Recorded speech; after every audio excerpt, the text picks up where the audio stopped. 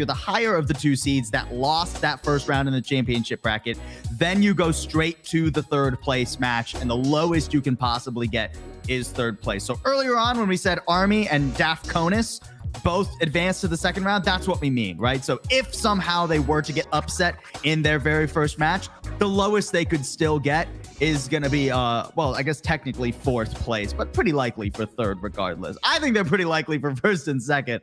So I'm excited to see how these games play out.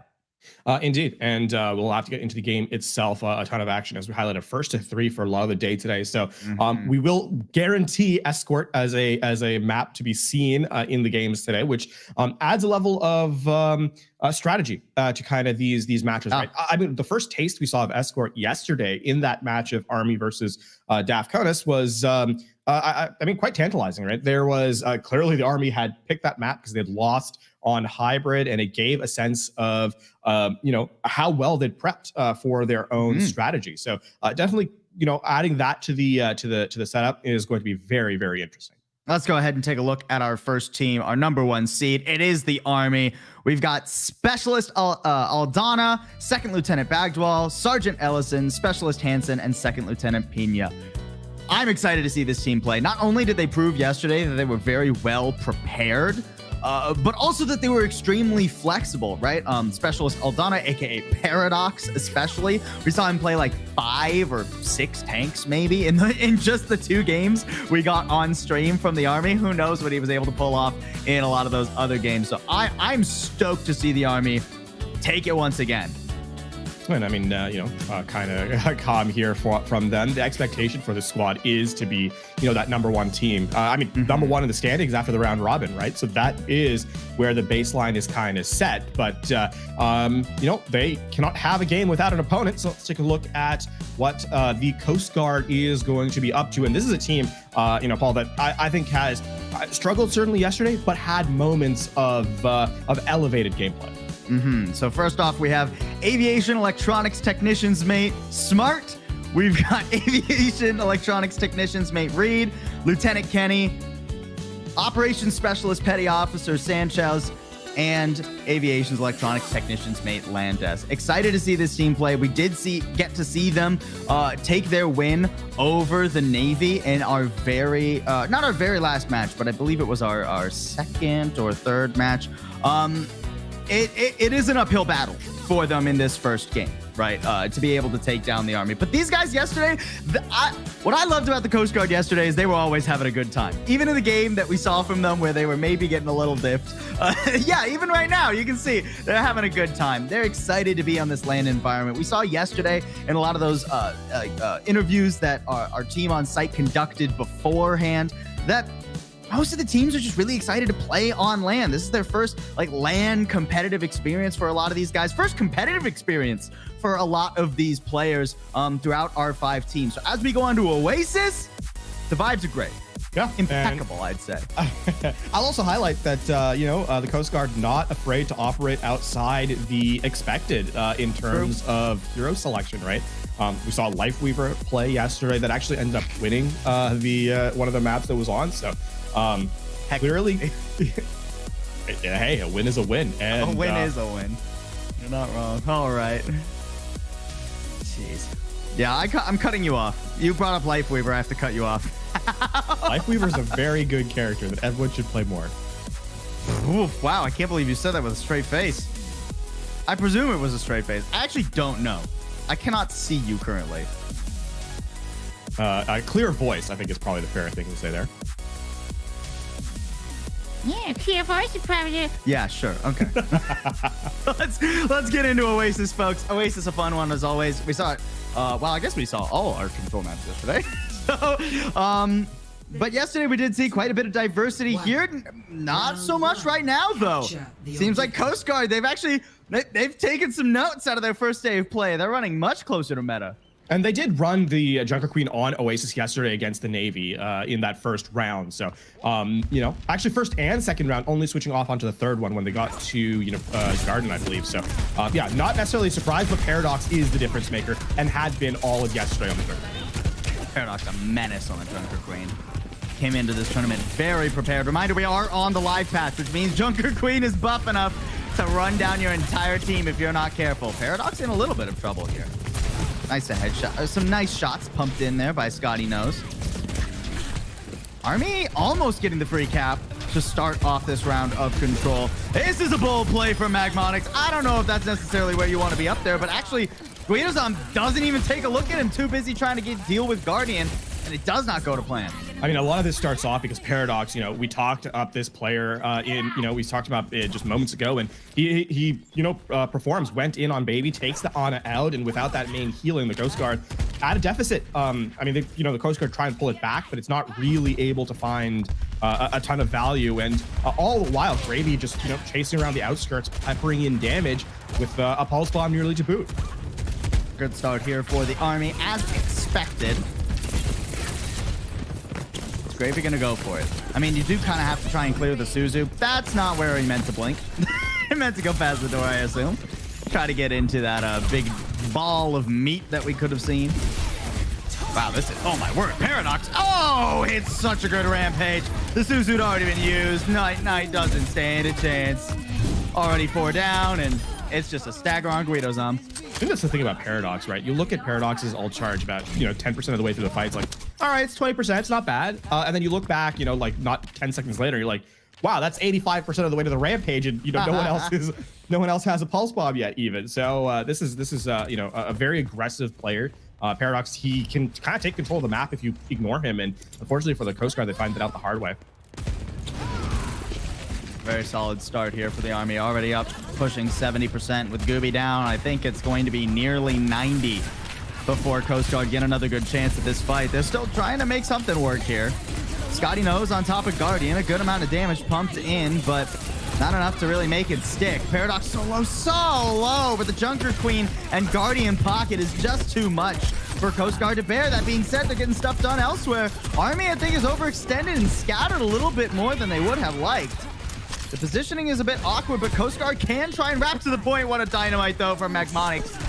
Still in the back, and now a sound barrier even. Only hits 2, crazily enough, but Army are still making it work. Now with the Kitsune Rush being laid down on the field, this is getting very, very dicey for the Coast Guard. Oh no. Well, yeah, Bob forces him off point there. Yeah. Coast Guard, they didn't want to try and contest so much damage. I mean, you could technically call it a C9, right? But let's be real. If they try and contest there, they're just gonna get chewed. Yeah, and I mean into the Kitsune Rush as well, right? There's 3 ults in the final moments. It's so tough to get anything done. Actually, yeah, even the whole while. There's also a boot there from on Guidozan to take him out of the engagement. So just good heads up play by everyone on the Army, and they'll take a pretty convincing round number 1. Yeah, 100-0. Doesn't get more convincing than that, LaFawn. 3, 2, 1. Now we go over to University. Not going to be much swaps here. Night does bail out of the Kiriko. I think that's a little bit of a risk, right? You think about those rampages that Paradox chucks in really consistently, like we were talking about. Running the Moira instead. Moira against a rampage, you don't really have a very fun time. We'll say Gravy now on the Genji is going to be a little bit harder to get value out of because of all the beams that are on the playing field. Okay, Scotty Knows trying to fire back here, but Night just gets run down by Paradox. Magmonix, okay, Scotty Knows getting involved. Whoa, okay, there we go. Found him eventually. Blinking towards him's a little bit bold, especially when Guardian's hitting his shots, and Scotty gets punished and Army get the cap. And again, all the while, Paradox is the driving, the engine that kind of drives the Army in this particular one. 53% of the rampage already. It's going to force some changes from the Coast Guard Gooby over to a Mei now. And I like this pick, actually. I do think there's a lot you can, especially on Gravy here, you're going to try and isolate the Genji and play, sort of a rundown effect. Try and eliminate this character, then move on to the rest of his. Yeah, I mean, Scotty Knows, look, he's already on top of him. Does have to use the recall pretty early here. Actually, I think he just blinks back to his team. Guidozan trying to get rid of Paradox, but again, it's only second fight and a rampage ruins everything. 5 wasted. That is a big rampage. That hits all 5, and that's the deficit of not having the Kiriko, right? Not having the Suzu to cleanse the rampage, the anti. It lays you up so easily for those eliminations. Of course, all the defensive cooldowns are burnt too, right? Fade, cryo freeze on Gooby's side as well. And now, I mean, the army 60% of the way to the cap here. They're looking to be in fine position. Any bets on the table for if Paradox gets another rampage this map? I think it's pretty likely. Already halfway to another one, by the way. Pumping in the damage. Here comes the blade, dashing right into the back line. Faded away from for one, but with Baby falling, things not looking too good for the Coast Guard. Army putting them to bed, putting in the work. Guidozam hunted down. And only one last chance to regroup. Oh no, someone's gonna be super delayed here. Yeah. Guy knows should be dead. Oh, all right, barely gets away. That's good. I mean, Paradox also just outpaces Guidozam to a second rampage. That's wild. That's unbelievable. I don't think the Coast Guard expects this one. We call this the Army Paradox, right? Because like paradoxes normally have names, you know what I mean? Anyways, there's the rampage. That hits 3. Gooby's done for, and Guidozam will be joining him shortly. Tries to throw out the rampage first, and actually everybody's alive for a moment. Just one though, as Baby dies with a rally up. And Coast Guard, they've chucked every ult at this fight and failed to convert much of anything. Army discipline, they just let Bob do all the work on point and then regroup to crush the Coast Guard in map number 1. I mean, just a more you ask, is there something more convincing than the 100-0? I present you round number 2 from the Army there. That was even more dominant. And it's tough to say, right? 100-0 to open up a second 100-0. I think they actually have fewer deaths in that second round. And obviously Paradox with 2 rampages in that span. Impressive stuff. I mean, genuinely impressive stuff here from the Army. So now if I'm the Coast Guard, I want to go anywhere but a Junker Queen map. Anywhere but a Junker Queen map. Not that, I mean, let's be frank here. Junker Queen, you can kind of run anywhere. But man, if you could just even make Paradox uncomfortable, I'd do it. I'd do it. Get him off the Queen. This is unbelievable what he's able to do. Yeah, I'm trying to think of like maps where well, we've already got that selection come in. So I mean, this is the best of the options. The best of the options, right? Yeah. Assuming you get to like second point, especially. Yeah. Now that's a tall task. it's not easy to get to second. We should highlight, of course, loser picks the map and then winner picks side. So yeah, the Army almost likely to pick defense here. Yesterday against Conus, they did elect to attack instead. On hybrid. Yeah. Ended up losing that map actually. It was Hollywood too. So, you know, if you want an opportunity to perhaps find, I mean, you can't ask for a better pick than the only map the Army have dropped this whole tournament so far, right? Get a sense of how the Coast Guard elects to face this one. I will also say, right, there are, I don't want to say flaws exactly in the Army's approach, but rather there is styles that you can kind of exploit to give them an opportunity to take a loss. And I mean, DAF has proved that, right? The question is, where are those issues? And I think the place we saw it the most is on the dive, right? That's where the Army maybe doesn't have quite the same level of efficacy as they do on the Junker Queen composition. Keep in mind, the big reason why they lost Hollywood yesterday was that they would dive, Paradox would go in on the Winston, and they were just delayed ever so slightly on their DPS approach, and weren't quite able to sync up to make that a cohesive dive. When you look at the Junker Queen composition that they've been running, for the most part, everyone is close together and they're able to execute at the same time over and over, and that has made it a lot easier for them to kind of win maps out as handily as they have. Now for the Coast Guard, normally I wouldn't talk about attacker spawns, especially a Lifeweaver hover. But both times we saw the Coast Guard play Hollywood yesterday, they did try and run the Lifeweaver. They did something a little bit cheeky, going over the top. It didn't work, and so they're bailing from it. I think that's probably the right call, especially now that it's probably been seen by all the other teams, and even if you manage to get all 5 players over the wall this time, it isn't likely to work. I mean, you can already see the Army kind of setting up for that play, right? The Army did run this composition on Lijiang Tower yesterday on the night market stage, so this is not new for them. Ooh, that's a good dynamite. Trying to go for the turret bomb up into the cafe. Dynamite makes that a little bit tricky. And what a sleep from Guardian to peel for himself. Hey guys, yeah, you guys go, you go kill them all. I'm good. I'll just run around here. Guardian doesn't even drop. Insane.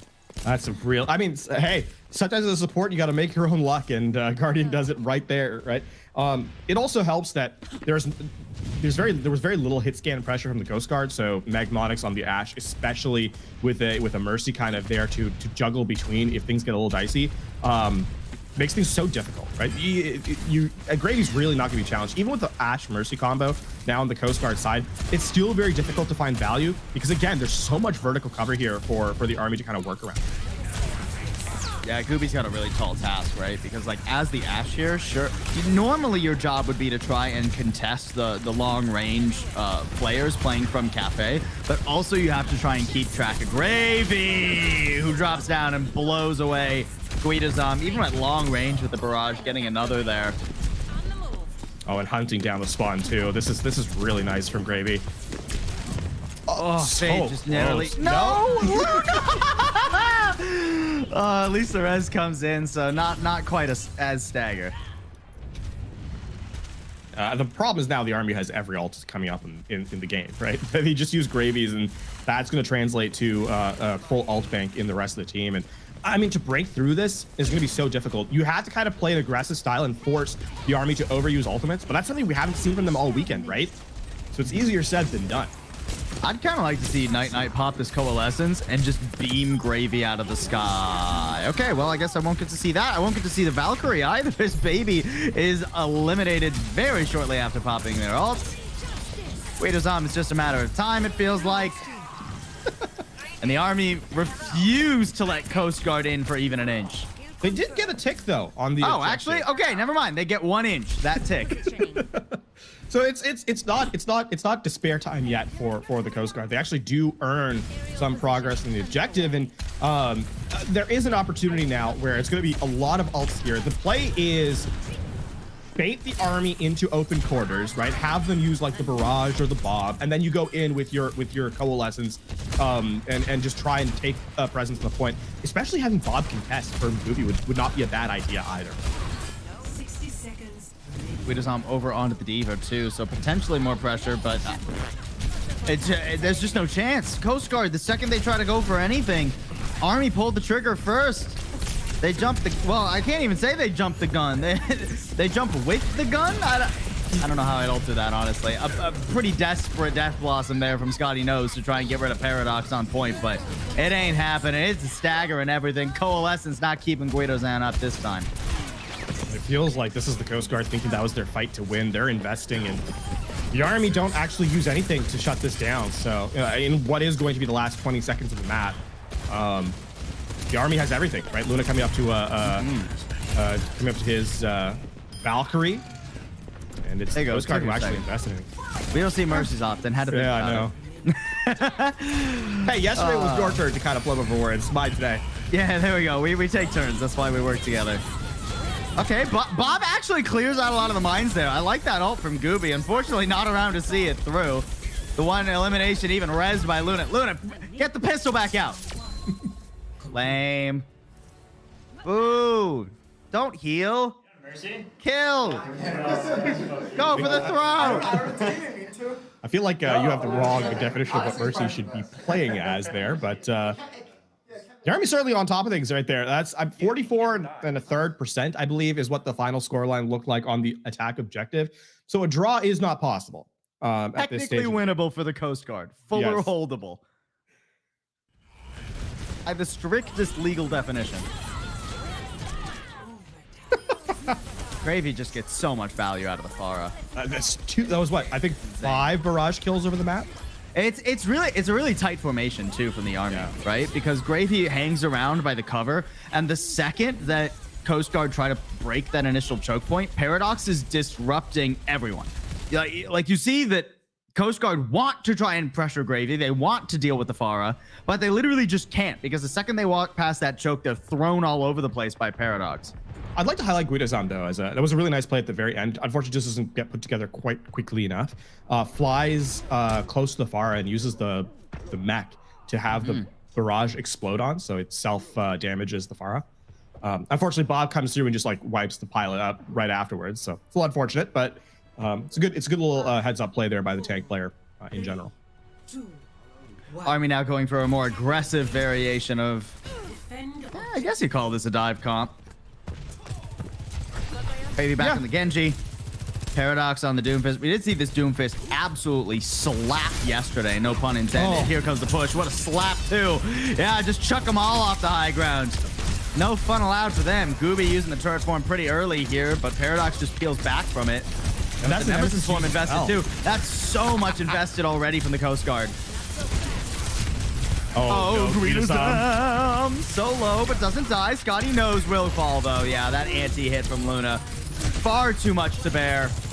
Paradox does go down though, and with Guidozam and Gooby still kicking, it's hard for Army to really assail in right now. Although I say that, Coast Guard, they're poking forward. They're poking the bear, and the bear fights back, bites back, and with barely a minute burned, the Coast Guard are going to be in an unenviable position of down 0-2 against the Army already.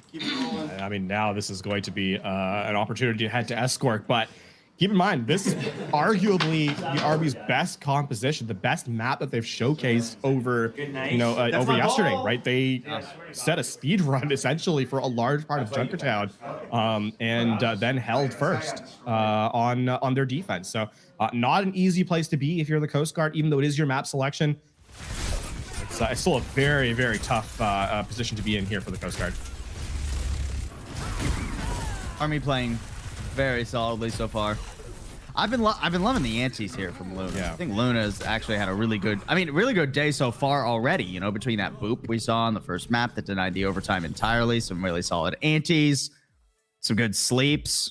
Although I guess it was Guardian too. Guardian and Luna actually splitting Ana duty. Come to think of it, interesting. And yeah, I mean, this is one of the interesting things about so the support line in Overwatch 2, right? I mean, we had a pretty strict delineation in Overwatch 1 about what was a main support, what was a flex support. That has kind of evaporated in Overwatch 2. I think it's more accurate to say we have a carry support and a sort of a more supporting support, if that kind of double up what works here. And I think what's really interesting about the Army backline though is that they have both players do both things. To be able to change your mindset to go from, all right, I'm going to go for these aggressive antis. I'm going for the reckless forward positioning because I know I can hit the sleep and really put pressure on the DPS actually of the opposing team, into being the one who has to kind of just sit passively back and support because you have a mercy, right? And you have to kind of heal the rest of your team up. That's a big shift to make, and the backline for the Army seems well up to the task. And as we go on to Havana, it really feels like the Army have their pick of the litter about what kind of composition they want to run here, right? You could go over back to the Sigma, which it seems like they are going to end up doing. I think this is smart. Magmonix, especially yesterday on Junkertown, just had an insane game on the Widowmakers, so excited to see that play again. Of course, you could have gone for something like a more rush style or even dive, technically, although we haven't seen dive on Havana in a minute. I think this is definitely the best call, though. The Army are forced to be reckoned with on this composition. This was their most dominant look yesterday by far, even though we only saw it once. Yeah, and Magmonix was allowed to just reign unchecked, right, on the hit scan. And it's so much more difficult on this map too to put pressure on the Widow, right? You have like 4 different positions you can play, and each of them force you to approach an angle so wildly. Oh no, is this gonna be a part 2? I mean, at least the res comes in, so Gooby gets another chance to take these fights. Yeah, Night, you gotta be careful, buddy. Can't be poking out like that. Scotty knows getting into the back line. I like this Sombra pick. Oh! Decimated! Magmonix saw 3 seconds into the future on that one. Thought 2 steps ahead. It wasn't even the hack. It wasn't even the hack there, LaFon. That was just straight up just trying to shoot the Widow down, and oh, that's so unfortunate. Okay. A rare whiff from Magmonix is going to get punished, and no mercy for the Army means that Magmonix will be sitting in spawn for a while. Guidozam now more confident to try and press to the back line. Does have to be careful. His own support's getting harrowed by Paradox, who will manage to just hang on the cart. I mean, the Sigma toes are truly just gripped onto the cart, not going anywhere right now. Paradox has this nailed. Like, Guidozam was attempted to go for the back line of the army, but it was Paradox who was the real threat in that situation. And again, Paradox has been just on a reign of terror, right? Frequently the first player on the field to get an ultimate. And again, that is no different here. As Sigma has a gravitic block. On the Sigma? On the Sigma. That's unbelievable, Artsart. All right, round 2 here, Scotty knows. Okay. I mean, it caught, you know, Gooby dies for it, but maybe that's worth. Gravy's still harrowing the back line. Night, yeah, hopping around, not able to really do much of anything. I am restored. Bro, Gravy just hoping, praying that baby will peek out from spawn. Even with LOS from spawn, though, Guidos and Gooby, they still get found. So I think Scotty knows is trapped. Yep, there it is. Luna chases down the translocate, and that'll be another set down. That's 2 minutes, by the way, spent here, as the payload hasn't really gone forward. I'm sorry, did you just ult into their spawn, Gravy? Did you just get 2 from that, Gravy?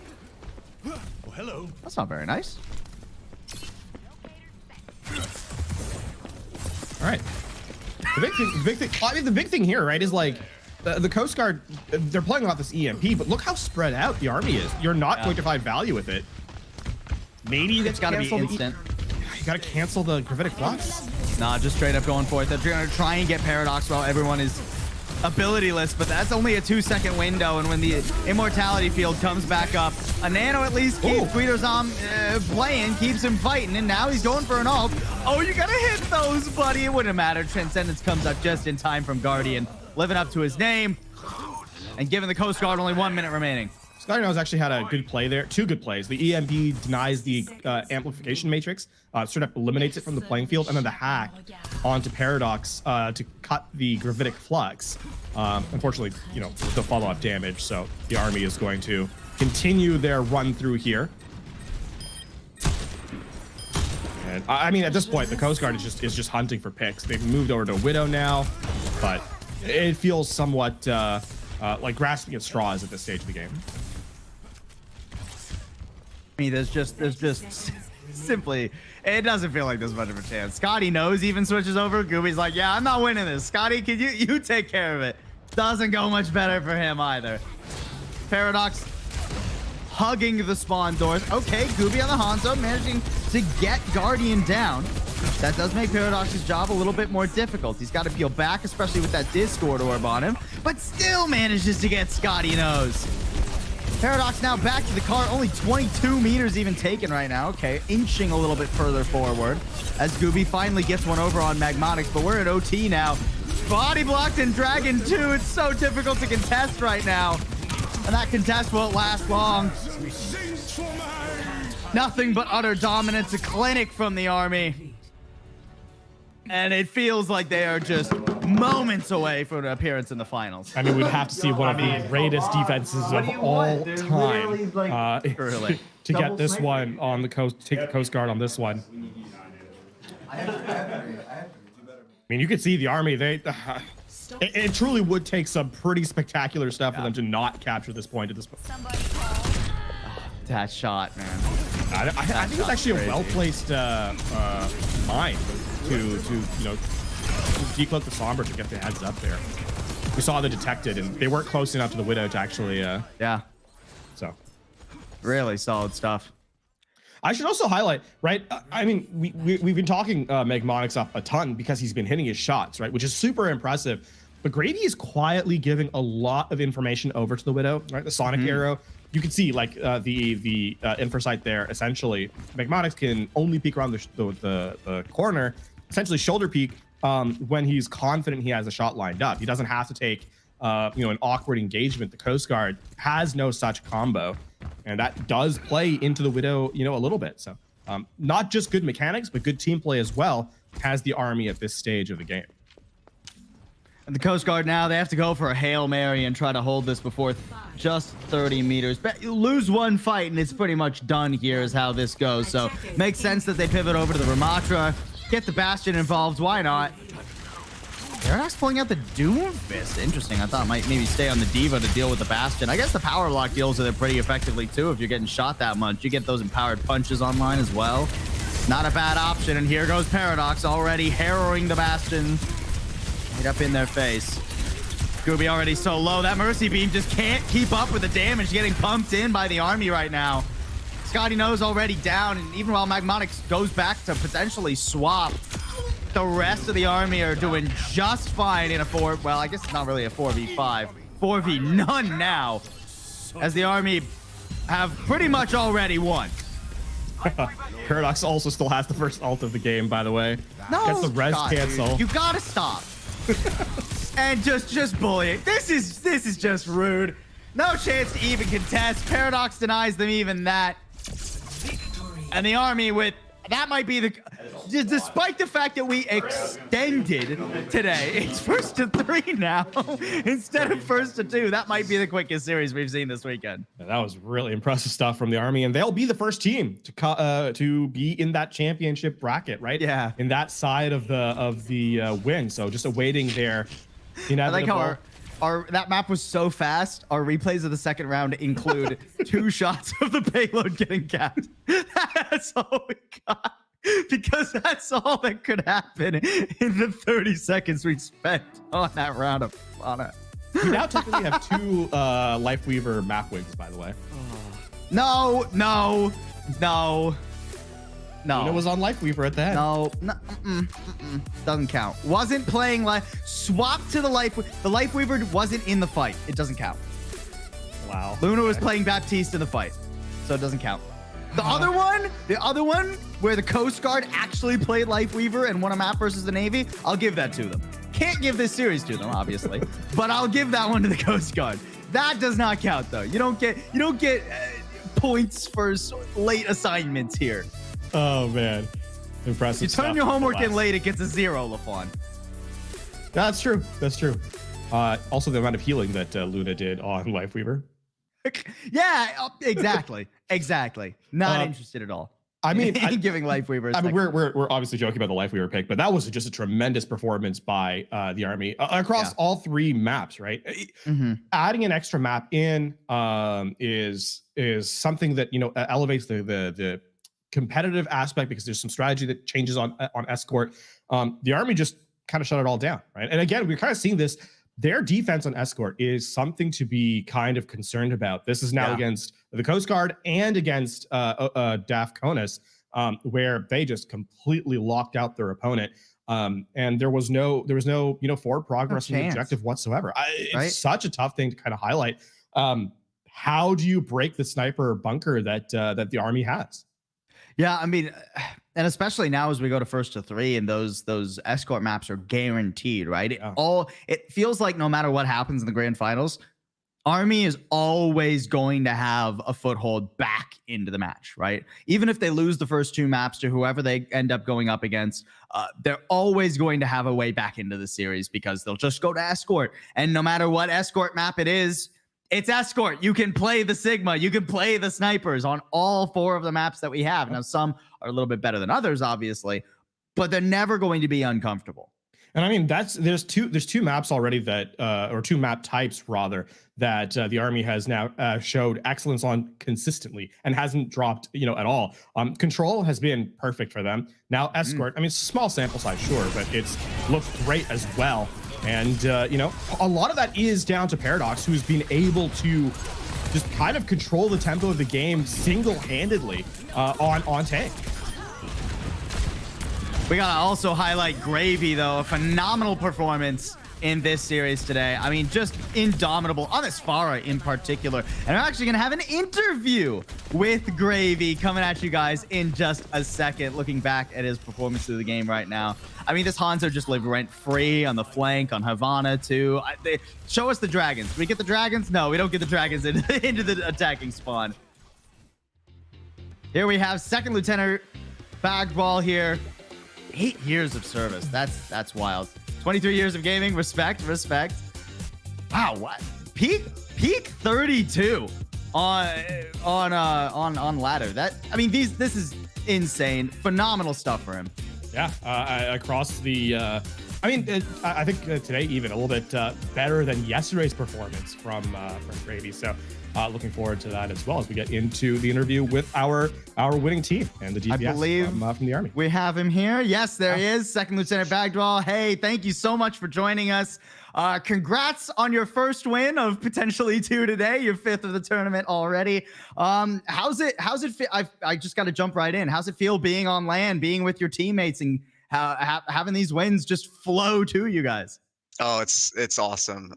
It's tough to put into words how it feels. You go to work every day and then you have to practice late at night just to get some work in. Just being here and being able to focus on just playing, synergy, what we're going to run, and strategy. It's been great. Actually, let's dive in on that a little bit. We've obviously seen some of the interviews that were held yesterday, kind of getting a sense of what this has meant for your team, for you as well. But what is the difference, right? You're talking to your team strategy online. It's not quite the same. Being in person adds a level of detail to that. How has that compared to, the experience in the past? It's been a great experience. So last night, actually yesterday afternoon, we got to review a lot of our games on the big screen, with contributions from everyone across the board, our coaches, all the players, and some of the input that we're getting in person is very different than the input that you get over a Discord call at 10 p.m. at night. So we feel very prepared. We feel like we've kind of taken the next step since being here in terms of how we're adapting to each situation and map. Sure. So, I just have questions about you. Why don't you go ahead and give us a little bit of a rundown, right? We saw on the beautiful graphic that our team prepared for us that you've been in the service for 8 years, that you've been gaming for 23. So how did you end up with the Army team? How did you end up playing Overwatch? We saw, I assume you've been playing Overwatch quite a while if you reached 32 peak on ladder. That's an insane accomplishment. So give us a bit of a rundown. Yeah, so I used to be a casual gamer, N64, PlayStation, and then my friends kind of got me into competitive gaming, FPS, and PC gaming. I really didn't get my PC until about 2017, and I got Overwatch because I was very interested in like the team-based aspect and working together. So I started about season 4 in Overwatch 1, and I've been playing pretty regularly ever since. I'm a little bit older now, so maybe I'm not grinding 10 to 12 hours a day, but I'm still enjoying it. I still grind the ladder. It's been great to see the game evolve in terms of the different metas, from traditional dive meta to double shield, unfortunately, to brawl. Man after my own heart. Who needs double shield? Yeah. Okay, I gotta ask though, what's your favorite then? What's your favorite? I came up in dive meta. That's where really I learned how to play. That's why I play a lot of Tracer. I'm gonna put a second. Which version of dive? Because like there's the Genji Tracer. We saw Farah from you today actually with a wrecking ball, which was impressive stuff. So of the dive, which is excellent taste, again I have to agree. Which of those was even more your favorite? I would say it's close between, like the Genji Tracer with the Zen, Lucio back in the day. That was really very fast paced. But now I actually like, like the Brig Ana with the Tracer and Ashe. Like it's a mix of a little bit of poke and dive. I kind of like how you kind of have to play both the poke and the dive throughout that interaction with other teams. Yeah, well, go for it. I'm gonna actually let's we highlighted you as being a 32 on the ladder at one point, but what a lot of people don't know is that ladder plays very differently from organized play, right? People say high rank, it's really hard to get there, and it absolutely is. What has kind of been the difference translating, great mechanical prowess, obviously, as you got to that level, but now adding that extra, connection? We talked about communication earlier, but there's so much more that goes into being on a team. And how has that shift kind of been for you? Yeah, so the ladder is pretty much just mechanical practice. There's not too much team play. Some games, you'll get in and everyone's working together and like, wow, this is great. Very small percentage. But I think the competitive, like organized team play has allowed me to kind of understand my role into each composition, like what I'm trying to accomplish, what the other team's trying to accomplish, and how I can be more oppressive on whatever hero that I'm playing. So whether it's Tracer or I'm playing more traditional hit scan, I have a better understanding of my role against specific compositions and maps as well. Nice. Well, I actually kind of want to dive into your team then, the Army team. Can you give us a little bit of insight into like how your guys' comms end up structuring in that like more structured style like we were talking about. Don't give away like the special sauce or anything, but you know, who's is it really communicative? Who's throwing in a lot of the ideas? What's that like? Yeah, so Luna is primarily our ult tracker, but when it comes to fight planning and in-game leading, I would say it's a combination of myself and Paradox. Paradox knows what he needs, so he's pretty vocal in terms of what he needs. Usually for me, I'm more macro, you know, ult track, like execution of ults, how they might play into what we're gonna play, and then thinking 2 steps ahead. Nice. Let's look forward a little bit though, right? Because obviously you guys are in that championship bracket. Your weekend has been nearly flawless, right? Just the one map dropped on Hollywood, actually, amusingly enough, yesterday against DAF Conus. Who are you looking forward to kind of being in that game against you? And is there any adaptations you're making getting into the finals? Yeah, without giving out too much, you know, because we got some things prepared. No, Air Force is a great team. They match up very well against us. And like I know you guys talked about it on the cast as well. What they're good at, they do extremely well, as you saw in Hollywood yesterday. So we're looking forward to, of course, playing against Cyberpilot, you know, one of the top brig players in North America. Sure. He won them the team fight on Hollywood to turn that in streets, right? Yeah, that's crazy. No, he's really good. I think the strength of their team is really in their backline, especially when they get to play those more hybrid maps where Brig is stronger. So we're looking forward to playing into that and seeing you know, if some of the changes that we talked about yesterday will work out well for us. That's great. That's great. I'm looking forward to a potential rematch. That's what I'm hoping for here. But thank you so much for joining us here, Second Lieutenant Bagwell. Before we let you go, get back to your team, celebrate the win, and get ready for your finals appearance. There we go. I can speak English, I promise. Is there anyone that you want to give a special shout out to while we have you here? Yeah, I mean, shout out to, you know, some of my school friends. I think my parents might be watching. You know, a lot of my close friends are watching. Some of them knew I was a part of this program. Some of them didn't. So, you know, thanks for supporting us. It means a lot. This is a great program that I've been a part of for the last 5-6 years. You know, it's always a pleasure to get to travel and play and do what you love. So, thank you. Amazing. Thank you so much, Second Lieutenant. We'll hopefully look forward to maybe speaking to you again after a grand finals win. But for now, I hope so. Get back to your team, and we'll catch you later. Thanks again for joining us. Awesome. Thank you, guys. Thanks for having me. Fantastic stuff there. That was I like that insight into the structure, right? It's not really surprising. I like the way he put it. Paradox knows what he needs. And I mean, you know, I think you shouldn't be surprised by what was said in that interview, but I think the fact that you're not surprised by it speaks even louder than any, you know, sort of you know, reveal about how they're practicing or anything like that. That's a team that's well prepared, knows exactly what they need to do, and that's not something you can say about a lot of Overwatch teams. So a ton of respect to the Army for that one. And hey, it's proved them well. They are now the first appearance in that grand final showcase, and just await their opponent to see who challenges for that #1 spot. Yeah, a reminder of how the bracket will shape up here. Army, you see them at the top of your screens over there, the top right-ish. They'll be waiting to get that DAF Esports Invitational potential win. But first, we have to go to the DAF Conus versus DAF Oconus match. Again, that same infight. Well, I can't call it infighting, I guess. But, you know, that head-to-head, that DAF match that we saw yesterday. Teams already getting set, warming up. We're going to go to a quick break here, folks. But when we return, we get the DAF match once again to see who goes to the grand finals. Time for the reckoning.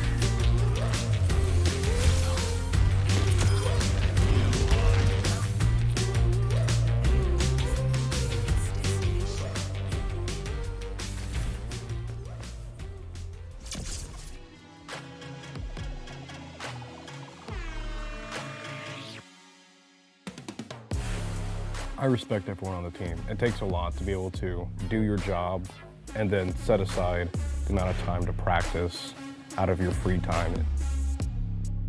I've always been a competitive player. Like, I have a problem playing things non-competitively. I just have that competitive spirit where I want to win. But I really enjoy the people, and that's the main reason why I stay, because I can always join a different organization, but the people are just out of this world. I love playing with them. So I've been playing with a lot of these guys for about 2 or 3 years now. Having them sit right next to you is like a really cool feeling to like, it sort of like builds that teamwork like while you're sitting next to them. It's gotten me more involved in the community, whether scrims or even just pugs, and we just play with a bunch of people and just have a good time. This is the first time meeting the boys, but it's kind of weird because like it doesn't really feel like it because we've just been riffing for so long. I've played with a few teams in the past. We try and practice as much as we could, but we can never really build synergy. With everyone on the team here, I have better synergy with them than I have with other teams. I've tried very hard to split myself from my rank when it comes to this team because I don't want them to see me as an officer. I want everyone's voice on the team to be heard, really, and that comes through in the comms, and it helps us synergize better as a team to have that rank-agnostic type playing field for the team. I've never been to another LAN event. This will be my first LAN event for even witnessing a game. And I'm ecstatic to see like who was all, like I've heard of people like wouldn't be coming and watching us. I just think the whole situation is just really cool, and I'm really proud to just be able to be here. So this is my first in-person event that I'm competing in. This has always been talked about, the opportunity to be here, to compete in front of an audience, to compete against the other branches. I think the number one that our whole team is looking out for is the Army. I'm really looking forward to playing the Army. I've been a part of the Army like Esports Discord, and I've seen what they're doing. I know they're putting in a lot of work, so I think it's going to be a really good challenge for us. They're competent, they're good. We play at the same level. We go back and forth wins and losses, so this time is the time to win. The fact that it's happening is incredible, and I'm just honored to be a part of it. You know, I never envisioned us actually coming here and like doing this thing in person and like meeting all these people. It's something I would always like pitch, right? And to actually see it like happen is something else entirely. So it's been really a privilege and really fun to be a part of.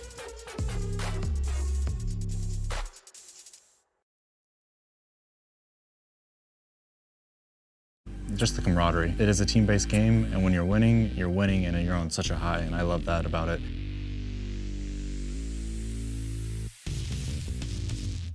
I never met any of these guys when I first started playing. The communication from then to now and the camaraderie, it's just like so much different from just being within my own work section or with my own group of friends and stuff like that. Ever since I joined the league, I would definitely say that the league has taught me a lot of things. I have teammates that I've never played before. How do I interact with them? How do I get the best out of them? How do they get the best out of me? Guys, I know this is your strengths. Here's my strengths. Here's your weaknesses. Here's our weaknesses. When you're losing, you still have to stay positive, but it's okay because if you have good teammates, they'll keep the spirits high, and that's what's important to us. Overall, the team looks pretty good, I would say. We picked up pretty well, and picked up how fast we can communicate and work well within a matter of 2 days. That some teams take maybe a year or two to do. Yeah, normally you just play with people and you just see their name, you don't see any face, so it's really cool to be able to meet my teammates and get to know them really well. I think we're really good at a brawl style comp. The more we keep it simple, the better it goes, the better we can execute, and I think that's what we really excel at, is keeping it simple, going for the pushes, and working together. If there was like one character I used to play a lot was Doom. So Doom now is pretty fun for me, and sometimes Ramatra. Ashe, she for sure is my favorite of the heroes. Do something. Oh, #1, Kiriko. Funnest character in the game. Sneaking up, getting a pick, throwing 2 kunais, disappearing on them. So a big part for me as DPS is I will be watching the flanks. I'm guarding. When we all dive on one character, I'm supposed to be the damage dealer, right? So I gotta be there to put that damage into whatever that character so we can get the pick. I like to see avenues to try to win the game or try to get a pick, help my teammates out, and just try overall win the game. I think our biggest challenge will be the Conus team. We've been playing them pretty close. Yeah, hopefully we'll make it a close game against them in the finals? I'm not concerned about too much. It's just a matter of learning what they have first and just adapting to it, you know? It might seem a bit rough in the beginning, but as soon as we can make those changes, it might make it or break it. Technically, I have 2 dream jobs. Would have been being in the military. I had that idea since I was 5. And when I started getting into gaming, be a professional gamer at some point. Technically, I have both. And it's incredible that the Air Force kind of gave me this chance to do something like it.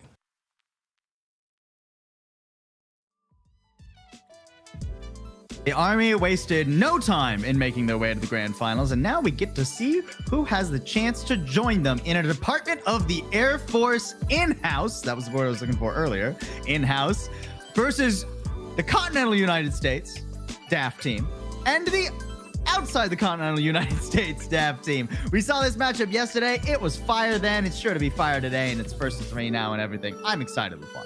Yeah, I mean, we obviously have some footage to go over from yesterday, right, in terms of what the expected performance is. Obviously, the Continental United States squad were able to pull out the victory in that one. But again, we now have an opportunity to see for the first time the outside the Continental United States squad show up on Escort, right? Because it is a first to 3 now. So there is that element to be kind of considered. And I'm looking forward to see if there has been any adaptation from either of these squads heading into the game tonight. It's going to be a good time. Going to be a good time. I mean, let's just go ahead and take a look at our first team then, right? Because I think one of the unique things that we can talk about when it comes to our first team, or I'm sorry, we're going to go to the bracket first. Yeah, we'll talk about both teams. We'll talk about them both. And that works better too, because this point works for both teams. They both have those ex-Overwatch League coaches in their back room, right? You know, one team has Kai, the other one has Arrow. These are the 2 teams that had a chance to work with premier coaches, and that when it comes to adjusting for a new game, when this was one of our last games yesterday, right? It's very exciting. Yeah, and I mean, obviously we can talk about the Continental United States squad here. They are a team that has already shown that they can win, right? They won the DAF Gaming League, so this is going to be, I think, an attempt to kind of challenge for that place. Again, the reason why we're favoring CONUS here, I think, is because they showed the Army. They took a map off the Army, right? And that has kind of become our bar to measure by. So yeah, DAF CONUS, I think, is the one I'm definitely keeping my eye out on here. Oh, and they also won the match yesterday. They won this exact head-to-head, right? So, you know, it makes sense that CONUS would be our team to watch. Let's go ahead and take a look at their roster here. It's going to be Captain Spear. Where are my notes? There it is. Sorry. GS-11 Howell, Senior Airman Coleman, Staff Sergeant Bees, and Staff Sergeant Steinweg. Excited to see these guys again. I mean, Cyber Pilot yesterday was frankly a menace. It's rare we say this about support players. It's even rarer we say this about Brig players. But that was a carry performance on Hollywood from Cyber Pilot in the waning stages of the map. And I mean, in the interview with Gravy from the Army squad earlier today, specifically highlighted Cyber Pilot as being someone they're looking out for because of his performance, especially on the Brig, right? So this is a team that I think wants to try and play around that kind of style. That's often going to mean they want to go to dive a lot more. That's where Brig kind of finds her excellence these days. And I'm looking forward to see how they're able to kind of bring that one forward. Yeah, it's going to be an exciting time. I mean, it wasn't just Cyber Pilot either. Knees on the Kiriko is another shout that I want to give. Insane stuff there. So the backline of this team is truly insane, and that makes for very exciting prospects for characters, or for players like Dark Fox who get enabled by that backline. Let's go ahead and take a look now at our other team, the other Department of the Air Force team. We got CONUS outside the Continental United States, and that's going to be Staff Sergeant Martinez, Senior Airman Gilman, Staff Sergeant Bell, Senior Airman Clausen, and Senior Airman Pacias. Pacias? I think so. I apologize if I butcher anyone's last name. I often struggle to speak even basic words in English, as we saw yesterday. DAF Oasis, though, this is a team that, interesting. They have a couple of subs that they kind of bring in, map to map. This has been something they did yesterday as well. Heroes is the one that I think was substituted the most. Heroes obviously highlighting Kiriko as his favorite hero to kind of play and did a good job on it as well. Not locked, obviously, to the Kiriko, but had that as being an opportunity. We see the pre-map kind of shout go down there already, and they already look to be locked in as we head into map number 1. Of course, pre-decided map for our first map for control, and obviously Oasis is where we're headed to first. Yeah, just like our match that we just saw with the army. It's the same round, folks, so it'll be the same predetermined map, Oasis. We really just saw the Junker Queen in our map number 1. I'm not expecting the same sort of wholesale commitment to the Junker Queen. I think she will rear her head, but with the tendencies that we were kind of seeing yesterday from these two teams, with DAF's enjoyment and liability to go to more so dive-esque compositions, right? I think especially when we get places like City Center or even potentially Gardens, I think we'll probably see a little bit more of the Winston, maybe even the Diva. We've seen Dark Fox pull out both, if I'm not mistaken here. Yeah. So it'll be interesting to see. Final interaction, by the way, with the Diva and Junker Queen specifically. Matrix denies the Jagged Knife. Yeah. When it's thrown. So just keep an eye on that. It means the Diva does not get... If the Diva is aware of where the Junker Queen is, can prevent herself from being waylaid on her dive. Unlike Winston, who, very sadly will get hit with a Junker Queen and just falls to the ground like a stone. Diva at least has some tools to work around that. That's why we're seeing a little bit more, a little bit beyond that, obviously, but something to kind of consider. Though, we head to University first, so all that talk about dive kind of goes out the window. This is a rush map, and we're already seeing rush characters. So it seems like all that talk about Junker Queen's going to go out the window too. The Ramatra is not a bad option, of course. We just are on the live patch, which means Junker Queen is insane. But we did see yesterday that neither of these teams really favor the Junker Queen in particular. So Blackhawk rolling out on the Reinhardt and Dark Fox on the Ramatra instead to start us off. Everything else, not mirrored. The backline's not mirrored, but surprisingly, how did we end up? Oh, right. I forgot about this. Yes, the teams have in fact agreed to a Torbjorn 1v1 to see who caps this first point. I believe it's Hammer only 1v1 as well. And there it is. The Hammers come out. They're dancing around each other. First strike. Xerxes taking the rough end of this one. Overload as well. Later overload, though. That does give potential. Yeah, nice discipline there from Xerxes. So Conus, they got to pay the respect. They got to just back up. Griffin gets to swap now, though, doesn't he? Yeah, he gets to swap to a good character now. That is a little bit of a... Fighting. I think the choice. Get a quick... I don't know if this falls up to the spirit of the Torb 1v1 to switch to May after. Well, someone's going to get a chance to swap off the Torbjorn, right? Might as well be the team that loses first and now has to try and retake the objective.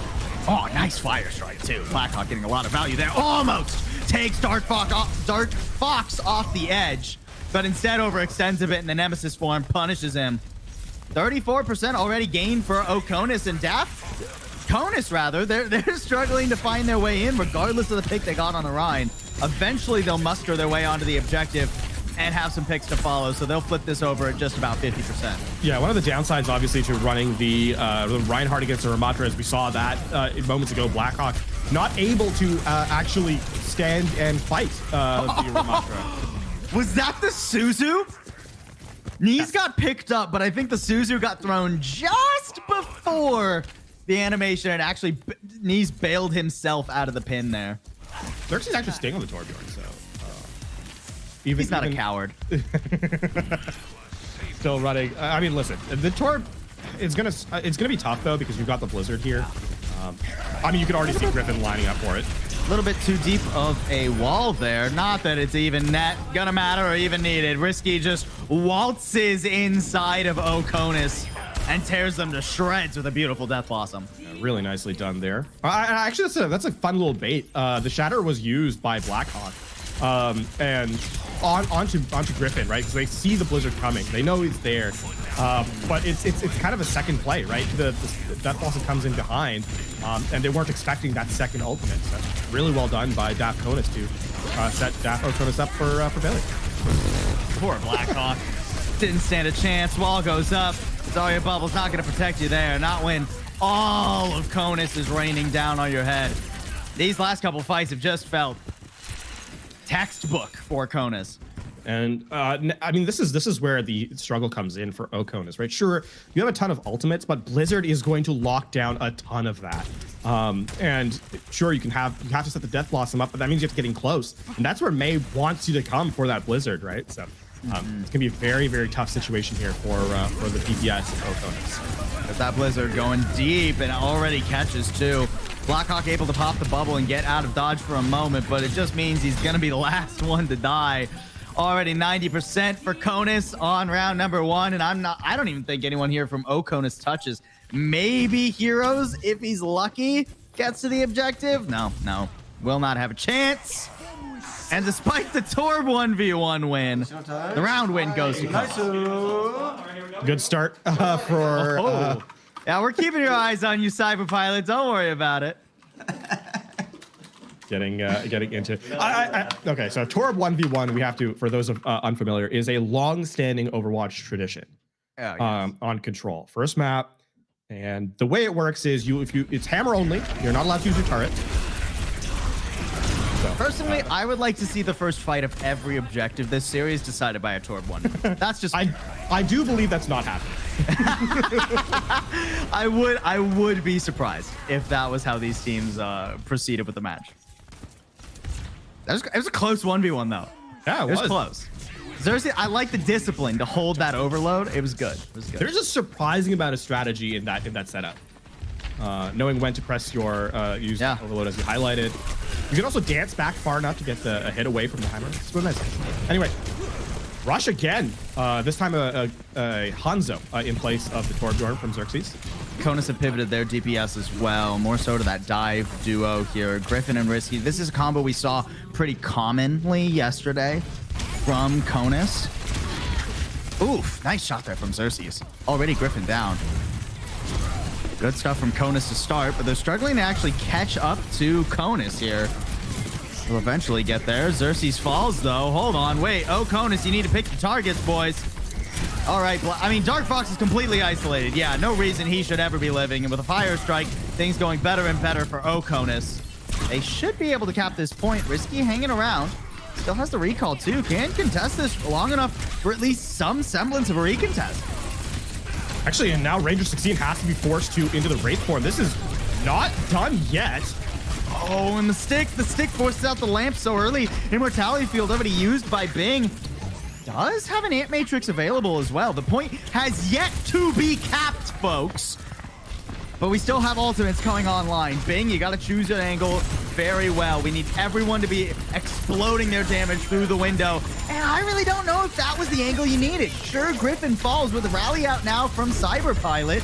Conus can stick around on this point for a good long while. Oh, the poop there. Cyber Pilot nearly getting away, but he'll get chased down and the rest of his team not having any better luck. Splat across the windshield. And finally, the first cap goes to Oconus. I mean, I know you're close to the annihilation here for Dark Fox. I don't know that Dark Fox is actually being able to accomplish anything. And this is not, this is not a slight on the tank player. It's just that your team is operating in a different dimension than you, and you're forced to kind of face a 1v5. You're playing a dive composition with the static tank. It's really tough to get anything done. I mean, pushing back into this, yeah, the Dragon's gonna split up this brawl composition once again. Cyber Pilot, the only one who really makes it forward. I'm shocked Cyber Pilot actually just because it's to live rent-free on top of the little, what do you call that thing in the middle? Center column? Little house? I guess there's no bed. Probably not a house. No window. Shatter online. Dark Fox already having used the Nemesis form too. I mean, that would have been a tasty shatter. A little bit surprised that Blackhawk doesn't go for it. And meanwhile, the rest of his team's not having too much fun, I'll be honest. Griffin just hanging around here. Who's ever going to contest Griffin too? I mean, unless it's Xerxes going up close and personal, there's no chance to get onto the high ground there. And Conus flip it over at 60%. Yeah, weirdly passive from Oconus in that engagement. I saw that two-player shatter lined up, and I thought for sure Blackhawk was going to hit that. I mean, it's the Kiriko and the Ramatra, right? That's a pretty tasty setup. Yeah. Instead, Conus are the one who hit the go button first and are rewarded for it. I guess there's an argument to be made that no one was in position to follow up on the shatter, right? So, you know, who knows if you actually get the eliminations there. Now with a Kitsune rush out, things getting a little bit dicey. Conus is able to peel most of that damage too. Blackhawk hoping for a short-term pin, or a close range pin, I should say. It doesn't really get much out of it, and the speed boost doesn't follow. Shatter whiffs, not really finding much. Sure, Griffin gets stunned, but you're not able to follow up on it. Conus struggling to make their ults really stick for value, and Conus has been peeling the entire time until they have their own ults at the ready. Pulse Bomb good for one, and I doubt they'll need much more than that. A rally just to keep it nice and stable as Conus continue and will overtake Conus in percentage. There was a nice play by Blackhawk there, but to shield the rest of the team from the Pulse Bomb. But yeah, that's not really a pretty effective setup. Now, I mean, it's Annihilation, or rather Overclock from Griffin going to be holding up here, likely on the high ground. And that just means that the Ant Matrix does not have a ton of value. You know, the angle that you want to push through, no one is going to be looking at you on DAF Conus' side. I mean, that's the only ult you're even close to, right? A tough retake here for Conus. Trying to get back into the mix with only 20% to go for Conus to wrap up this map number one. Dark Fox is pretty far forward. Did have to use the Nemesis form early, but the Annihilation coming up will give him a lot. Oh, and here comes the Overclock. 2 body shots put into range of the Immortality Field. Stalls a bit, but not nearly enough. Perfectly timed from Conus, and they'll keep the pressure on with an Annihilation. Rolling over their fellow Department of the Air Force team and securing themselves a first map here. 2 more, and they'll get their rematch against Army in the grand finals. Really well done there in the final moments. I mean, understanding their win condition is the big thing there, right? Knowing what their ult rotation is going to be. And I mean, obviously, a lot of Overwatch is based around knowing which ults you have, which ults your opponent has, and how best to kind of counter them. And I mean, the Ant Matrix ends up being a non-factor, right? Because of that aggression that is shown by Conus. They don't allow anyone to stand behind it. And yeah, Griffin literally free firing with the Overclock gets them over the finish line to close out the round. This continues what we saw yesterday from Griffin as well. The Sojourn was phenomenal from Griffin yesterday. Those Overclocks especially. We actually have a couple of stats here from that first round, and I mean across the board, right? Dark Fox takes the majority of the damage, right? Puts a lot of pressure in the front line, but it's assisted in time. Like, I mean, across the board, it's assisted. It's not any individual player who's kind of being the carry here. I mean, eliminations are about even for every player, right? In that hovering around that 25-ish mark. Just it's a solid team effort. Yeah. From Conus in that map, right? They do a really good job. Interesting. The funny thing is too, outside of Griffin dying in the Torb 1v1, he actually only died twice, right? 3 times total, but 1 was in the Torb 1v1. So phenomenal stuff. And I mean, the only player to actually die 3 times was Knees. It was maybe not quite as dominant as, you know, the game we just saw from the Army, but no surprise that Conus, after their win yesterday, are able to put on such a good showing in map number 1. And I really enjoyed that composition because it feels like a comp where a lot of Conus are just on some of their best picks, right? We see Cyberpilot on the Brig. Dark Fox's Ramatra has looked pretty good. Griffin's Sojourn has been second to none. And of course, Knees on the Kiriko as well. Risky has kind of been flexing around all weekend. But outside of that, it's everybody's map. We do have an update, obviously. Yeah, we do have an update for our second map. Kings Row is where we're headed to for the hybrid selection. Which I believe is different than yesterday for this match, if I'm not mistaken. Does play, I think, a little bit better into the hands. Oh, no. Actually, I think this was the map we went to yesterday as well. I could be wrong. I don't know.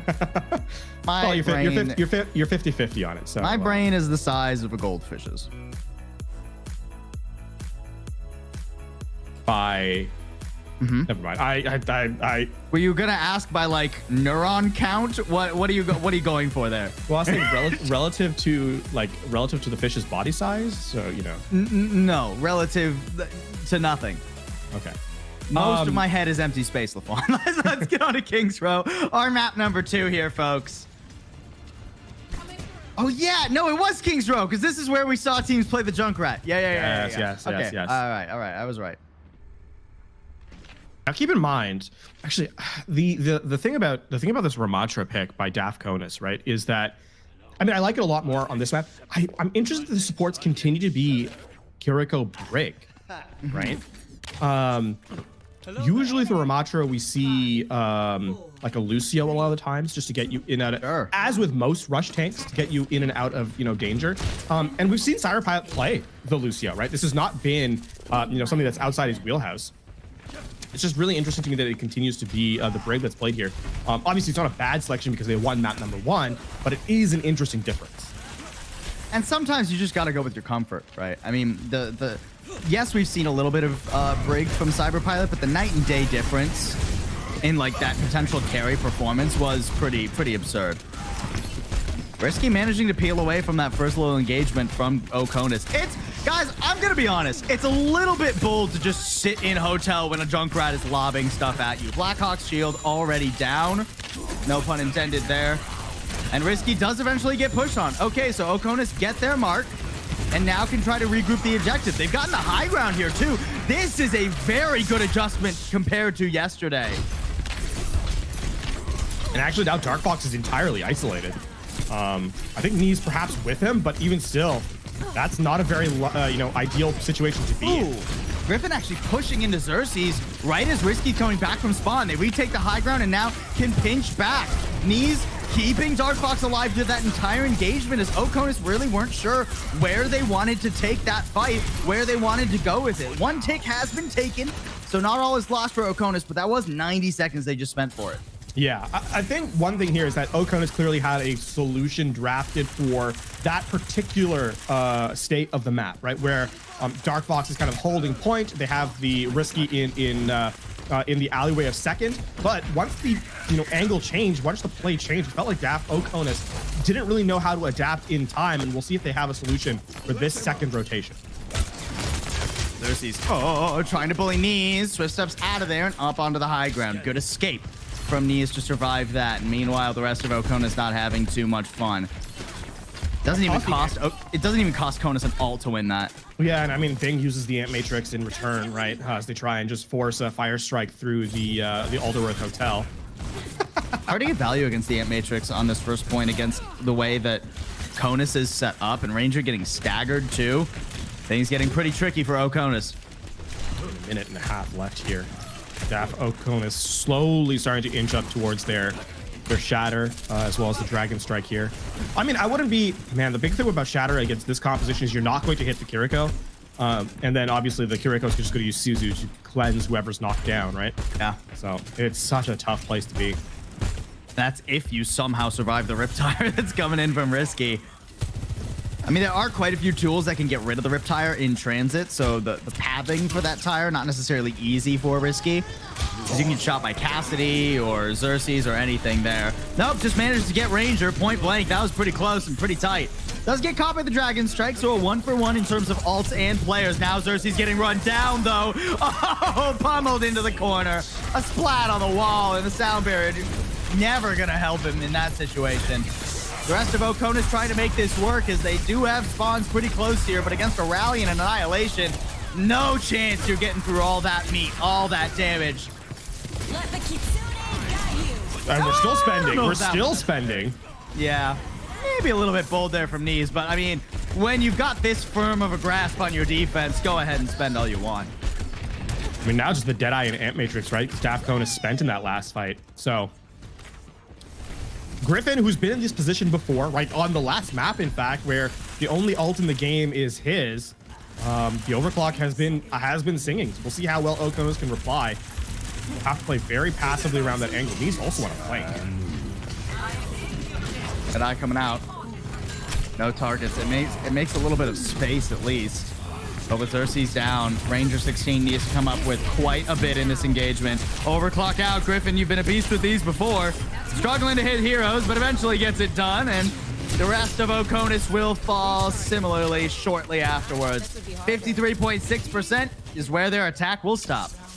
Griffin, I mean, here's the thing about Griffin missing all those shots. Because he conditioned his opponent on that first map to like respect the overclock, you can see like everyone's scattering for the hills, and it's just the Lucio in tow. So even though the overclock doesn't actually get any further eliminations past the Lucio, it's enough that it's a threat that you have to be aware of. And as you can see, it just puts everyone to line of sight of Dark Fox and company, and they clean up the rest of the engagement.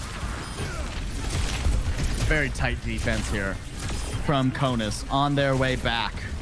If they have their way to the grand finals, on their way back to fight against the army. Knees with a quiet 2,000 damage there, by the way. Knees that's almost more than anyone on Oconus had. I will also say Knees found opportunities to take duels in Oconus's backline. Yeah.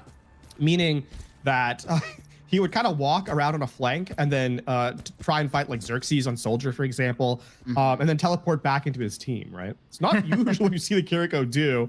That's usually a realm for Tracer players, but Knees making it work. And you know what's crazy too about that first round? Out of the 4 deaths that Conus had, 3 of them were risky.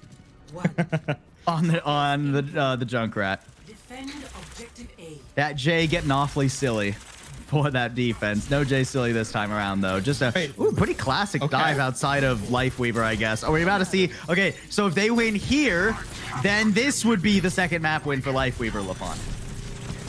They're well on their way. Ranger 16 already down to half HP, and then quickly brought back up. Somebody's got a touch here, too. Heroes down onto the low ground. That's so risky. Griffin does fall. So not a bad start for Oconus here. And Knees taking quite a bit of pressure too. Cyberpilot, I don't know if that really helps Knees get out of danger, I'll be honest, but at least you get a nice pretty view. Oh, doesn't quite make it to the balcony. Unlucky there. I'm not sure Cyberpilot has too much practice on this life when we're watching him play it. Not that it matters. Knees will get heroes, and this should be the dominoes falling rather quickly. Yeah, I mean, there goes, Xerxes, but the house comes crashing down. Oconus, the big bad wolf. Or I'm sorry, Conus, the big bad wolf. Oconus looking more like 2 out of 3 of the little pigs. And a dominant map 2 to match the first one there. As Conus get up to match point. Well done. And that is the second Lifeweaver win. This job. Hey, it counts. It does count. It does count. Cyberpilot also has great taste in things. Little small mouse there, yeah. Oh, first yeah. Is that a final mouse? I don't know. I don't know mice. I know what mouse also, is, but, I will, a little pet peeve of mine. I will always be upset that the plural of computer mouse is mice. That doesn't sound right to me. Computer mice. That just, I don't like it. Anyways, I do like the way that that Conus have been playing. Lifeweaver maybe a little bit silly, but it works. And we now find ourselves at match point, actually, for DAF Conus. Yeah. Right? Now I think this, while the first 2 maps have been somewhat dominant, I'll say, for Conus, I do think there is a window of opportunity here for Oconus. We move on to map 3. We move on to Hybrid, right? And Hybrid is, Escort. We move away from Hybrid onto Escort. And Escort is always that map type that plays just so violently differently than the rest of these maps, right? We often get snipers. We often get the Sigma. And yesterday, that was the biggest struggle for Conus. That was the most difficult situation for the Continental United States team. They did not perform well when they had to pull out snipers. The Sigma from Dark Fox was not nearly as impressive as the rest of the things he's been playing. So a window of opportunity here for Oconus. It might be a small one, but a window nonetheless. And we do go to Shambali Monastery for our map 3. I think this is probably the safest map to head to for Oconus. Because it firmly keeps the snipers out of the conversation, right? While you can play snipers in Shambali Monastery, as of late, we've seen more and more rush, right? We've seen more actually specifically Ramatra has been kind of the highlight on Shambali Monastery. Very I think this does play into the wheelhouse a little bit better of Oconus, as expected, right? You want to go to somewhere where you have strength. You don't want to go to somewhere where you're going to struggle, and especially you don't want to go somewhere where your opponent is stronger. So I think this is the smart pick for Oconus. Now, the only kind of caveat to that is that DAF Conus' strengths are in a similar vein, right? Yeah. And so this also plays, and Dark Fox has played the Ramatra all game long already. So that also kind of highlights a moment where maybe you think DAF Conus on Escort. Sure, they struggled on the Escort map yesterday, but that was also a double sniper map. And here and now they get to play to that rush once again. This does feel more like Oconus playing to their strengths rather than trying to play away from Conus' strengths, right? This doesn't really feel like a counter pick in terms of maps, right? Blackhawk definitely has looked more comfortable on those rush style tanks. I'm not even sure we've seen the Sigma from, actually no, there's no map where we would have seen the Sigma from Blackhawk this weekend. No chance, not at all. Hold on. DAF Conus is well into the defensive half of the map. That's real. Huh. I will say the rest of Conus' composition looks sensible, right? So Dark Fox may be getting a little bit spicy here. I think if he gets rolled, maybe in this first fight, he'll switch back to a more sensible Ramatra, but I guess doesn't want to play the Sigma? 5. I mean, the Roadhog's a good bully. 3, 2, but like, you can just play the Ramatra. The thing is, Oconus seems to be mirroring it to a certain extent. Yeah, right. Oh boy. Yeah. That is woof. All right. Well, I mean, that's just 30 seconds off the clock. Blackhawk's staying on the Roadhog too. I mean, now it's a sense of pride, right? You got to hook Dark Fox back. Ow! Risky. Not letting Xerxes get away with much of anything here. This is pretty bold from Heroes, too, to constantly go for these kunai over the wall. Hook in the main, not really the ideal target either. Well, that's a nice ante. That's a nice ante. Griffin and Dark Fox very much harrowed there. Griffin will fall for it, and Dark Fox doesn't survive much long afterwards either. Solid stuff. That's the opening we needed to see from Oconus. And Bing comes up big on that fight. Hits a great anti-nade, and then follows up with the final blows as well. Yeah, gotta make sure, keep the knees limber. You gotta be stretching, you know? All right, we're sticking on the Roadhog as well through this, so clearly a strategy that they've kind of set. Also, Bing now has a nano boost, or very shortly will, regardless. I wonder what the nano target here is. I guess you could save it for like a nano whole hog, but you have it so early. Legitimately, nano put it on Ranger. Yeah, I was gonna say Tracer with a nano here, not a bad idea. Gotta do something quick, Oconus. Kitsune rush is nearly up. Now it's Blackhawk who ends up getting the nano there off of just one pull. Good wall, though. Griffin actually separates Dark Fox from the team that was trying to chase him down. They have given up choke control, which can be a little bit risky, but with an anti lobbed in onto Xerxes, Oconus don't really want to take this fight right now. Hook does whiff. Asleep does leave Dark Fox up and vulnerable. Did you miss that hook, Blackhawk? I'm sorry, did you miss the hook on the sleeping Roadhog? Oh, Whole Hog comes back from Dark Fox 2, punishes that unfortunate whiff. Ranger and Xerxes trying to keep it even, trying to keep this spicy, and a nice little shot there from Xerxes too.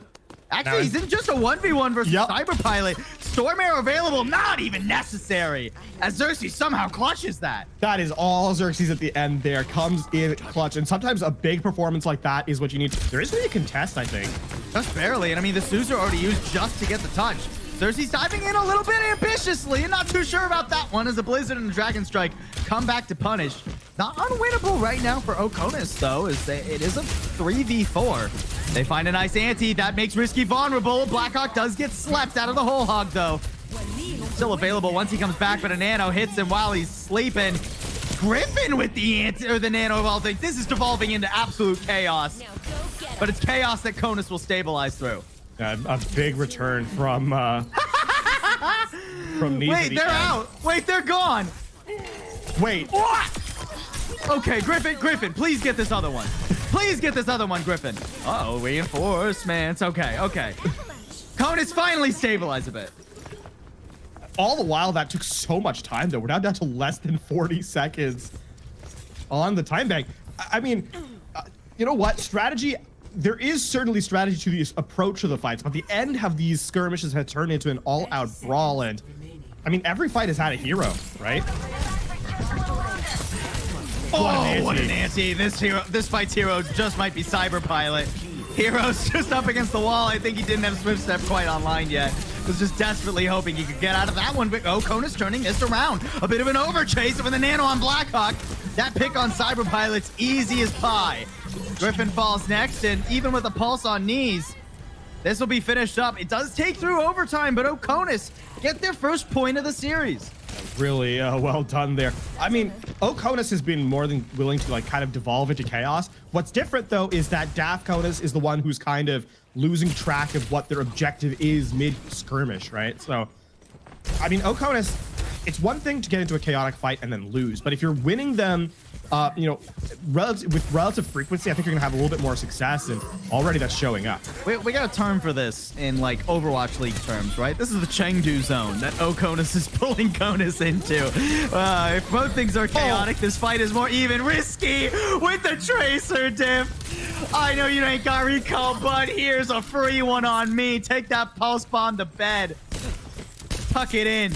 Sleep well. That is... I mean, we saw that yesterday. We continue to see elements of it today. I can't believe that's our second Tracer v Tracer pulse bomb stick of this tournament. That was a pretty one too. That was tasty. A flyby. That was gorgeous. All right, DAF Conus. I mean, we talking about ult economy ends up being somewhat relatively irrelevant in this game so far, right? On this map, because it's been so chaotic. Look, there's a very real world in which we just get double rush, double whole hog, everybody flying across the screen here. First one to it, though, is going to be Conus. Oh, the ante is so tasty, though. When Conus fire back, they fire back hard. Unreal mechanics there from Cyberpilot. I mean, we talked about the Brig gameplay, right, and how excellent that was, but clearly capable in the Ana as well. I mean, just hitting that. So hitting the right play there is using the nano boost defensively just to keep your tank up. But then on the Tracer dancing in front of you to get in with that hip fire melee combo. That is the presence of mind there, certainly tremendous. I mean, now DAF Conus. A couple of changes here. A little late, maybe. This is going to be a tough final fight for them. I mean, if Bing hits an ante here, Dark Fox is just gone. Dark Fox is just gone, or he should be. A good Suzu, actually, prevents that. Nice stick. Ranger answering back from the one from earlier. Doesn't get it on Risky, but actually Cyberpilot's a better target anyways. Why go for the flashy plays? Why go for the individual points when you could instead get your team back in this fight? And as we enter overtime, Conus are still breathing. Risky also does not get staggered out a little bit long. So this is good. While this is an overtime fight, there should be one more engagement before the point gets captured. It's going to be vanilla, right? There is going to be no ultimates here whatsoever. So it comes down to mechanics. And in this particular instance, I mean, you have to favor the Bastion's damage throughput here. I mean, Xerxes just keeping everyone at bay. Already Dark Fox so low, he gets slept away from it. What a hit from Bing. No chance to contest. Another minute 30 added to the clock, and yeah, Griffin is cleaning up in this fight a bit. But Conus, they got their lease on life. They'll take a reset. That is a really well play. That's a big play. I mean, these have been both Anas kind of taking center stage and taking big swipes across the board, saying, hey, no, I'm the better Ana in this situation. What a tremendous showcase here between Bing and Cyberpilot. Honestly, this has been a masterclass from both these Anas. Now the question is, what can Conus accomplish with just a minute? Well, it's harder now that Ranger's dead. An odd position from Cyberpilot and Risky. Cyberpilot real low, too. Is glad that supports have healing in Overwatch, too. So that self-healing here. Dark Fox slept yet again, but this time, Conus aren't able to follow up on it. How does Cyberpilot get that pick of all things? Now is getting pressured in by Ranger, but nice little magnetic grenade keeps that Tracer away, and Griffin somehow is just living free on the other side of the fight. Conus get one more chance. This has been an extreme off angle, and with the approach of the spawn, right? How are you really going to pressure this duo, though, right? Ranger 16 maybe can take down one, but fighting both at the same time is so difficult. Long range hook there in from Dark Fox. Risky does get hit with a pulse, and here's that whole hog coming on through. Nano to try and keep Dark Fox up, but it's not enough. He's grinded to bits. Oconus has just been coming alive in overtime, but can they stay alive against Griffin? Against Griffin's overclock. He's already good for 2, and Nees goes up with a Suzu to help him get a 3rd. Now it's just Blackhawk who tries to take a breather, but that only gives him a few precious seconds. Someone needs to come and reinforce this Roadhog, and it'll be Ranger who steps up to the point. The recall takes him away, and now he's got no other way to try and stay on the objective for long. Ranger eventually falls. Heroes getting rid of Griffin. Limping forward inch by inch. Oconus not quite done just yet. Taking a moment here. It's still stabilizing, actually. DAF Oconus has bought enough time for the respawns to come back in, and the hook is denied. Okay, but Magnetic Grenade will finish up Xerxes. Blackhawk, it's him versus Dark Fox at this point. Which tank falls will determine things. Nice counter hook and a boop. Gets rid of Dark Fox as he was looking to punish heroes. Cyberpilot and Risky, they're sent packing, and how have Oconus done it again? An unbelievable presence there. Blackhawk knew the assignment. Just stay alive on the objective. Wait for the respawns to return. And DAF Conus perhaps overplaying their hand a little bit. This payload almost to the end here of the final point. 16 waiting in the wings. Target locked in. It's Griffin who he wants, but no, Risky denies. Nice tight grouping of shots there. Heroes cleans the ante up and does punish back. Risky getting too close and personal there. Griffin, hooked away from some damage, but a sound barrier at least keeps Oconus in this fight. They nearly made it to the end of the map. They're 2 meters away. Heroes, you gotta hit one of these, buddy, or at least get back in the mix. He's hardly even necessary. Okay, both tanks are gone and attack visor's in, but it doesn't last long. The DPS ults will finish this up. Conus will hold, will deny the other Department of the Air Force team a chance at the full cap. But what an insane overtime run. Every point gained via overtime, by the way. That first point, it was down to the last moments. The dregs of the time bank are what Oconus was working for. The second point, I mean, just not quite able to be stopped in that final stages. And then what an overtime fight all the way through third to contest the objective as Griffin got 3 kills. Right? Just absolutely tremendous presence by the tank here on Blackhawk. And DAF Conus perhaps staggering a little bit, overplaying their hand in a couple of these fights. What persistence, what wherewithal from Oconus. You haven't gotten a single objective through the rest of this series. You lost 2-0 yesterday against the other DAF team. And yet here on Shambali Monastery, Oconus in overtime when their backs, they're pretty much their day was on the line. I mean, they'd still get to play one more match down in the consolation bracket, could potentially pick up a 3rd place. Insane stuff from Oconus so far. Now they'll move on to their defense. They're swapping things up wholesale. Talk about the Roadhog selection as well, having the mirror all the way through. And that finally changes here on the second half. Yeah, I can't stretch enough how crazy it is that we got a Roadhog mirror that entire time. Did they agree on that too? Was that like the Torb 1v1? It is befuddling. I mean, for DAF Oconus, though, this is best case scenario. Rush is good at slowing the game down, and realistically, what they have to do is just slow DAF Oconus down, per point. Lose slowly and win eventually. Yeah. That's all that Oconus really have to do. Of course, that mission statement is going a little bit awry in this first fight here. Already heroes gone. That's much better for Conus. They'll take 1-for-1s at this range. Blackhawk just going to stick on the objective, stall this out as long as possible, but Conus make pretty good time getting out of their spawn and getting this payload going. I mean, the payload's just started moving, though. You're going to get at least 2 more fights on the stage, surely, if you're DAF Oconus. The question is, do they make any adaptations character selection-wise? And so far, it looks like no. I mean, the thing is, right, is what is DAF Conus's win condition with his composition, right? If you can get past the Sigma, you kind of just get to swing on the backline for free. So that's, I mean, a big if, certainly, but that is kind of what DAF Oconus is playing for here. Dark Fox taking a lot of space. Actually, maybe too much. Interesting rotation here from Oconus. They're gonna flip the map. They leave Bing out to dry though. Yeah, he doesn't get a Bing doesn't get a charge or a movement ability to get on the point, guys. Ranger already gone. I mean, a pulse bomb here if you want it. Yep, just lob it in. You'll stick something. I think it was technically cleansed by Heroes. A good Suzu, but that's not nearly enough. Conus, keep it going easy. Still one more fight to go, I think, here on this third stage. You know, without a Lucio, I don't know. Oh, there's also an overclock here from Griffin. I mean, this is going to be tough. I think, yeah, they're posturing for a defense on second here. No, they're going. Oh, denied! That was the accretion lobbed all the way up. Dark Fox alleys that one in. A Kobe shot if I've ever seen it with the accretion. He stunned Blackhawks out of the charge. That is insane.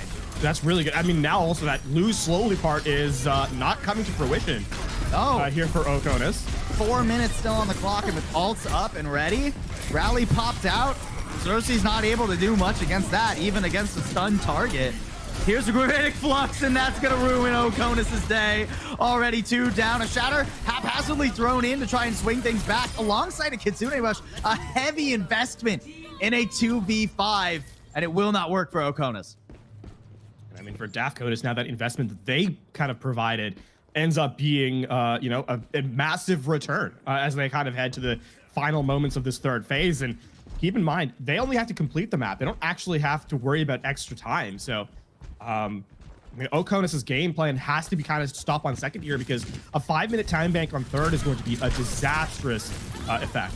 And I'm really not sure how I feel about this Zarya pivot from Blackhawk. You've seen Zarya struggle routinely all weekend long.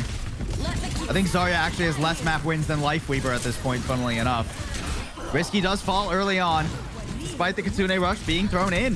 Conus maybe overplaying their hand a bit. Heroes with the Nano living up to his name, chewing through the lines of Conus. And finally, Oconus will stabilize. It's a really good setup there by DAF. Oconus actually to give the Brig the Nano there. Obviously, but it gets at 200 HP, surprisingly squishy, right? Especially with her hitbox, but that Nano boost really does make her a threat as she's able to kind of brawl on the front line, get that healing up.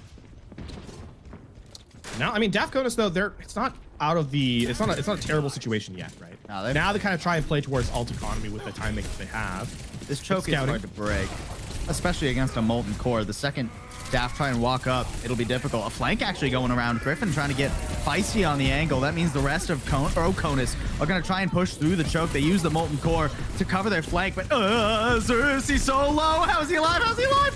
How is Xerxes still alive? Okay, finally, Risky will pick that one up after fumbling for just a second. The rest of Conus, too, doing just fine, regardless of a little bit of silliness we saw. And that's going to be the second point guaranteed. They're going to have almost 3.5 minutes to push to the end of this map. And keep in mind, that was without ultimates to capture the second phase. It's DAF Oconus who invested in that one. So this first corner is going to be of critical importance. If DAF Oconus can make it expensive for their opposition, right, then perhaps they can force a final fight where equivalent economy is kind of in play. Look at the way Risky and Knees are playing in tandem. That's high-level stuff right there. What a stick! That's another thing about Zarya. She's one of the squishier tanks of the game, one of the most vulnerable to things like pulse bombs, and Risky's been nailing those all weekend long. Hardly a contest here from Oconus at all. They cannot afford to get staggered right now. I mean, I would not be surprised to see the Gravitic Flux invested here. Everyone is so grouped up. I mean, you just Gravitic Flux overclock the targets in the air, right? That's a winning combo. That'll just win you the map. Oconus struggling to even get back to the point. A stick cleansed off Dark Fox. No issue there from Conus. Here's that Gravitic Flux already going in. Heroes trying to pop the rally, keep his team alive, keep himself up. Is getting answered by Cyberpilot's own. But nobody died to the Gravitic Flux there. Xerxes' a Dragon Strike doesn't really accomplish much before he dies. And with a 5v4, Kitsune Rush, the overclock just finishing up. Things actually surprisingly not going well for Conus. They invested really heavy into that fight. 4 ults, and they still walk away with relatively little. And I mean, another great combo by Bing and Heroes once again. That overclock from Griffin in the backline is a threat, right? But this time, it is not the squishy 200 HP target that Griffin can double body shot to death. Instead, it's a Nano Brig, and yeah, I mean, Heroes will take that fight. You have to hit double headshots if you're Griffin. That is a sight harder for sure. Coupled with the Graviton Surge closing in. All of a sudden, DAF Oasis in a pretty decent position. Oh, no, risky. That was a risky pulse. Oh, eventually it works. Blackhawk actually didn't have any healing there. Bing didn't have line of sight on him. He's going to sleep Dark Fox to prevent any sort of push, but Xerxes, yeah, wakes him up, and the shield goes up instantly. No ability to follow up on that. Xerxes, you got to be careful going toe-to-toe right here, my guy. Dark Fox is just going to run you down. He's going all the way up. Ranger 16 trying to stall the cart. Make another contest possible. Has to use the recall pretty early against Griffin, who's pumping in the damage.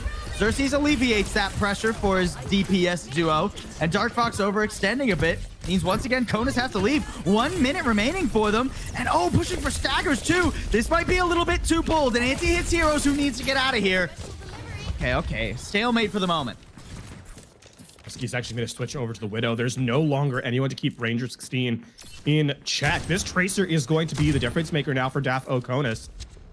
I mean, Risky also just kind of wasting their own time, right? Trying to get a pick off now so that spawn. Right? You see them pushing forward, you try to get that pick. Oh, that's rough. Okay, apparently doesn't need to be there to deal with Ranger 16. Knees has it handled.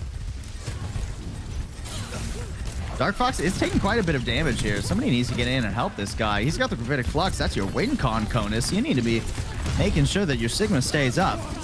Will manage to stabilize a bit, and there's that Gravitic Flux. Xerxes, ooh, nice pack, but it's not enough. A nano thrown onto Blackhawk instead to try and give him damage in the front line, but he's not really able to accomplish much of anything with it. He's isolated too, and anti at that. No bubbles remaining to cleanse that debuff. Heroes going deep into the backline. Somebody touch, okay. He's just barely getting up there in time. This is again falling into chaos. Conus, chaos is not where they have thrived before, and it is not where they will thrive today. Cyberpilot, the last one here. Dark Fox back on the Hammond on the Wrecking Ball this time around. Just a fast picks for Conus, but is that enough? Can they actually get the eliminations to match it with a rally up from Heroes? And now a grab locking in Dark Fox. He's done. A nano secures his fate and seals the deal. We get at least one more map, and look at how excited Conus are to take some blood from their fellow Air Force team. And what a tremendous performance there. That first and second point have absolutely vanished from the conversation. What a comeback from Oasis in those final moments.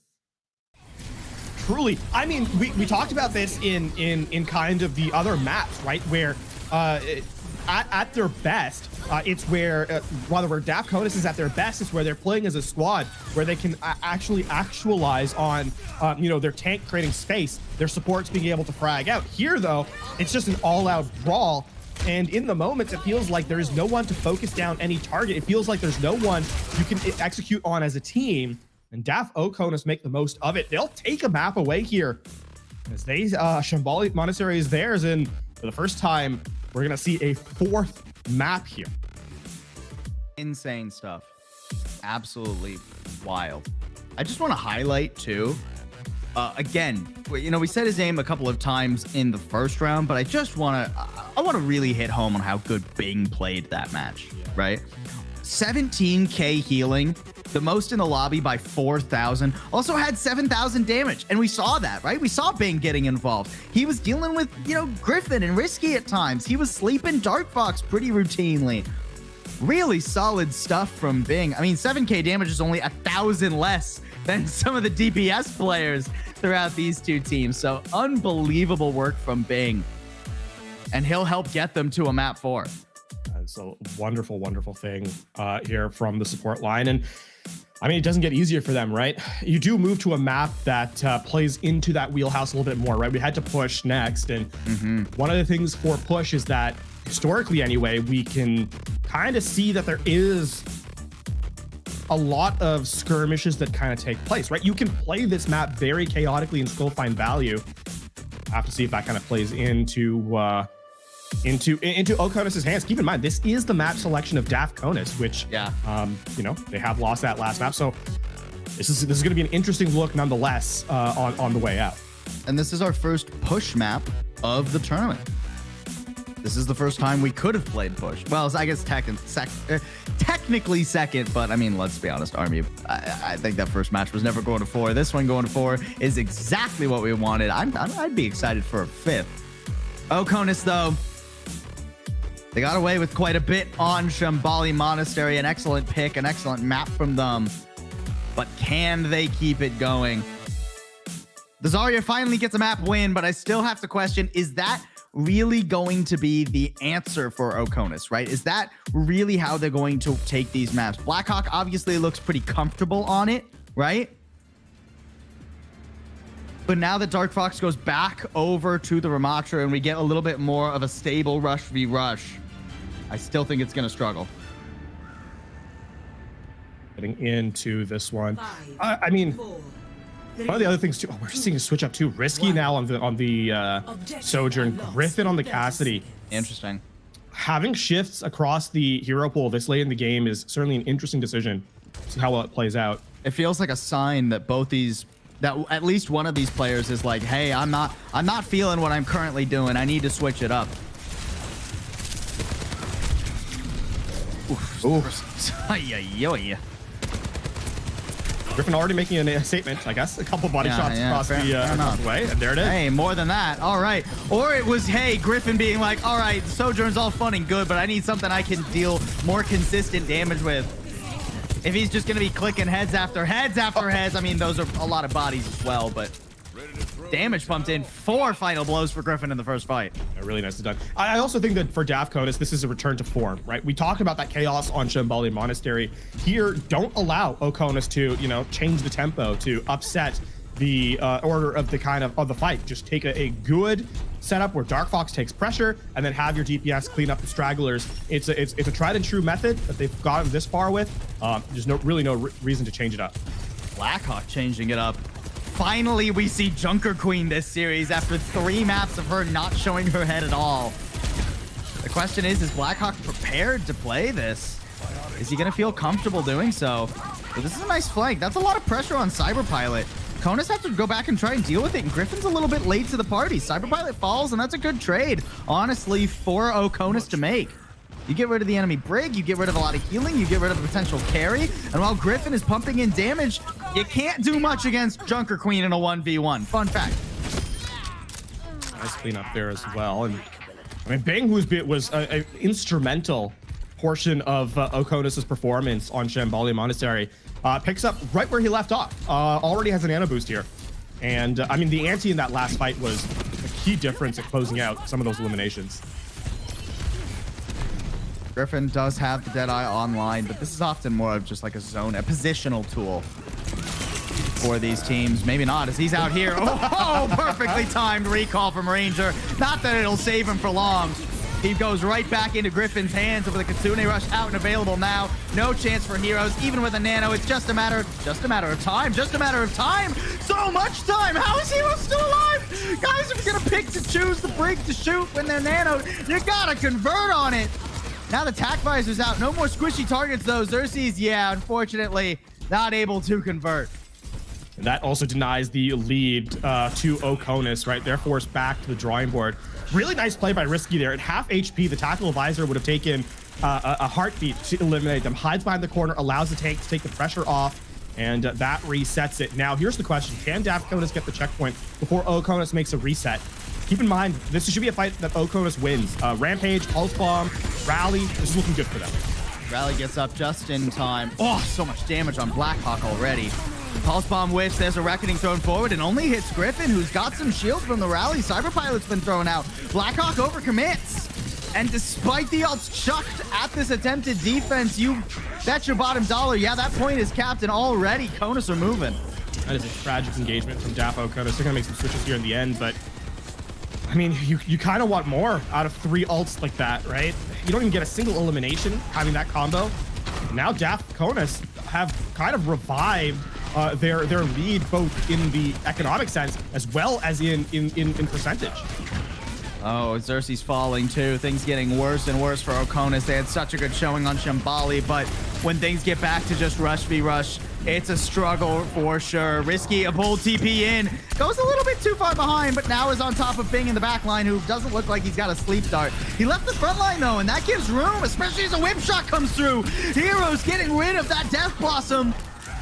And Oasis take advantage of the overcommitment. I needed that. Now it comes down to the reset. We have to kind of highlight the fact, though, that a lead of this caliber is so difficult to recover from. Keep in mind, there is going to be a forward spawn here for DAF Conas. They're right back into the thick of things. They'll be able to take 2 fights before DAF Oasis even makes it to the checkpoint. And that's assuming they lose this next one, which is not a foregone conclusion. Annihilation, Deadeye. Ooh, Ranger getting red too on that TP. Good awareness from Cyberpilot to deny Ranger the entry into the backline there. Dark Fox does get hit with the anti out of the Nemesis form. Gets pinned against the barrier too. Nice work there from Blackhawk to keep the pressure on. Force the Annihilation out early. Annihilation continuing to rush though is a brutal combo. It's not as brutal when you get laid down by a Shatter, however. And a Nano gives Blackhawk all the damage he needs to follow up on that one. That was a very expensive investment from DAF Conas, right? That's the Annihilation. It's Sune Rush and Deadeye all put in tow, and Oasis. I mean, we've kind of criticized their ult economy in this map, but that was just a good read by them. Hit the Shatter, deny the space for Dark Fox's tank play, and now you should be able to get a checkpoint here. And even if you don't, as DAF Conas resets and tries to contest the objective, the Death Blossom will be there to punish any attempts at ingress. Rally the only chance that Conas really have in this fight. They got to throw it out pretty early too. They get Heroes actually stunned up. Really nicely done. And Ranger, yeah, not having much better luck than Risky was. Both these Reapers playing some we'll call it some ambitious play.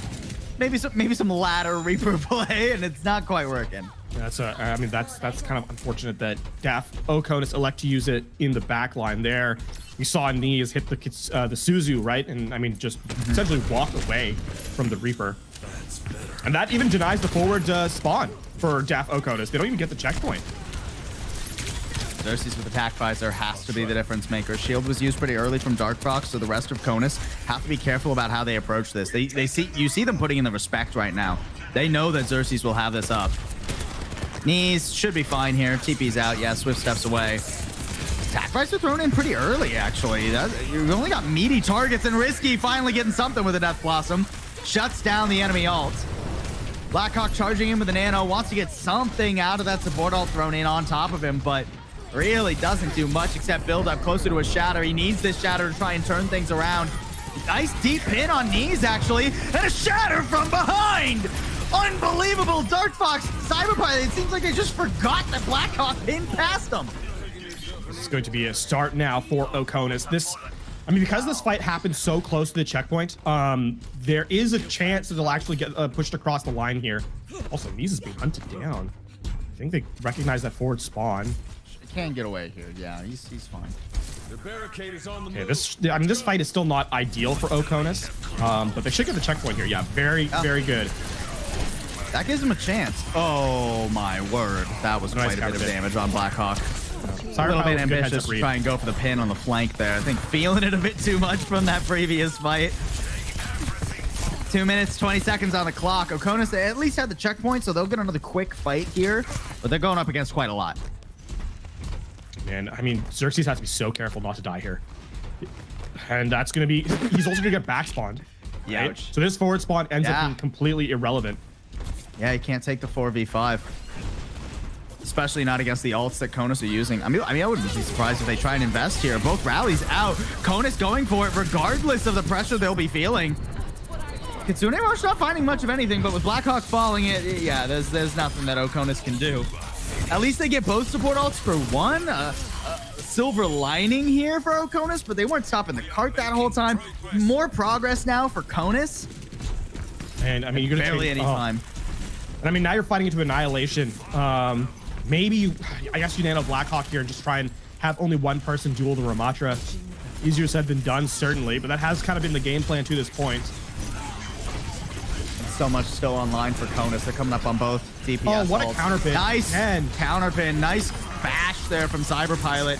Shutting down Blackhawk, and I mean, there's just no chance. Ranger at least does get Dark Fox. Hold on. I may have spoken too soon. Conas on the back foot. Oh, but they peel so effectively, and Oasis, they didn't have what they needed to try and push past. Bing getting cleaned up so late, too. Blackhawk has no support. Can't go for the touch yet, has to wait. It's going to be the Earth Shatter. A critical Earth Shatter here from Blackhawk. Griffin with the Deadeye. Have to keep the shield off! Blackhawk, no! Your Shatter was so important there. Oh, and here comes Dark Fox to clean this up. I'm not even sure he makes it back in time. The bot may be stolen away for a second, but a full cap from Department of the Air Force, Continental United States, to send them into the grand finals. A little bit of a hiccup there on Escort, but that is all it was. They'll make a comeback there on the 4th and final map as they complete the run back here and an attempt at a rematch against the Army to prove themselves an improved squad from yesterday. What a final showcase here on this map. And I think the biggest thing is that DAF Conus, again, Shambali Monastery, an outlier. Chaotic, skirmish heavy. They get rid of that mindset here and just play a focused game plan on push. And a rightful win, a very commanding win at that. It's rare we see a full cap, even rarer still with time remaining. Yeah. And I mean, what a showcase there from DAF Conus here on Beat Street. I mean, if anything, we've just learned that Conus turns out not that good at Escort. turns out the worries that we had yesterday extend to several Escort maps, right? Whether they're playing the Sigma. I mean, actually, it's worth noting too that, I mean, we saw Dark Fox on the Sigma on Shambali for quite a while, and it certainly struggled for a lot of it too. I mean, you know, the Roadhogs were in the first round were certainly an anomaly, but it's certainly a blemish on the otherwise very solid record of Conus during this weekend. They won't get a lot of time to kind of reset what that map looks like, what that map type looks like, right? Heading into their finals match. They're going to have to make it really count on control and on hybrid because this has to be a good showcase for them. Let's see, though, what our bracket looks like heading into those finals as well. We still have a couple more matches before we get there, though, right? DAF Conus and the Army making that match 5, but we now head into the Consolation bracket where there's still a lot of Overwatch left to be played. Yes, we will get to see the Navy for the first time today, at least. We saw them yesterday, of course. They certainly struggled to get a win. The Goats of Glory there. Maybe not so much glory as of yet for their team. They could theoretically get as high as 3rd, though, in this tournament if they were able to pull off upsets versus the Coast Guard and Oasis. Of course, Oasis being the higher of the seeds that got sent down to the lower bracket, they will get seeded directly into the 3rd place match, whereas Coast Guard have to prove that they can still beat the Navy today if they want to go up and try to play Oasis for that match. And obviously with the round robin format yesterday, we do have at least some inkling as to what the team's styles are like, what they elect to want to kind of run. But for the Navy, they've gotten a chance to kind of witness some of the gameplay from today, right? They can draw up a game plan based on some new footage. So that's going to be an interesting kind of wrinkle in the mix for that game. Yeah, before we go into any of our other matches, though, we still got to wrap up this one, and we'll wrap it up with a nice little interview with the brig extraordinaire himself. Cyberpilot is going to be who we are contacting, who we're talking to for our win here today. I mean, not only the brig, actually, too. Cyberpilot actually had a phenomenal showing on the Ana as well. So just a support extraordinaire, I suppose, is what I should actually be saying. Yeah. There he is, too. Good to have you, Chief Spear. How are you feeling after that win?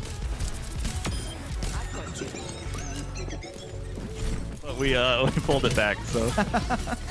Well, I mean, let's address the elephant in the room then first while we have you here, right? Okay. Escort doesn't seem to be going too well for you guys this weekend. Oh yeah. I think we could have used a little more practice time too. A lot of the comps that we're comfortable on, maybe not favoring Escort so much, and a lot of the poke comps that we got hit by Army with yesterday. So we'll come at Army here in the next series with a little bit of a different play style and see if we can make something work. I mean, ahead of that game with the Army, you actually were specifically called out. And I call that as a strong term. Certainly praised is probably a better way of putting it in that last match or after the last match with the Army. They specifically highlighted your Brigitte gameplay as something to kind of look out for. I mean, we noticed, right, on Hollywood yesterday against the Army that a lot of it closed out because of that care performance by you on Brig. And, you know, we noted over the broadcast, it's not something we say very frequently about that particular character. Talk to me again, though, about kind of your hero pool and what that sort of showcased. Because again, we saw the Ana, saw the Brig, Lucio as well. You've got it up and mixed in with everything there. Yeah, so I'm a main support player, so I do a lot of Brig, obviously. Now, especially with Brig being this good, and with the ult change that just happened, the ult rework, so you can shield bash and stun everyone at the same time. It's a very good character. Mercy, not so much right now, but I do still play Mercy, and you know, if we do any type of far or flyer comp, we might do that. And then Lucio as well. That's another main staple of mine. And then I flex a little bit to BAP. But for all the flex support characters, you know, that's all knees, and he's the other half of that back line. So we're putting a strong back line up to try to counter, you know, Paradox's crazy Army, you know, solo play on the tank there. So that's what we're trying to do in the back line at least. Sure. So fair enough. How about you give us a little bit more insight into you, right?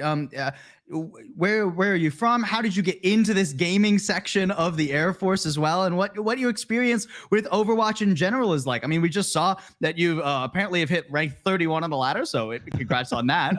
Thank you. How long you been playing for, and how'd you get into this for the Air Force? Yeah, I've actually been playing this game. I was first stationed in Germany for 4 years. So I started playing in Germany on the EU servers back when Mercy was good. I played Mercy over there in the EU. And then, you know, as I moved back to the States, I started playing in the NA a little bit more. And that's kind of where I started getting involved with the Air Force gaming program.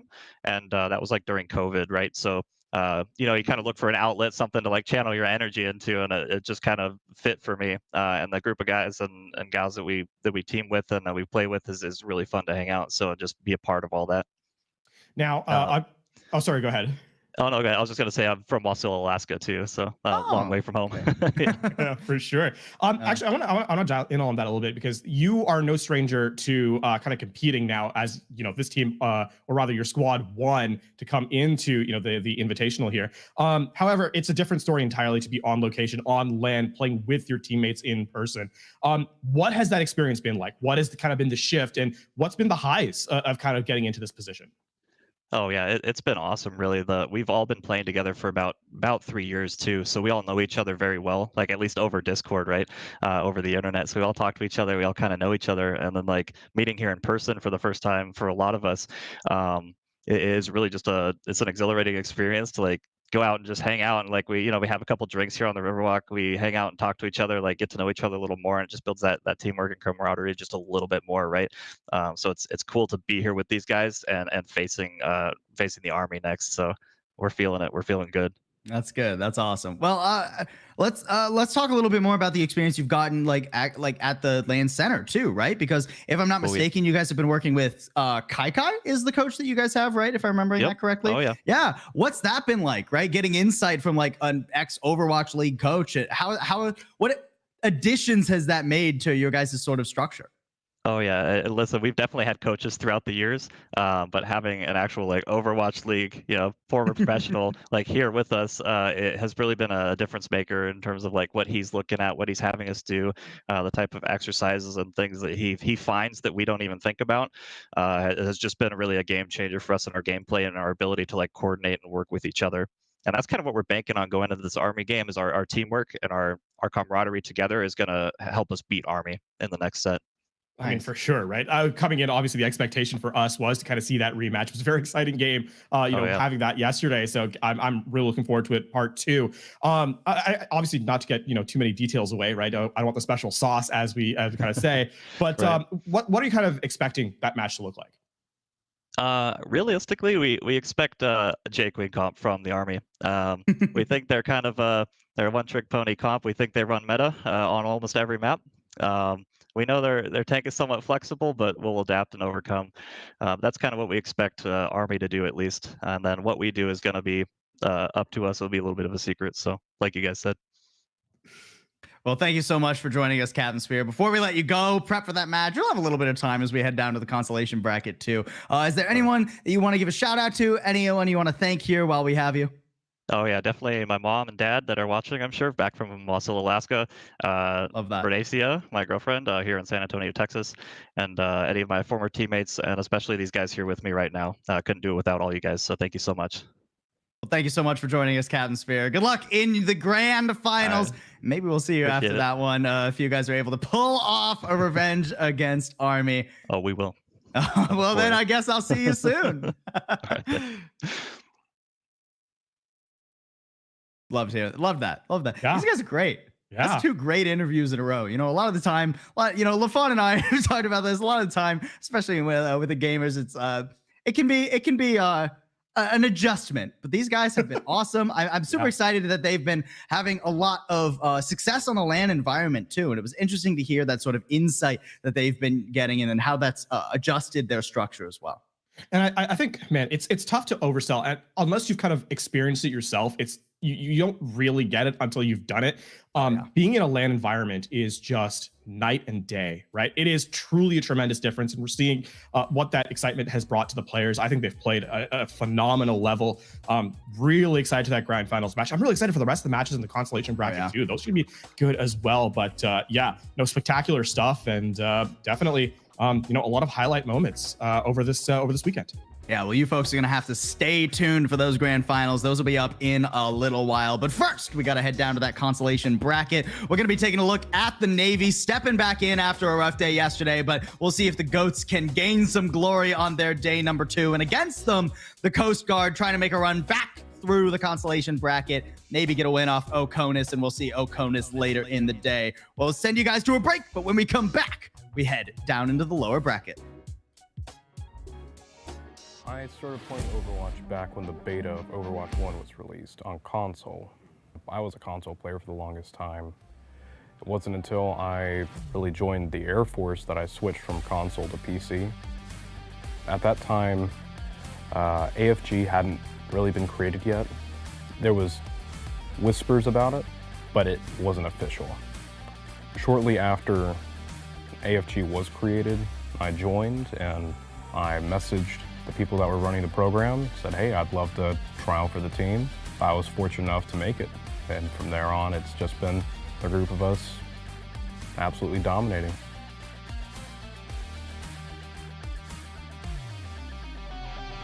So at least my favorite characters, and I think one of the best characters, Tracer, just because she's so versatile and like what she's able to do. Like gameplay aspect, there's a lot of heroes that are like, pacing is a big problem with them. Like you need to select a certain hero to do the certain pacing that your team comp is focused on. Like, do you want to play slow? Do you want to play fast? Tracer's just one of those characters. If you can play slow or fast, you can really adjust on where she's going to go with the team.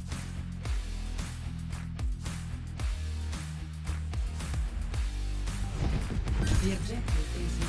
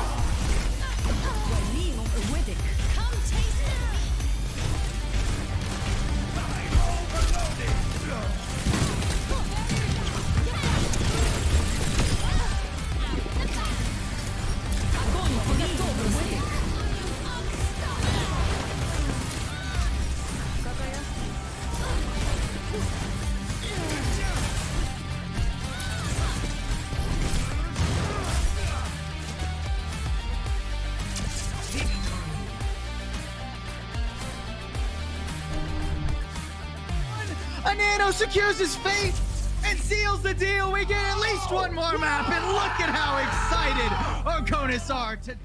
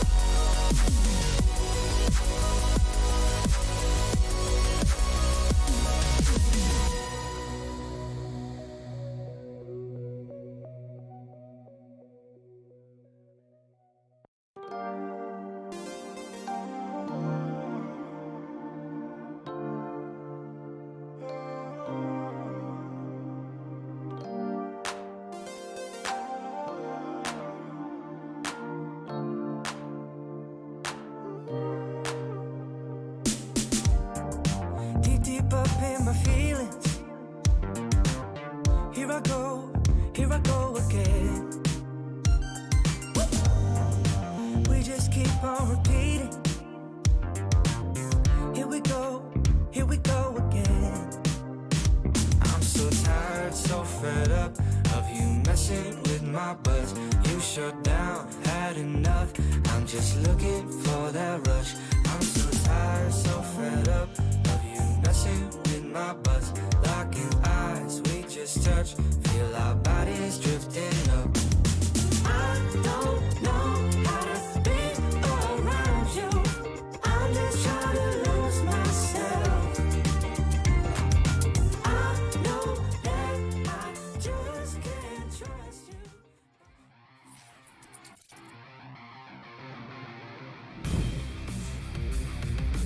One of the biggest things I've noticed is kind of connections you make with people and organizations or charity, whether it's friendly connections, whether it's business connections or career connections. That's one big takeaway that I've never really had that kind of experience.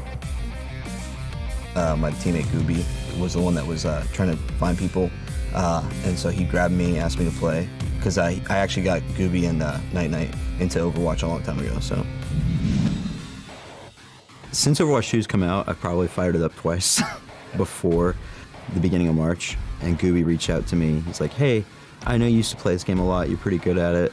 Why don't you play with me for a round and see if I want to pick you up for our team for the Coast Guard tournament. We really did well in the tournament in the Coast Guard, and we have a lot of synergy. It's been pretty fun.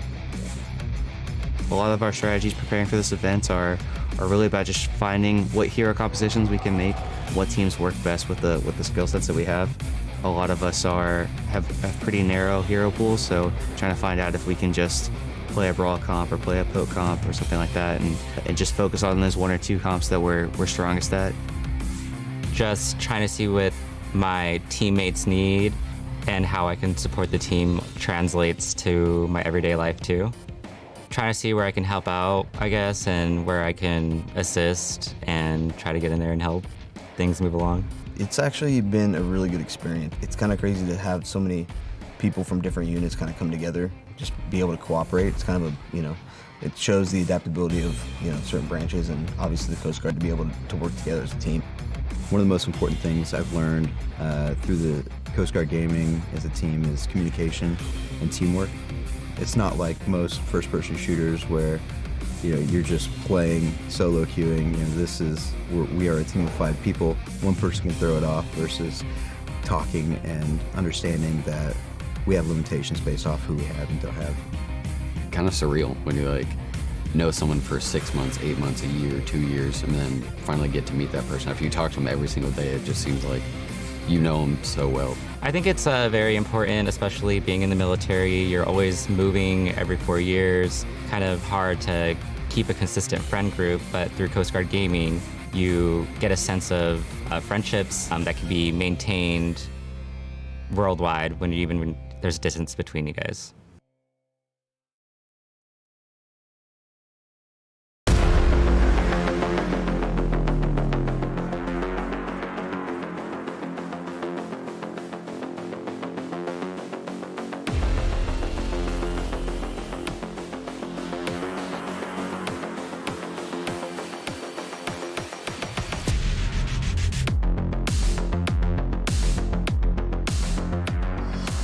a team game has taught me quite a bit. It definitely reinforced a lot of the stuff I've learned throughout my career in the Navy. Communication, leadership, teamwork. Everybody has a role to play.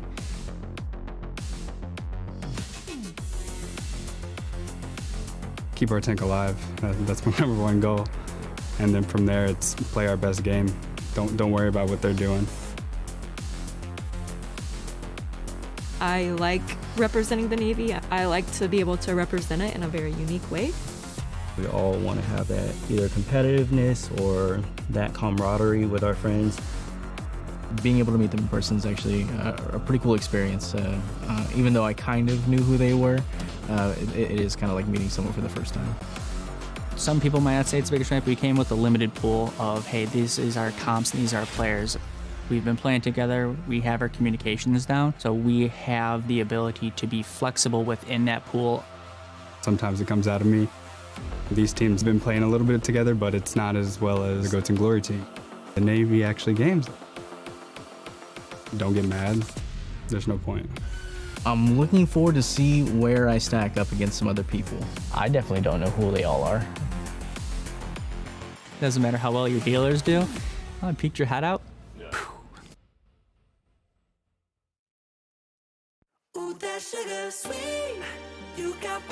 Maybe they're in those interviews, but can they deliver? They struggled a little bit yesterday, but now we'll have one more chance to swing things back their direction in the DAF Esports Invitational. Welcome back, folks. Again, it's myself, Possible, alongside LaFawn. He's that guy. Yeah. That one right there. And we got a couple great matches down here in the Consolation bracket. We got Coast Guard versus Navy first to see who goes on to play. Oconus tries to get that third place spot. Yeah, we saw, obviously got a chance, a taste of what this match might look like yesterday in the round robin format. Let's take a look at our bracket, though, as we get into the games, or this game specifically, heading into the game tonight, right? Obviously, the Consolation bracket is where we find ourselves, Coast Guard versus Navy. This is a small difference between this game and the ones before. This is a 1st to 2, so you'll have to get 2 maps to win this game out, similarly to yesterday. I mean, this does mean that, the Coast Guard did take that last showcase when we saw them, and I think it was a 2-0 from them as well, trying to replicate that format here today. Yeah, it should be interesting to see what the Navy has maybe been able to put together in their time since yesterday. Coast Guard have struggled, but even that match, I mean, that was where we got the Life Weaver win, right? The very first one on Hollywood. So Navy have quite a lot of heavy lifting to do here. They've actually decided to make quite a few changes last minute. They got a lot of role swaps coming into today, so I'm interested to see how that goes for them. Yeah, I think that's going to be, having a shift after a performance like yesterday is not a bad idea. I think sometimes, things just aren't working, and having a shift this early is a double-edged sword, certainly. It can be a case where, your team kind of isn't used to their new roles and, struggles to find their footing, but also it can breathe a new lease on life, right? It can just give you an opportunity to get in and find success. So which of those two it'll be, I'm interested to find out once we get into the server itself. Again, for this Consolation bracket, as the Navy tries to make it forward into the game itself. The competition is going to be tough to get through, though. The Coast Guard are coming off a tough loss to the Army. Everybody's lost to the Army, though. No shame in that. So as we see Coast Guard for the second time today, I'm really looking at their DPS line. I think Gooby and Scotty Knows have done a phenomenal job just thus far this season. They've had some outstanding moments, and these are the guys who can make a difference in this game against the Navy. Indeed. And I mean, even against the Army, right? We saw, some good mechanical play from those players. And I think with a little bit more room to breathe in terms of the speed of the game, keep in mind the Army plays really quickly. Maybe you have a little bit more time to kind of focus on your aim, get those pickoffs uncontested, and move forward in kind of the conversation. So yeah, definitely a highlight there for me for the Coast Guard as they try and get a win today. Good teams play very fast Overwatch. It's very fast. So Coast Guard maybe with a chance to slow it down a bit, take control of the pace of the game up against the Navy. Navy is making their day 2 debut here. It's certainly been a rough. It was a rough time for them yesterday. We've got Petty Officer Courtois. Again, I hope I'm saying that right. Petty Officer Sherry, Sonotech Submarine, Sam Skaluska, Chief Cox, and Sonotech Submarine Bullard. So role swaps today, as you will notice. Pretty much across the board. Almost everybody's playing something different here. I actually think was Shadow Fathom the only one keeping his role from yesterday? No, Shadow Fathom is actually moving over to support from this one. No, it's actually it's I believe it's actually Chief Cox who's the only one keeping his role. Tito, right? Staying on the DPS. Everybody else swapping it up. Yeah, and I mean, we did see some. I believe we saw some role swaps yesterday from the Navy as well, if I remember correctly. I believe Shadow Fathom moved over to support halfway through the day. So that's true. A little bit of a continuation of that trend as they try and make some forward progress here. And again, like I highlighted moments ago, right? It's a difficult thing to do, but can sometimes, give you that boost that you needed to get across the finish line that, the Navy perhaps has been lacking. Because keep in mind, there was a couple of fights, especially against the Coast Guard yesterday in that game where the Navy had an opportunity to win, a fight, and they just couldn't quite close out the last elimination or two. And that ended up costing them, specifically points on Hollywood, right? That second game. Yeah. And I think, if perhaps they get that little extra boost, maybe that looks like a point captured, or maybe two even. And all of a sudden we have a conversation with the Coast Guard, is on the back foot. So that's what I'm looking for from the Navy here. As we get started on map number 1. Again, Nepal for our pre-selected start. But yeah, I think this is the best. This might be the best possible map for them. So many different variations you can kind of run that the Navy all elected to yesterday. And the good thing about all these role swaps for the Navy is that they can pull out anything here, and the Coast Guard likely are unprepared for it, right? You don't know what's going to be run when the enemy team is swapped for their 5 players' roles. You have no idea, no way to prep going into this, right? So the Coast Guard do have the unenviable task of going into this blind, whereas the Navy, based off the experience yesterday, based off what they saw from the Coast Guard in their first match on stream, have a little bit of footage to at least have an idea of how they want to play against the Coast Guard. Capture. We're going to get right into it, actually, as we get set for Sanctum. Ooh, I like this change to pull over onto the Junker Queen. Rocking with the meta, it seems. Also, Guida's not on Orisa. This is unexpected. We did see this yesterday a little bit. It struggled, to be fair, to be frank. Very old school pick here for Sanctum. Orisa doesn't quite do what she used to on this map, but Gooby hitting the shots necessary to make it irrelevant for fight number 1. Man, Aerith almost brings up the elimination onto Night cross map. Just barely does Baby get a repair pack across in time. Still, this is not done and dusted yet. The Navy hanging around the outskirts of the skirmish. Coast Guard have to be careful. Cap has gone through, though. Jabul not opting to go for a flank either. Instead, it's Tito putting a lot of pressure on Gooby, forcing the Coach Gun to get on back. So much damage pumped into Jabul. I know Junker Queen heals herself a lot in rush v rush situations, but when you just get the one hit onto Guidozam, it's not enough to keep you alive. Yeah, healer's now pivoting over to try and assist Jabul. Both tanks falling rather quickly in this fight. Now Scotty Knows and Baby trying to push forward, though. Punish these two. Can't quite get the damage done. Scotty Knows abandoning for a second, but leaves Baby to secure that and keep the Coast Guard in it for now. I mean, the difference, of course, is that Coast Guard has that Resurrect available. So even as Guidozam goes down, Night plays a very, passive approach, hides in the stairwell and gets the Resurrect off. And that undoes all the work that the Navy was able to accomplish. Ooh, that's a nice Terra Surge. Commanding Shout does buffer most of the damage, though. Suzu, too. Yeah, Emma Wee Wee. Locking that one in. The Navy's struggling to get in for now. A flank visor coming out. That's a lot of damage. Chewing at the back line. Baby just desperately trying to keep the shield up. And it works. Bob carving through the Navy right now. How's it going? And a solid start for the Coast Guard, already 70%. Yeah, really good stuff there by Gooby. Keep in mind, when you hear that visor from Aerith on the flank, the first kind of instinct is to play passively and peel away. But no, Coast Guard, they take advantage of that break and know that the Navy are going to be a little bit scattered, send the Bob in, and the Navy, trying to play aggressive, end up costing themselves. God knows here on the flank. Yeah, Death Blossom, perhaps? No one's even looking for it. The Suzu already was used. Yeah, I mean, okay, don't even need the Death Blossom for that one. Death Blossom the other way does find Gooby. Oh, so much damage. Emma not able to TP out of that one. Swift Step doesn't take her far enough. The Bull tried to throw the Rampage in, but no, nobody even gets to the point. So it's 100-0 to start off with the Coast Guard. Yeah, good start by the Coast Guard here as they attempt to close out map number 1. One of the, a big read there is that they recognize that they're not going to be able to win a straight tank 1v1 duel, right? I mean, the Junker Queen against the Orisa, you favor the Junker Queen, but they don't make it a 1v1. It's a lot of the time you can see Guidozam has the Mercy kind of in a pocket, and you know, now all of a sudden DeBull has to play a 2v1, and that's certainly as good as Junker Queen is right now. That is still not an easy fight to win. So a good adaptation by the Coast Guard against the composition that Navy's running. Round 2. Yeah, I really like that comp. They're going to match the Junker Queen going on to Village, though. I think this is smart. I don't think the Orisa is really going to do anything here.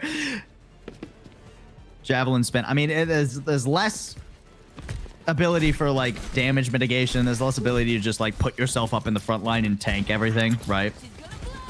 Nice quick rotation from the Navy onto the point. They get first crack at the objective here. Well, this is a bold flank from Guidozam. Well, putting the Symmetra turrets down too, like already Sky knows forced to recall. Shadow Fathom falling does make things tough. Guidozam dies similarly though, and yeah, like you said, these turrets are keeping people locked out.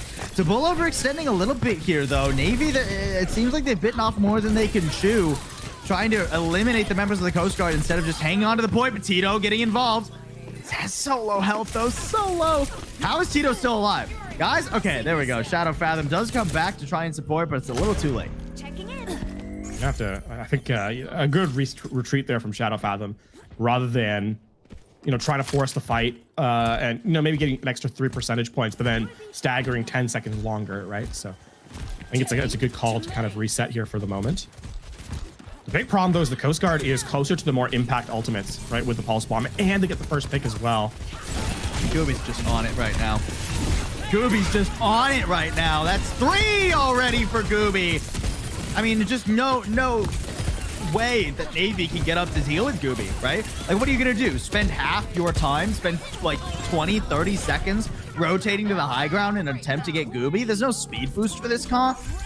Feels all but impossible. At least a few percentage gained for the Navy gives them a few more fights at this. I mean, at this point, rather than kind of chase Gooby down, you kind of want to teleport past Gooby's sightline, right? And I think right now the idea is teleport to point, play for the Rampage, and deal with what the Coast Guard are going to operate with. The problem is that Bob is going to be online here from Gooby, and Bob is going to contest so effectively. I mean, once Bob wears away at a lot of the resources, or you can just throw the Rampage in now. That works too, but you need some follow-up. Carnage, yep, that'll work. That'll do it. More than enough.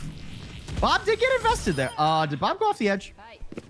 No, okay, No. Bob's on the point. Bob's in the we're corner, good. okay. Look, the way Gooby was looking there, I was worried.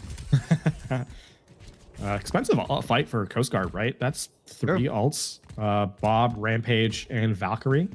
I mean, now you walk back in and you kind of want to just Rampage and Coalesce. Use the Coalescence, right? Yeah. I mean, that's kind of the read if you're Navy here. Okay. Junker Queen's trading blows here. Wow, Rampage just to hit Guidozam and prevent the healing. That's well done. Attack Visor pairs in with the damage, and there's no way Guidozam can survive. The rest of the Coast Guard trying to hunker down behind the rally, and Baby even catching area, stepping a bit too far forward. Does get punished eventually, but trade's still coming through. The Navy have the Meteor members alive, though, so they're able to rotate to the point and at least keep themselves up. A tasty Dynamite lobbed in. A Suzu cleanses a lot of the damage, but a Dynamite for a Suzu, you'll take that trade. Oh, no, Shadow Fathom. Oh, no. Okay, nice shot. Emma at least getting revenge, but with both supports down now, the Navy feels like this will be short-lived. Yeah, it's going to be all about a stall here now. Tito gets 1, but that's basically all they get. Yeah, the Navy forced back to the drawing board. And I mean, they're playing for percentage, but with 10% left on Coast Guard's capture, do you even get a full contest? Do you even get a contest? Can anyone even get to the point to touch? Maybe Shadow Fathom can fade forward onto it. A Kitsune Rush to try and give a little bit more movement. Emma does eventually get there, but everything used to just get to the point. Means it's very difficult to actually stick around once you're there. Tito getting honestly cleaned up by Scotty Knows. That was a solid clip he put into Tito's head to finish off the first map. That puts you, the Coast Guard, one map away in this first to two. In this consolation prize. Coast Guard looking, hyping themselves up as they look to try and make forward progress in this bracket. Well thought map from them, certainly. A lot more presence from the Navy on control here than yesterday. The changes definitely provided a level of progress, but I think a good read overall by the Coast Guard to give themselves one map. Yeah, solid stuff from the Coast Guard on the map number 1. Again, this will be our only first to 2 series today, folks. So one more map and the Coast Guard will get themselves to their next series. They'll get up to that Consolation final, I suppose. Yep. That's what you call it? Yeah, Consolation final. I remembered things. It's a bit tricky for me sometimes. Again, that goldfish brain does hamper that, but we get there. I really like the Coast Guard. Is that like the... Look, I am so unknowledgeable about things. Is that a Coast Guard Gaming specific logo, or is that just a Coast Guard logo? I have to look it up. I like how you asked me. Yeah, I know.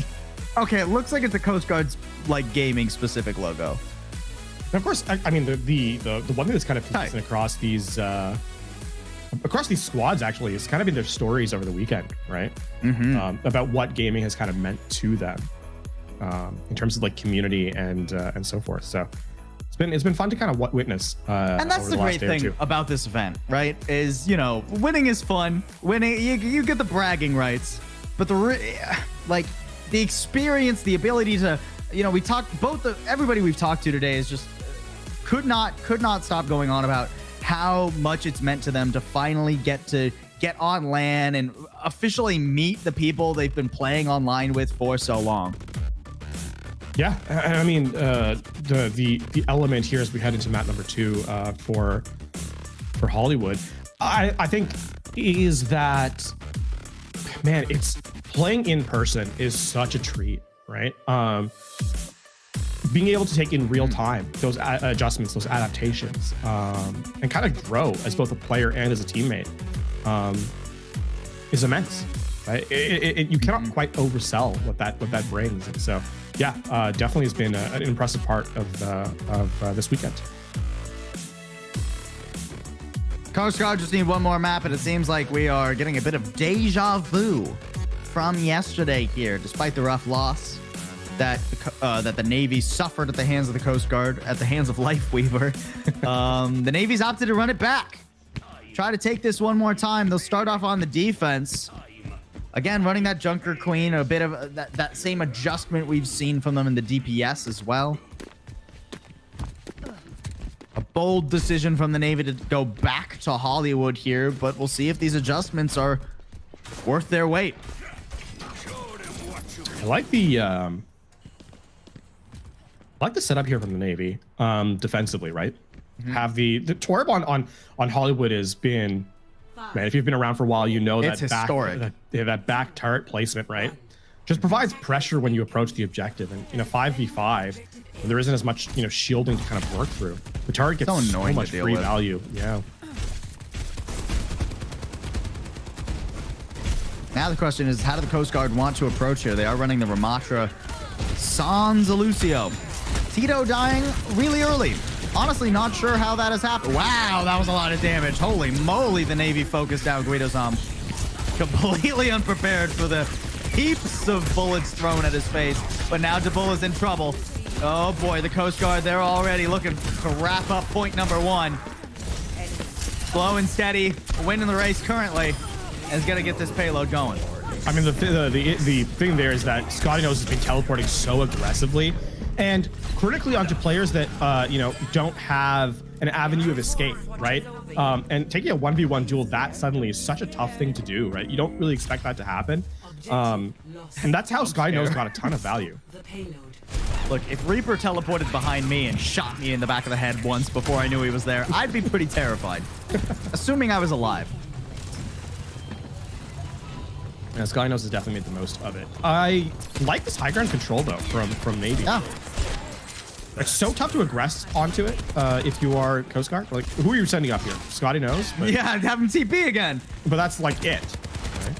Right? The only question is who's going to contest the objective and how effective is that going to be for an individual player to do so. Looks like Debol is going to be the one starting off on that low ground. I mean, Debol has to be the one to step forward eventually. Is just getting overwhelmed by the Nemesis form currently.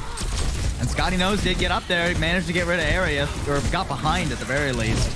Debol trying to turn the tides now that the Nemesis form is gone, but with Shadow Fathom falling, there's less healing available. Emoiwi jumps down to Suzu the tank, but it only lasts so long.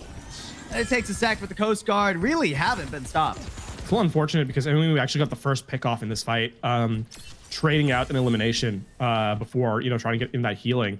Unfortunately, yeah, the Coast Guard has been just a little more cohesive in their approach. And now, I mean, there's not going to even be a contest here for the second point. That's going to be a second cap.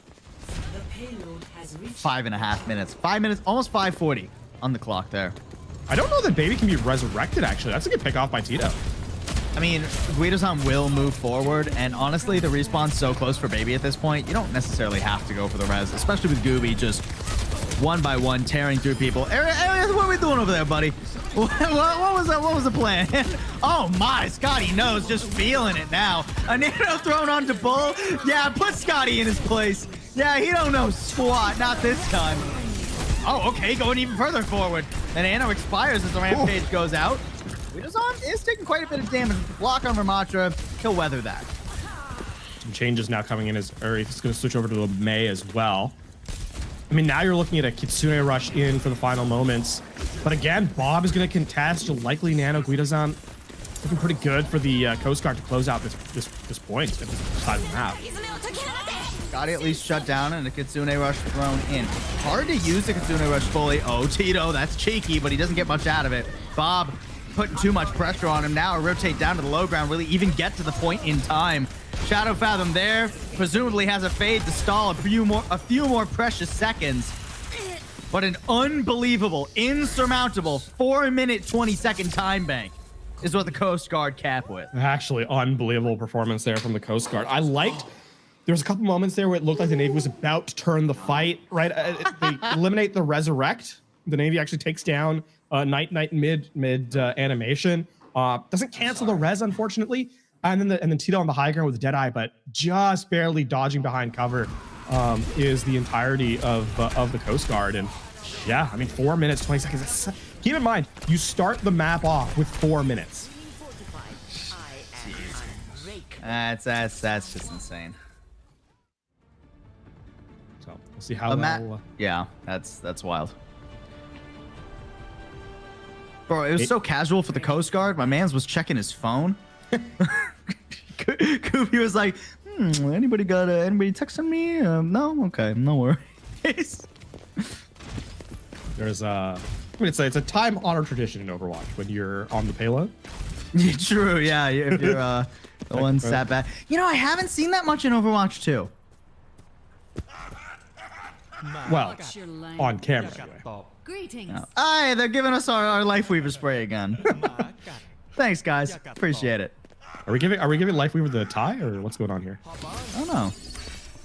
Don't you dare. The thing is, you dare go. The thing is, this is going to disappear. They can't even get over. Yeah, they're just giving it. They're reminding us yesterday. Hey guys, remember when we couldn't do this? Yeah, we still can't. All right, Shadow Fathom on the Ana now.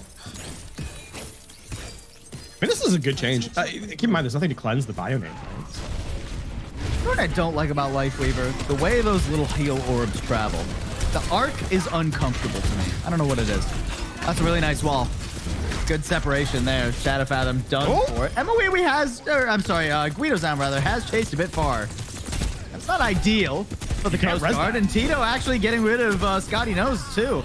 The bull, it feels like the bull shouldn't be dying there. I'm going to be honest. But it all comes out in the wash. This point A is going to get capped pretty quick. Guido-san did get resurrected in that corner. But just going to stay alive. That doesn't feel legal. I mean, Night is just living rent-free here, too. Emoiwi tried so hard to hit him. Look how weak they are.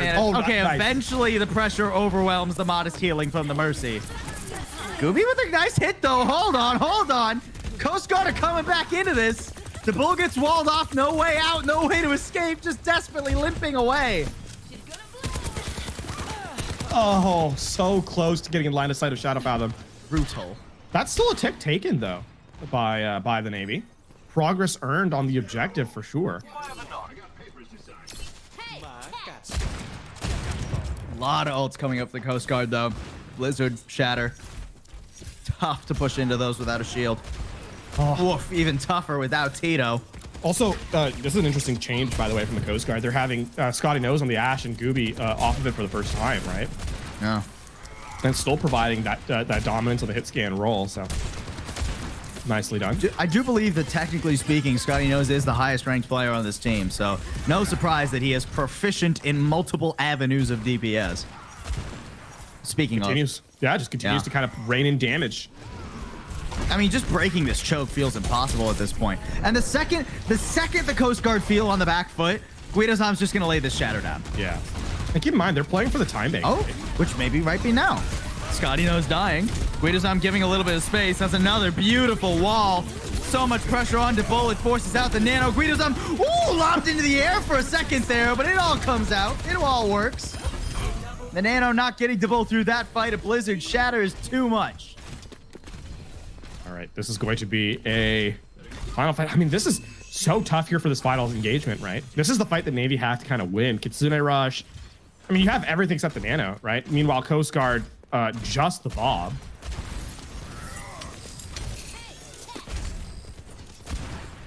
Now we're down to a tough 1 minute remaining. At least quite a few ults for the Navy. No, Ariel, you can't die there. Uh-oh. That just slows down this final fight. It doesn't really change the angle of the fight, right? They're going now. Yeah, I mean, what a life risk. Yeah, truly. Now the Kitsune Rush is out. That'll at least break the choke, but more is going to be needed if the Navy want to take this first point, convert on that tick they got earlier. Hard to fight against the Bob, too, now that the rush is expiring. Tito up top is getting short-range bopped by Scotty Nose. Yeah, baby, yeah, that's not an adequate place to hide from the tac visor. Behind the shield would have been better, as the rest of the Coast Guard finds out. Scotty Nose just disengaging, too. Gets down to the low ground. Is he healing? Yes, and even takes the TP out to safety. Ooh, a Shatter? I think it was actually cleansed by Emoiwi, but hey, is it going to be enough? Guidosam falls, and there's a chance for the Navy now. Tito with the Deadeye getting rid of the supports, and suddenly things looking much better. A Photon Barrier thrown in. No way Gooby gets this done. Baby and Gooby, that's all it's on right now. They need to touch. Get down there. Are they going to touch? They're not even going to try. They'll let the Navy get 1 point.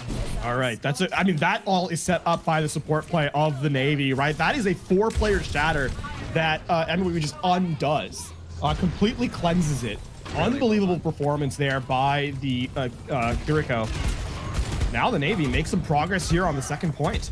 And even worse, Coast Guard invested everything to try and hold on to that too, whereas the Navy, they're coming up to their next rotation. Coalescence is already up. Rampage is on the horizon here. So that cleanse from Emoiwi, just phenomenal. The problem is you still do have to try and find a way to dislodge Scotty from the high ground, and it's even harder now than it was before. And with the Mercy in the back pocket, a 2-shot combo is absolutely well within that conversation, right? Yeah. Here comes the Reckoning on the low ground. Does hit 3. The follow-up is difficult, though, when Scotty Nose is picking apart your back line. Oh, Emoiwi and Shadow Fathom didn't stand a chance. That means the Navy is not long for this world. That is, of course, I mean, you talked about that rotation of ultimates kind of coming through. The Coast Guard off that one are going to reset their economy. Little fun trade there between Tito and Night Night as they take each other out. But ultimately, a sort of moment in time in that one, because the Navy, I mean, you've got a Kitsune Rush, a Tactical Elizer. That is a tremendous amount of damage to put in the forward run. But you only have 60 seconds left, rather.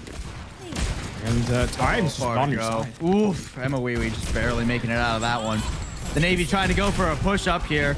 Bob throwing it a little bit earlier. Coach Gun takes the ball off the high ground, though, and Gooby's going to town, meanwhile, on the players who didn't get up top.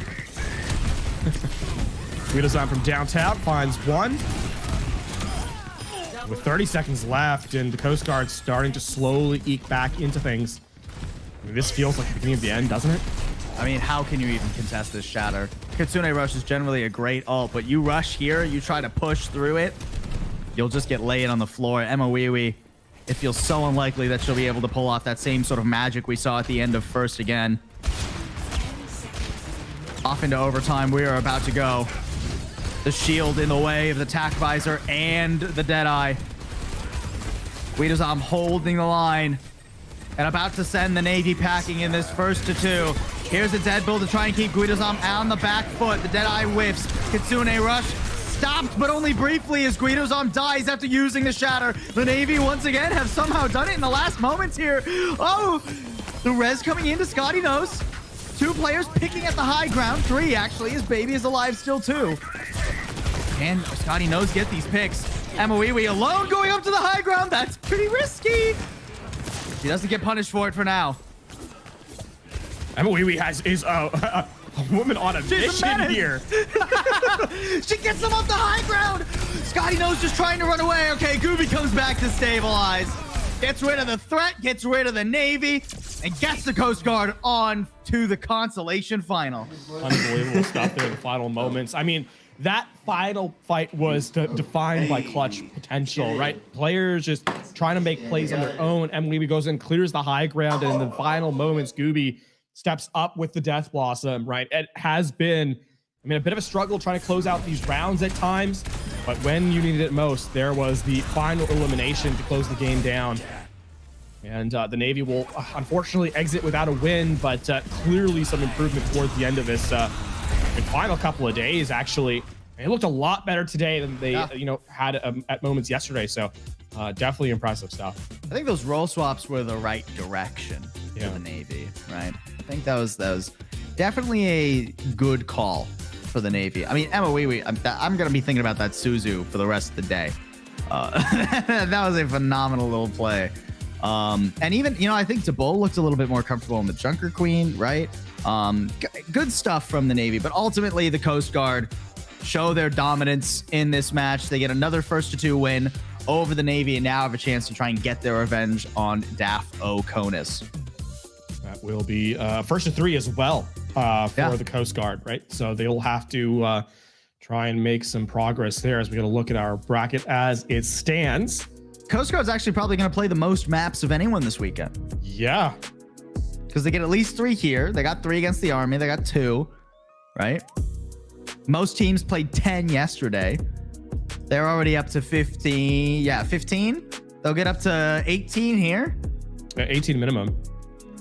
I guess DAF Conus is like the other team that maybe, because they were at 11 yesterday because their game against the Army, and then they'd have 4 today already, so they're at 15. Okay, so actually DAF Conus and the Coast Guard both have a chance to play the most maps this weekend. Well, depending on how their performances in their respective final games goes, right? As it stands, though, your final 4 here in the finals, right, is Army and DAF Conus, and of course, DAF Oconus and the Coast Guard challenging for that 3rd place position. And we are, folks, going to have an interview with someone from the Coast Guard. We'll be pulling them in just a second here. It is going to be Scotty Knows. Lieutenant Kenny is going to be joining us in just a minute here. And I think Scott, was impressive yesterday, certainly, right? Today against the Navy, it was just on another level. Regardless of the picks, it's been cool to see Scotty Knows flexibility as well. Like, we saw the Ash come out from him today. Yep. The Tracer all weekend long has honestly been pretty impressive. Solid stuff here. And also the Reaper in the final moments of this attacking half. Keep in mind that when you're running a pocket composition, meaning you're running a Mercy into a DPS, you have to trust the DPS to actually be able to kind of accomplish their job. So a lot of trust and well rewarded based on the performance today. Yeah, absolutely. And if I'm not mistaken, we now have him on the line. Lieutenant Kenny, welcome to the stream. Thank you so much for joining us, and congrats on your win against the Navy. Yeah, thank you. Thank you for having me. Alrighty. I mean, let's just dive right in. You're having a busy day today, right? A lot of games already. Fresh off the loss in the upper bracket, come back into this one before moving to the consolation bracket. What's it like playing that many games in a day? Obviously, you had the round robin yesterday, but now in an elimination situation, what has kind of been that opportunity been like? Yeah, it's definitely been an experience, a lot more fatiguing than some of the other games. You know, a lot of us play like regularly. We can play for a couple, hours at a time, maybe get a session. Even grinding on the ladder is one thing, but when you get into a tournament setting, that extra fatigue starts to wear on you. So we've definitely been trying to keep our head in the game and keep going. Yeah, sure. I mean, but it's got to be cool to be on land, right? Oh, definitely. Maybe extra fatiguing to be on land for a tournament like this. But how's the Boeing Center been treating you guys? How are you guys enjoying the experience? Oh, it's great. This is definitely one of the best experiences we've had. So we definitely look forward to playing here. I know a couple of us have been sticking around trying to get just extra time in the center because it's just an experience you don't always get. So that's true. We enjoyed it. Yeah, let's kind of dial in on that, actually, talking about just the experience specifically, because going from, I mean, ladder's one thing, just playing casually is another thing entirely. Coming in and now competing on a team, right? You get a chance to restructure if things go wrong, get a sense of, your approach, maybe take a look at your opponents. What has kind of been your team's approach in that sort of situation, playing competitively on stage, on location? Right. Yeah, I think one of the big things for us is just trying to figure out, because we have a 5-stack for once, playing together, trying to figure out where our strengths and weaknesses are as a team, something that we can kind of cover for each other. A lot of us have overlapping roles when we play solo queue, so having that team mentality, trying to figure out what comps work best for us and who we can flex around, who has that ability to go to a less of a comfort pick and more something that fits the team comp is just a different strategy altogether. Sure. So it sounds like you guys are relatively new then to playing together as a team of 5. Yeah. When did you guys first get the chance to sort of sit down as a full team? We had a few weeks before this tournament. We had an in-house, but all of us are spread out across the U.S. So we haven't had a lot of time to play since then. So really, this this past weekend has been the time for us to grind. We had a day or two before the tournament to really get together and play as a 5-stack and learn what comps work for us best. But it's definitely been a scramble. So I mean that's actually really impressive to see that level of growth in such a short period of time, right? Like it's we talk about teams and we talk about like months and years in terms of practice, but to do that over a couple of days is absolutely crazy. Let's take a look. Let's take a like sort of a bigger picture look though for a second here. What has kind of been, we talked about the in-game stuff, but what has been, around your teammates in sort of a general sense been like?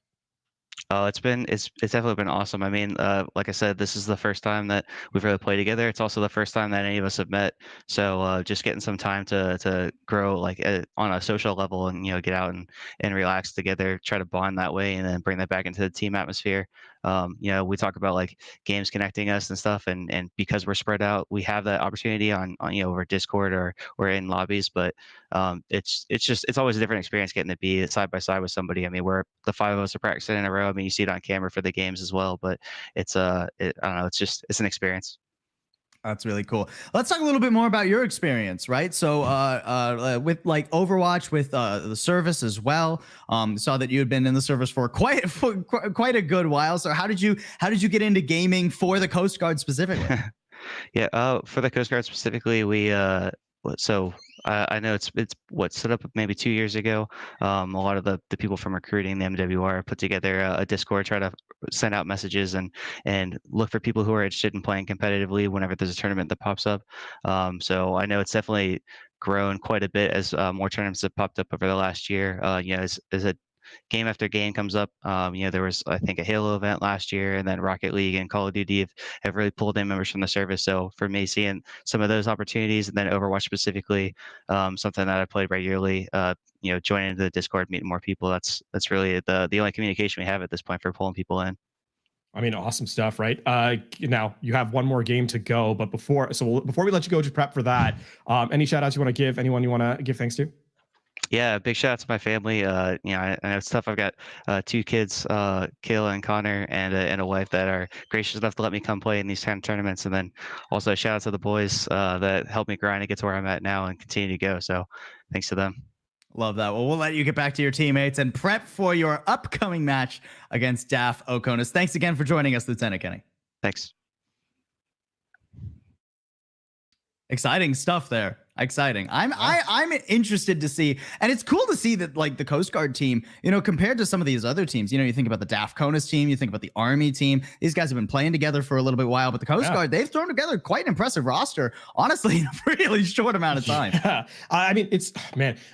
You and I, you know, we've talked about teams for a very, very long time, and kind of the preparation that is required, the practice that's required, and we're talking about like. When we say months or years, we're not joking. It takes a very, very long time to get a competitive roster. To be able to do that in a fraction of the time, a couple of days, and still perform as they did, it's truly, truly impressive. And I'm excited to see how they perform in this Consolation match.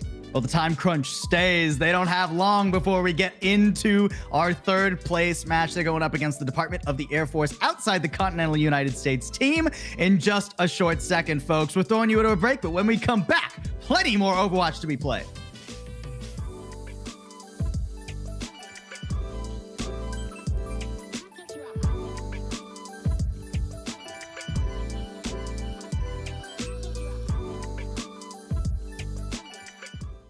It's definitely good to have inter-branch like camaraderie, like getting to know other branches and other people from other branches and see what they do on a day-to-day basis and how that varies completely from what I do for day-to-day, let alone Army or, you know, Air Force, how we have very, very different jobs, very different backgrounds, but we're all in the, you know, same military service, and it's crazy to see how much that can vary. Kind of give you an appreciation for what they do and for what you do. And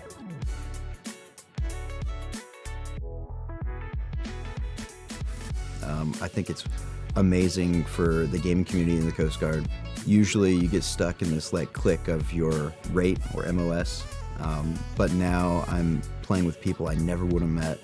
Meeting these people, it kind of brings this community of gamers together. It's really nice.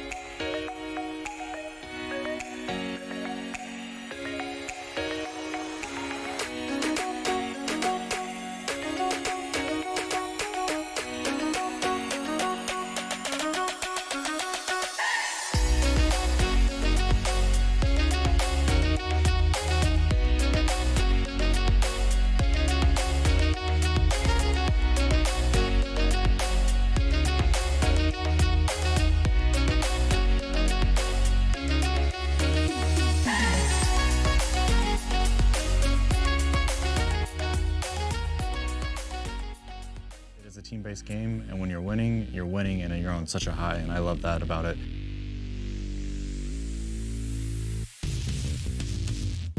I never met any of these guys when I first started playing. The communication from then to now and the camaraderie, it's just like so much different from just being within my own work section or with my own group of friends and stuff like that. Ever since I joined the league, I would definitely say that the league has taught me a lot of things. I have teammates that I've never played before. How do I interact with them? How do I get the best out of them? How do they get the best out of me? Guys, I know this is your strengths. Here's my strengths. Here's your weaknesses. Here's our weaknesses. When you're losing, you still have to stay positive, but it's okay because if you have good teammates, they'll keep the spirits high, and that's what's important to us. Overall, the team looks pretty good, I would say. We picked up pretty well and picked up how fast we can communicate and work well within a matter of 2 days that some teams take maybe a year or two to do. Yeah, normally you just play with people and you just see their name, you don't see any face, so it's really cool to be able to meet my teammates and get to know them really well. I think we're really good at a brawl style comp. The more we keep it simple, the better it goes, the better we can execute, and I think that's what we really excel at, is keeping it simple, going for the pushes, and working together. If there was like one character I used to play a lot, was Doom. So Doom now is pretty fun for me, and sometimes Ramatra. Ash, she for sure is my favorite of the heroes. Do something. Oh, #1, Kiriko. Funnest character in the game. Sneaking up, getting a pick, throwing 2 kunais, disappearing on them.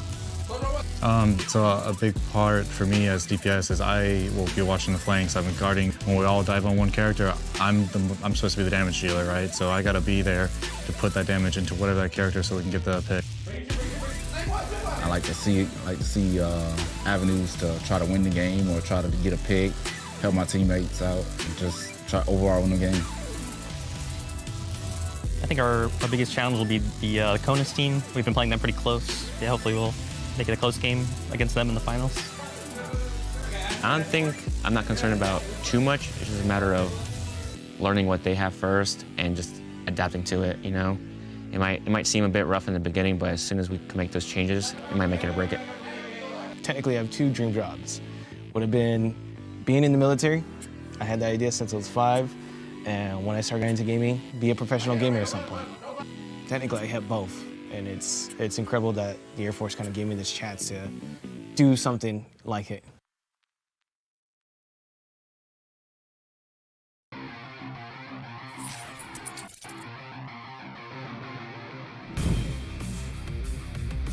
One of the biggest things I've noticed is kind of connections you make with people and organizations or charity, whether it's friendly connections, whether it's business connections or career connections.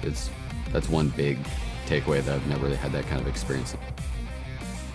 My teammate Gooby was the one that was trying to find people, and so he grabbed me, asked me to play, because I actually got Gooby and Night into Overwatch a long time ago. So.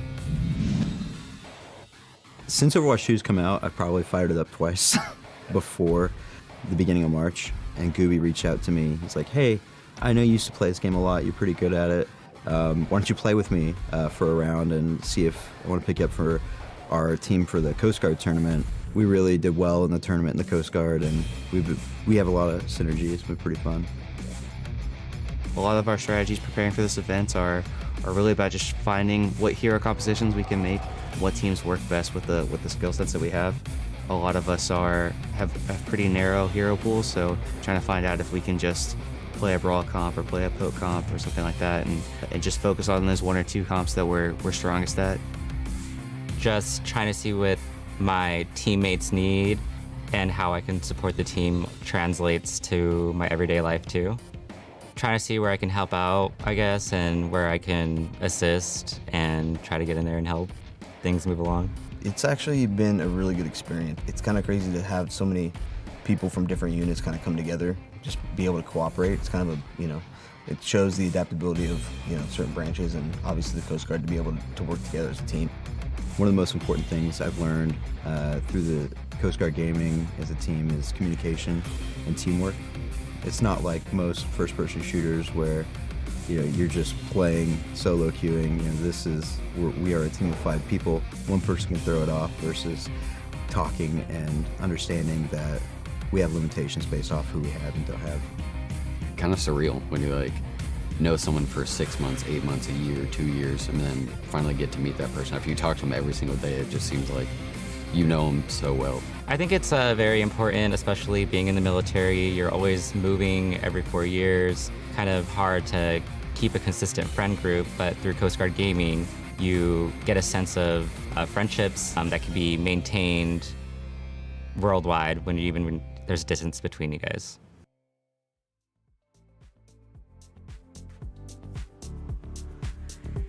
Coast Guard and the Department of the Air Force, OCONUS, will have one more chance to try and make their mark here at the DAF Esports Invitational for 2023 Overwatch. Welcome back again, folks. It's myself, Possible, and LaFon taking you through this match. We're going into the Consolation final.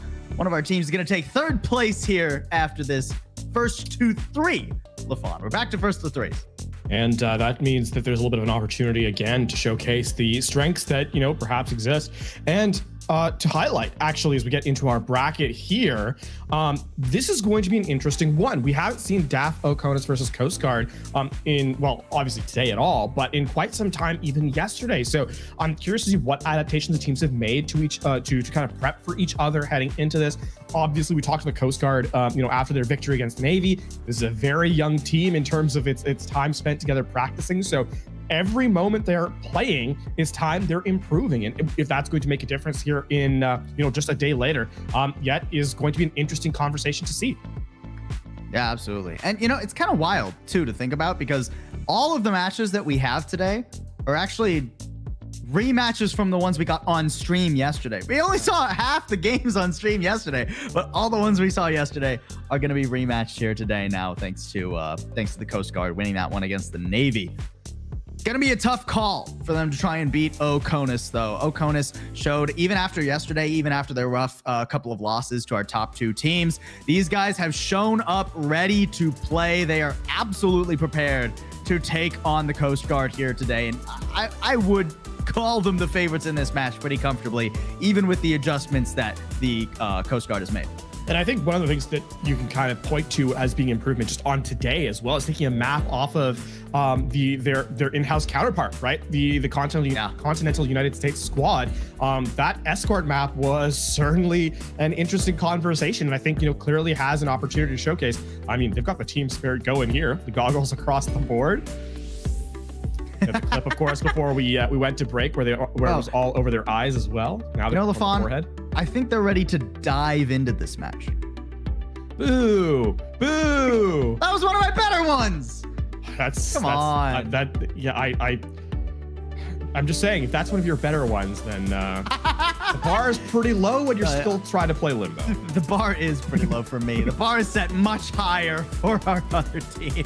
Let's take a look at the Coast Guard here. They are coming hot off a win against the Navy, of course. It's been pretty up and down for the Coast Guard, though, right? Outside of their 2-0 victories versus the Navy, they've struggled to scratch the upper echelon of the teams we've had here at the DAF Esports Invitational.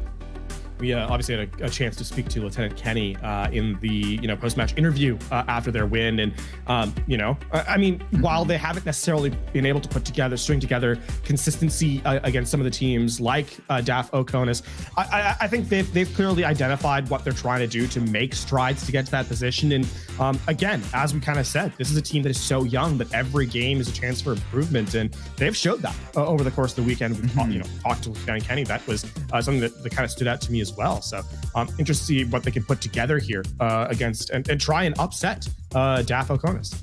You ready for a really bad pun? No, but do it anyway. See, the key for the Coast Guard in this match is to just not feel like a fish out of water. That's a really bad pun, but it works on two levels because the Coast Guard and the goggles. We're going to Ilios. There's no water readily available on this map, though. So they're going to have to just rough it and make some sort of headway on control. I'm interested to see how the Coast Guard open up compositionally here, right? Because it has been comparatively to our top teams, our top two, like CONUS and Army. Both these teams, honestly, have been a little bit more fluid in the compositions. OCONUS, admittedly, trying to pivot Blackhawk toward those comfort tanks, right? But we have seen some variety. And I think that's one of the interesting things, right? When you have that variety, it's something that you can throw to your opponent that's perhaps not expected, right? That's one of the things, like, we talk about meta a ton, you know, in sort of the competitive sphere, because that ends up being the strongest selection.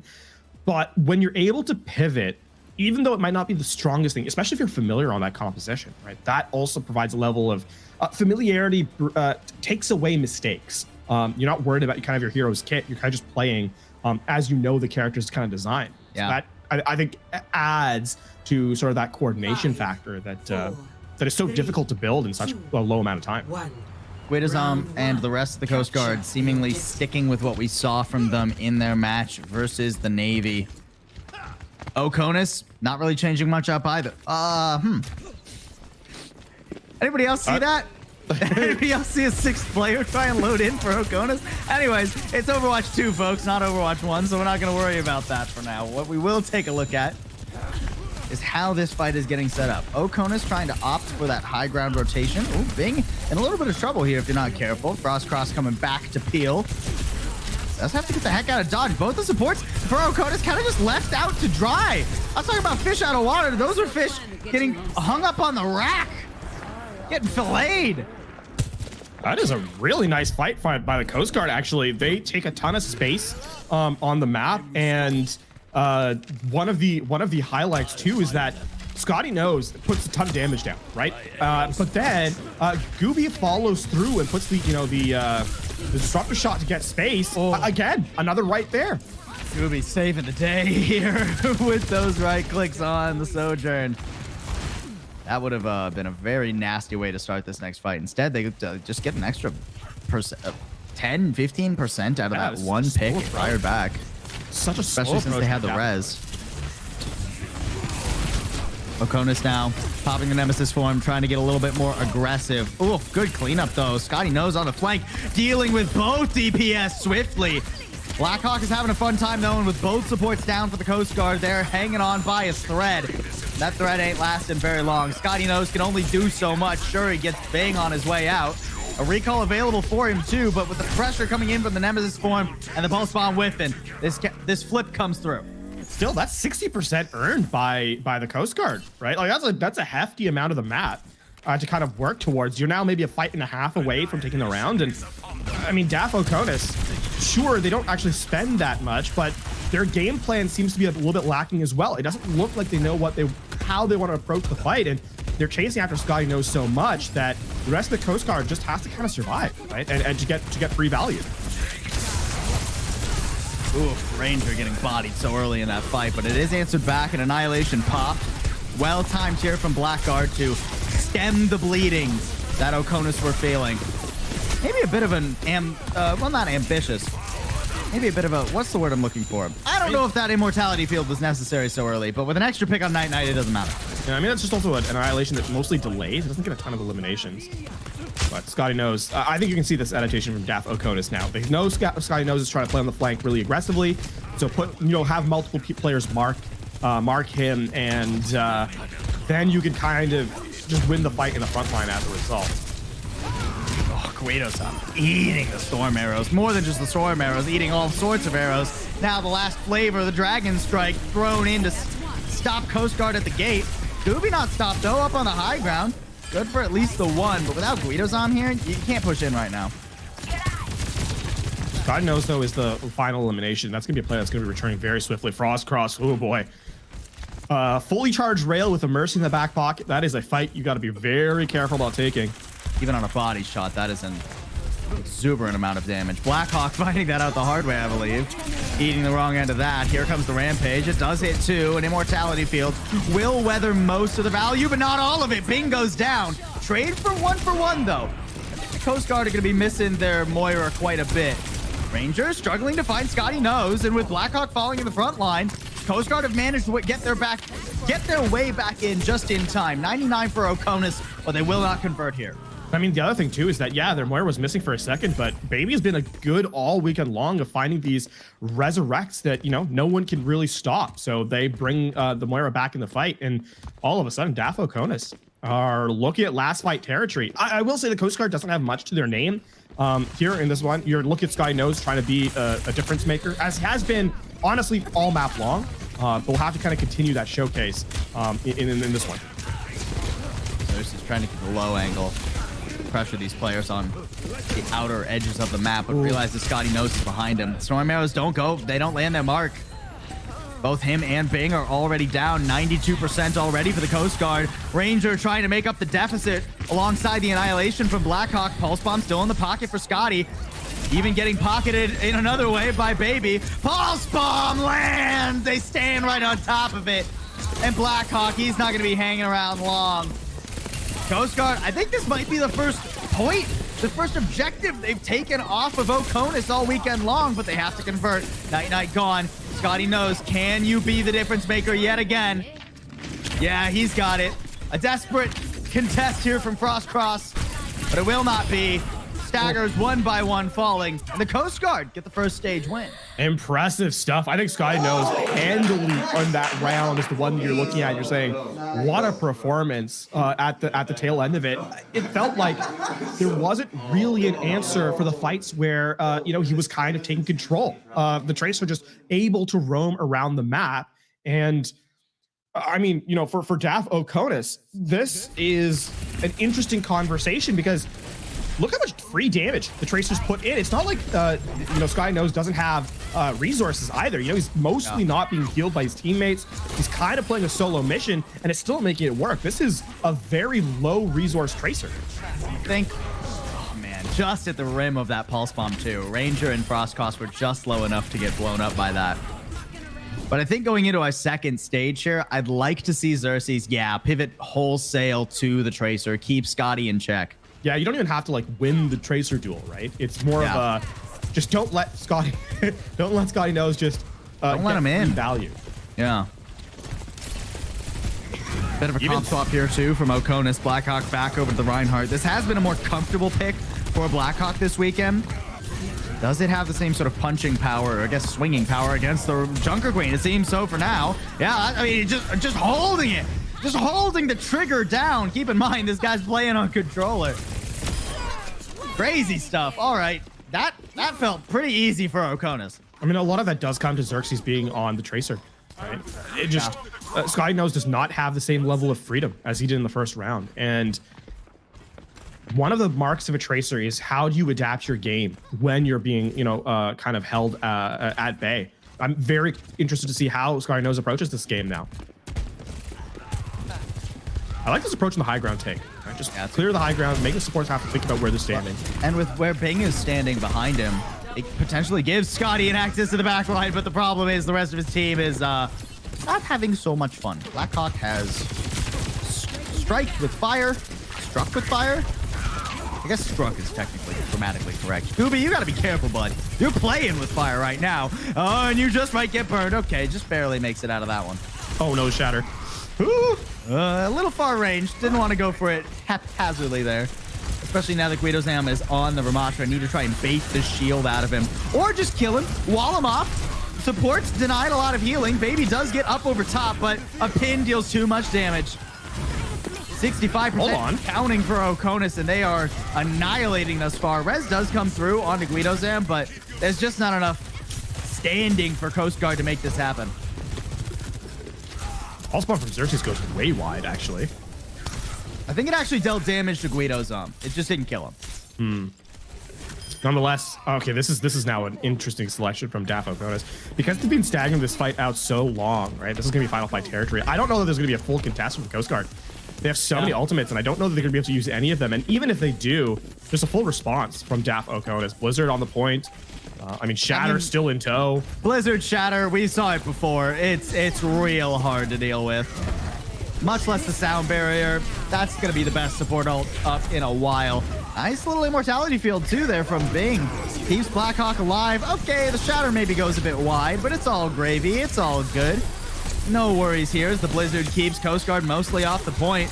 Guido Zam will limp onto the objective to stall out overtime, but a wild range of a difference between round 1 and 2. Round 1 was close, 99 to 100. This one, Oconus sweep.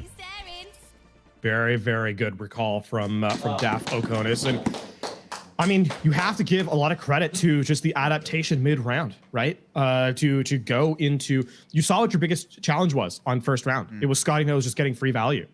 So what do? Find a way to, keep him in check. And that really did come down to Xerxes, just marking that Tracer 1-to-1 and allowing Blackhawk to be the center of attention. A phenomenal round to answer back by Oasis, and it spells a lot of good things for their future in this series, considering this rush to rush head. Unfortunately, we do head to the third round of Ilios, the third sub-map, which is well. Do we really want to play these rush styles on well? Seems like one team yes, one team no. We're going back to the Orisa here for the Coast Guard. Yeah, this Coast Guard composition is, I mean, it kind of transcends a couple of styles, right? It's not any one thing. If I had to say like a rush, like a brawl poke hybrid. Yeah, don't even try. It's comfort. That's what it is. Fun. Guido's is just trying to get some knocks into the pit with that javelin spin. It's not meant to be this fight though. Oh no! Scotty Knows just gets clocked in the back of the head. Gooby picked up on the flank too. Little spray. I think that was like the Air Force Tracer spray too. Yeah. That's well selected there by Xerxes. Oh, now we get into the spawn cap selection of the map. Boy. Oh boy. All right. I mean, Gooby has rocked over onto the Pharah, so that makes Oasis think twice about stepping up to spawn for too long. Yeah, I do like this Pharah selection, especially with the Mercy back pocket pick. There's no hit scan here, right? So, and there's not really a ton of mitigation for these rockets. Oh, okay, this is ambitious, Ranger. What do you think you're gonna accomplish here, buddy? That's a pocketed Pharah. Yeah, you're not getting squat. A javelin through the head is all you're gonna accomplish. Xerxes is coming back on the soldier. If Blackhawk can survive long enough, there will be anti-air support. But with Bing falling, that if becomes a pretty big if. Cross doing circles, laps in the center of the well, but doesn't really get much done. 48% is when the flip comes through. Well-timed adaptation by the Coast Guard, right, to go to this. And I think this composition actually makes a ton of sense now, right? The Orisa no longer operates without, support. The Orisa's job is just to stand on point and kind of soak damage with her rotation cooldown and allow Gooby to get into position with the Mercy in the back pocket and just deal damage. Barrage on line 2 for Gooby. Oh, well, and thrown out really early. Xerxes not allowed to play the game.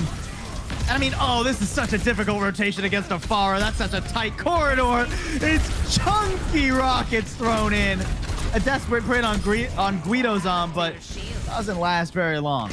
Yeah, and I mean, like, you have to make some very real changes if you're DAF Oasis, right? The thing is, it took them a full round to do that, to adapt to what Scotty Knows was doing on the first point. Now, seemingly the same sort of situation here on the second stage. And with all the attention that's going to be paid to Gooby in the air, Scotty Knows is going to filter into the backline. And here's where Death Blossom can be devastating, especially if the Terror Surge is coupled with it to draw everyone into close quarters. Ranger going to have a more difficult time trying to find that same sort of value. There's fewer people standing on the ground that don't have defensive cooldowns like a Fade. There's the Death Blossom just trying to tear away at Guido's M. It cost Ranger his life. Into the pit. All right. Blackhawk says, don't worry, guys. I'll get rid of the Orisa. But now there's no Ryan to contest the objective for Oasis to go for the flip back. Scotty Knows does fall, and a brief window of opportunity here is given to Oasis, especially with Attack Visor stepping up to contest is very difficult. Knight's not going to be able to do it for long. Gooby hanging around. He has the phone in the side, but the flip comes through. And this is where the changes come in for DAF Oasis. They're trying to just use ultimates, I guess, and now it's double hit scan from Ranger 16 and Xerxes. But still, Gooby, I mean, it's all about just getting a pick. And if you can stay alive while that happens, you can snowball into this barrage, right? This is not a foregone conclusion for DAF Oasis, despite having that double hit scan. Double hit scan and the Zarya too, so Blackhawk should be getting a lot of charge. Ooh. Ranger 16. Yeah, that was nearly Ranger dead and dusted. Now here comes Gooby. Here comes Gooby. They've hardly spotted him. Oh, but they get there just in time. The shots land, and Ranger alleviates that potential barrage from being an issue. Sound barrier online in the back pocket. Ooh, a little late to save Ranger 16. So now Oasis, they got to push forward and get more eliminations with it. Struggling to isolate any one member, though. Coast Guard get out of there with their defensive cooldowns. Now Scotty getting into the back line too. Yeah, point blank pulse. Yeah, that's gonna make it hard. Pulse rifle, I should say. The Helix rockets coming in, dealing the damage there. Gooey back on his signature Ash. Can he get to a position where it's helpful though? It's starting to get pretty dicey for the Coast Guard, and if they lose this fight, the map will be done. Bing putting in the work, and an Amp Matrix makes this oh so difficult for the enemy. I mean, it feels like just a matter of time. Baby can't even stay in the proper position to stick around and heal. He's getting completely zoned out by Xerxes. And that'll be that. Oconus take map 1. A close third round, though. A very close third round from the Coast Guard. And, I mean, one of the things that, we mentioned coming into this game is how does the Coast Guard continue to evolve as a squad, right? How do they continue to build on it? And already we're seeing that, in real time, to have those changes, have those adaptations play to their strengths. And I mean, a very competitive round, despite the DAF Oconus just barely eking it over the line. Honestly, I'm shocked Oconus can concentrate with the way those goggles must be cutting off circulation to the brain. I don't know if you've ever worn those style of goggles, LaFon. They are, in my opinion, extremely uncomfortable. Yeah. The dollar store goggles. Yeah, it's tough. Alrighty. I mean, still very impressive stuff, right? Oh, yeah. Now we head to hybrid, and a reminder to our audience, this is a 1st to 3. So yes. At the very minimum, we will get the escort part of this selection played out. We do have a sub coming in as well. Frostcross, as we've seen a couple times for Oconus this weekend, once or twice at the very least, playing the first map. So Frostcross now will be subbing out. Heroes coming back in. Heroes generally playing a little bit more, a little bit typical, right? For Oconus. Right. Well, the reason why is because you're running the double flex support a lot of the time when with these two. Frostcross has been in for the Lucio mostly. And Heroes, while Heroes has played the Lucio, it's been out of necessity more than an early selection, a deliberate selection. I mean, you guys have seen the wonderful video interview content that our production team has put together. Played a lot this weekend. Heroes himself, I believe, says Kiriko. That's the name of the game, right? So as we move on to a slower type of map, right? As we move on to hybrid and into escort, right? Where you don't absolutely need the Lucio and you can play like double flex support. Makes sense that Heroes is coming back in. We go to King's Row for map number 2. And this is a kind of a must win, actually, for the Coast Guard, right? Just based on kind of map history. Escort has been, I mean, the thing is, when we've seen DAF Oconus on Escort, they look really good. Mm-hmm. Certainly playing a style that is all their own, but nonetheless, style that's all your own sometimes is more difficult to play against than the tried and true. So even taking a map off one of our grand finalists on Escort. So you kind of want to take hybrid so you can force a 4th map where arguably you have another attempt to kind of give Scotty Knows that freedom to operate. But yeah, this has been an interesting selection from the Coast Guard. We haven't seen much of King's Row this weekend either. It's been mostly full holds when we've been here. So the Coast Guard, they're gonna have to try and break that mantra, break that status quo. We've gotten a lot on King's Row this weekend. I'm interested to see what they roll out with here.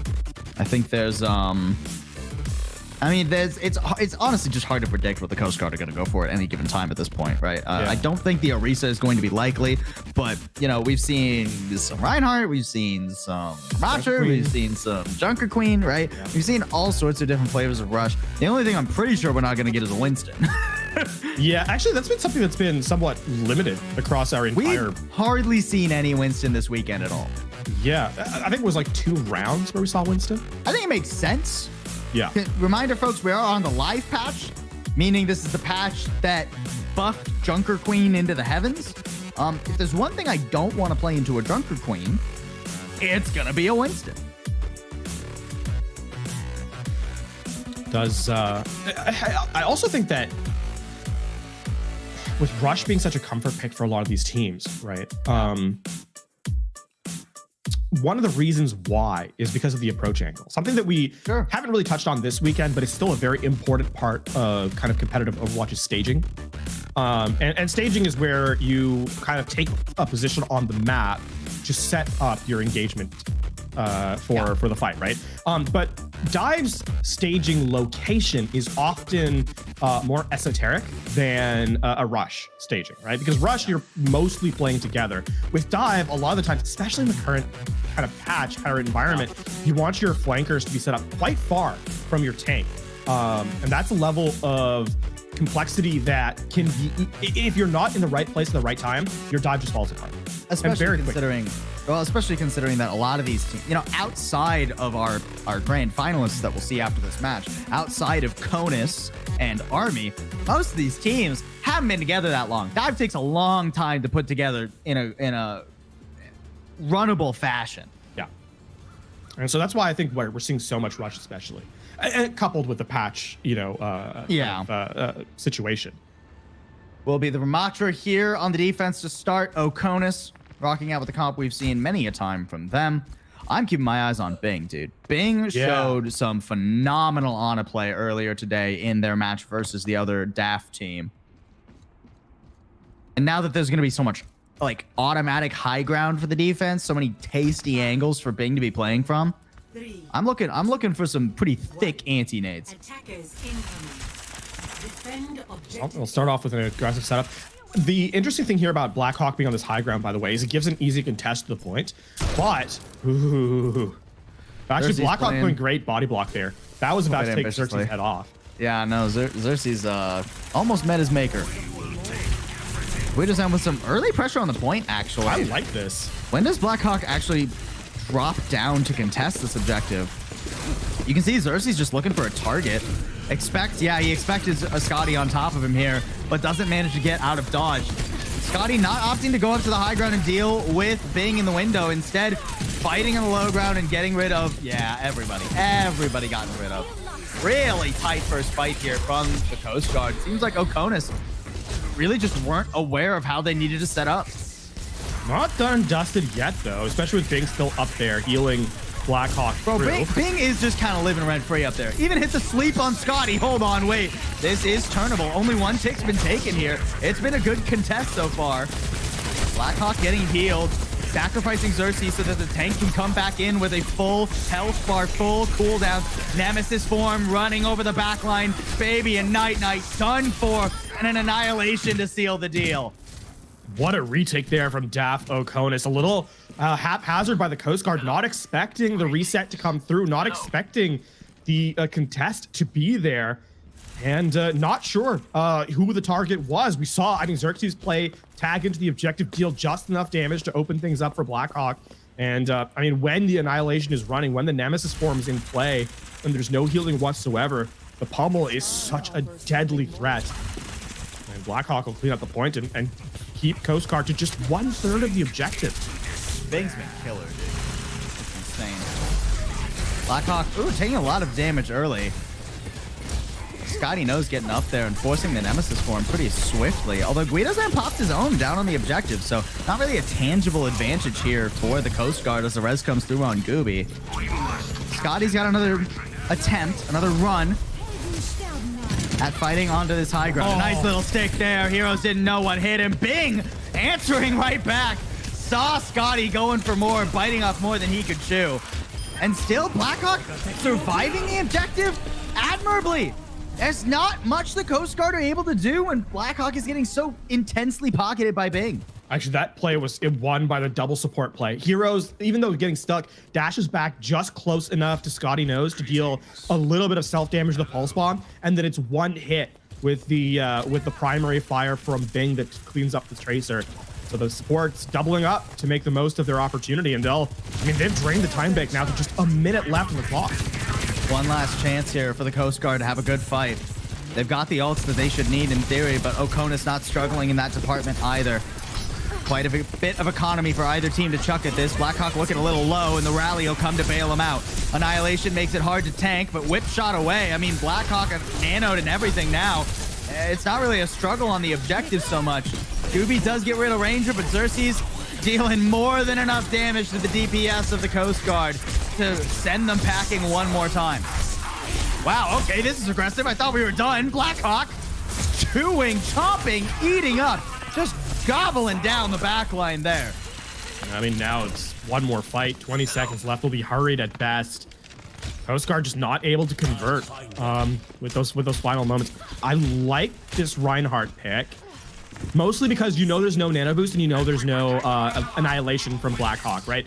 So you don't have to worry about kind of cycling shield to force out that ultimate. Now you can just kind of swing on Blackhawk. Guido's on with a desperate last swap over to the Reinhardt, but he is getting bullied, and so is Scotty Knows.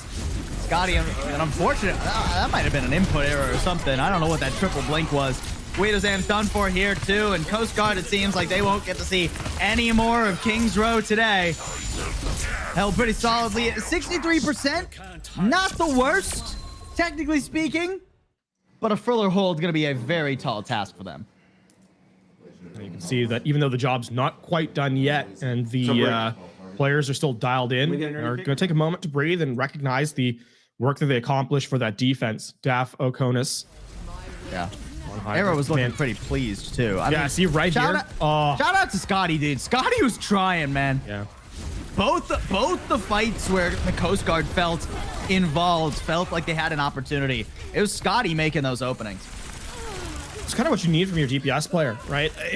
But it's one thing to like know that's your job, and another thing entirely to be able to do it. Again, it's so hard against when you're running a DPS character to assail that high ground. There's so many pathways you got to cross, especially so many solo. angles you get shot at. Yeah, and then the supports. It's not like supports are defenseless, right?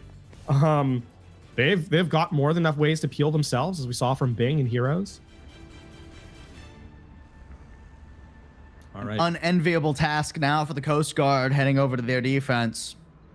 They have to try and pull off the first fuller hold of this weekend. Most of the time on Hybrid, when we've seen a full hold, it's been pretty quick. It's been generally the first attack that the team that accomplished the full hold manages to convert the map into. Ranger and Xerxes starting off on some snipers here. We'll see if they're gifted any picks, but the Coast Guard playing mostly out of line of sight there. Yeah, it's just Guido's who can afford to chunk some damage, give some alt charge to his healers if need be. Yeah. This is cheeky. Scotty gets spotted. Uh-oh. Get out of there. Get him out of there. Okay, he's fine. I like that he doesn't use the Brave Form though. Oh. This is good discipline from Scotty Knows to not over aggress into and not force the defensive cooldown, right? Because that's going to be necessary for when you're going to kind of duel Blackhawk in close. If you use the Wraith form there's a very high chance of you just getting sped on with heroes on the Lucio, right? Yeah. Well, it was almost, I was about to say a tight rotation here, but Coast Guard actually struggling a little bit. See, now that Wraith form, very useful for Scotty to get out of that one and try to regroup, but he doesn't get all the way out of dodge. Could be at least good for one. And Guido's on with the Nemesis form, hanging on to life best he can. The res on a Scotty, but oh no, it's all falling to pieces. Coast Guard, they get a little bit too ambitious. They try to punish the rotation from Oasis, and now they're scattered to the winds. This is going to be the first tick taken. Remember, 63% is what's earned. Yeah, I mean, just limping to the point, desperately trying to stop the inevitable. But the Coast Guard firmly sent, hacking on King's Row. Their tenure in London will not be long lasting, and Oasis are up to match point. And they now head to the game mode that I think they've looked the most cohesive on all weekend long, right? This has been where I think this has been the best that Oasis has looked has been on Escort. And so the going does not get easier for the Coast Guard. They have to take away a map from their opponent, an opponent's strength on, their last chance, right? This is now match point. So any loss from here on out, and it solidifies the series. We'll see what the Coast Guard are able to accomplish as we move into that final map type. And this is a struggle for the Coast Guard here, because you're going into one of the map types that Oasis, admittedly in the sample size we've seen of one, have looked rather strong on. And this is the first time the Coast Guard are playing Escort all weekend. So where do we go? What is the plan? What is the style you wish to try and switch things to? We've seen Scotty show up on some hit scans, right? Yeah. It wouldn't be out of the realm of possibility to try and get him onto a Widowmaker, right? We saw his Ashe was very good earlier, right? I mean, Gooby on the Pharah as well, right? Looked pretty strong. And then in isolated moments on the Ashe, not bad either. Pharah doesn't seem very likely as we head over to Junkertown. Yeah, I wouldn't be surprised if we see like that Sojourn Tracer duo. Sojourn Tracer certainly a possibility. I was actually kind of thinking, you brought up the Ashe for Gooby. I was thinking maybe just Ashe and Widowmaker for Scotty, right? Yeah. The real question is what does the tank situation look like here for either team, right? We've yet to see either team even consider a Sigma. Even when Oconus were on Escort earlier today, they weren't bothering with the Sigma. They'd rather play the Roadhog than try to bring out the Sigma, which is usually standard for Junkertown. All right. I love the Junkertown music. I mean, I love most of the music in this game is really good, but the Junkertown music is just very fun. I like that it says takeaway on that sign now. Some old lore. It used to say takeout at one point in time, but then got changed because Australians don't say takeout, they say takeaway. Oh, I did not know that. That's a very, very long time ago, though. Oh, that's got to be like, well, I guess not a new change, but the Queen thing, that's got to be. I think probably wasn't always there. New. Yeah, I don't think the that was sign always probably isn't, but the picture is. Yeah. Of course, the Queen's Throne, the end of Junkertown. It's interesting though that like that's where the, it's not necessarily the nicest throne you've ever seen. I haven't really seen very many thrones. I'll be honest with you. So, I guess either team, it seems, really opting into the Sigma as kind of we expected, but unexpected. Close hold. Somewhat here from Oconus.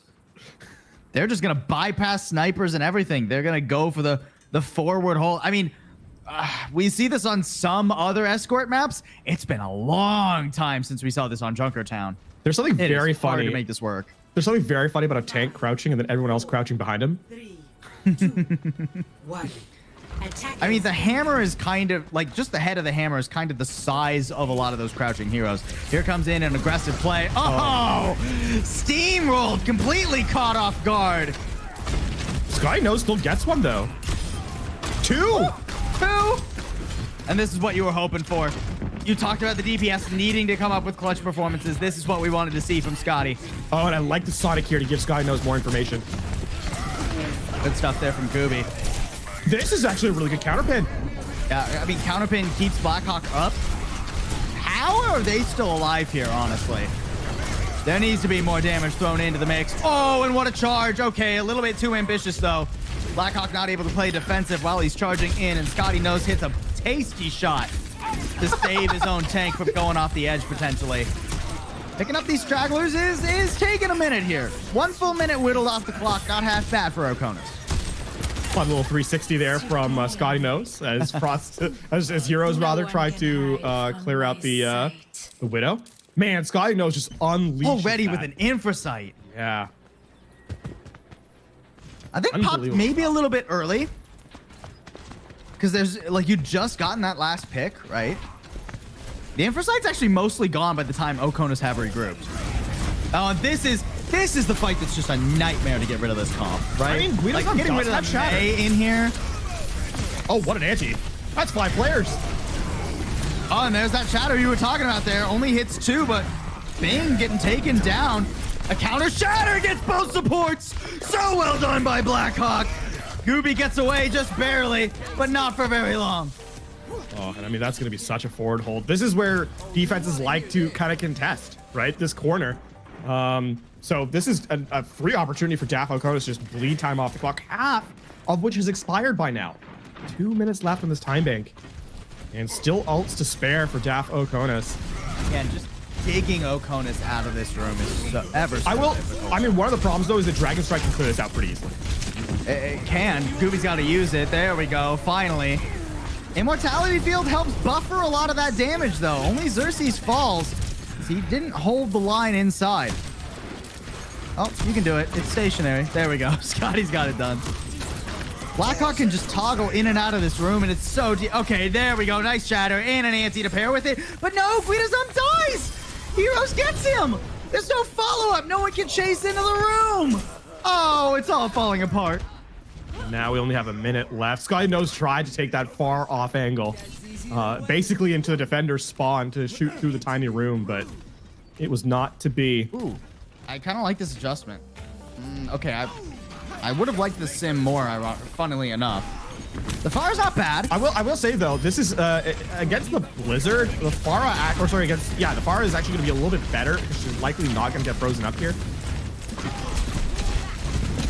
Yeah, I mean, it is quite a bit of damage too. Being low, having to use the immortality field early, that will be the window of opportunity. Now that the lamp expires is when the Coast Guard have to start finding these picks. Xerxes out in the open, but retreats to cover. Manages to regroup with his team. Actually pushing out into the open. Oh, Gooby's behind him. They don't know. Oh, he tears them apart. It's been a good hold so far, and I mean, Okonos is still dealing quite a bit of damage. They haven't quite given this up just yet, but a barrage. Oh, doesn't get the lamp. Bing takes him out stationary in the air, and Blackhawk throws a fire strike up his way. Oh my, this has turned into, I mean, this is where Okonos has excelled at, right? This chaos, this absolute, just throwing things at the wall. They've taken it to overtime, and Guido's Oh my. That was the shatter the Coast Guard really needed too. Now Okonos, they're just gonna tear through Coast Guard. The res does come through. Okonos not able to stop that one, but Heroes with a sound barrier gives them all the momentum they need. Guidozum trying to lay it down with a shatter, but only stuns up Xerxes, and he can't even finish him off. Only 46 meters for the Coast Guard on their run of Junkertown. That will be a round of applause. Yep, this is looking quite winnable for DAF Okonos here as they look to cement their third place position. Wow. This is going to have to be the hold of a lifetime. How many times have we said that about the Coast Guard on their offensive half? Just constant pressure applied. What a shadow there from Blackhawk too. I mean, Blackhawk has actually played a very impressive game of Reinhardt. Yeah. In this series, has struggled a little bit going up against again the likes of Conus and Army, right? But it was never a Reinhardt head-to-head. It was always like Ryan versus the Ramacha, Ryan versus the Junker Queen, like those matchups where mathematically Ryan isn't super favored these days. But in the Ryan head-to-head, Blackhawk has been going to town. And I mean, the other thing too is like Reinhardt these days, gone are the days where you're hitting a 5-man shatter and getting, or like a 6-player shatter, right? It's just not happening. Literally. You would have to hit Bob as well. Well, the other thing too is like even a full team shatter is so limited. Sure. But I like the adaptation to go for the right shatter, right? You see both supports down, just get rid of them. Don't be afraid to solo shatter someone. Sometimes that is the right play. 5, 4, Coast Guard 3, going out with a bang here. 1. Or with a Life Weaver, at the very least. Oh, okay. Scotty, you hit this shot? He did. No. He did hit the shot. Oh, he hit I think he hit the bot, or it wasn't fully charged. Exactly. Oh, that's tragic. Wow, both teams playing Life Weaver. Handshake agreement here. Life Weaver will get another win. It's just whose Life Weaver will be doing it. Cersei's in on the back line already. Oh, Scotty puts him down.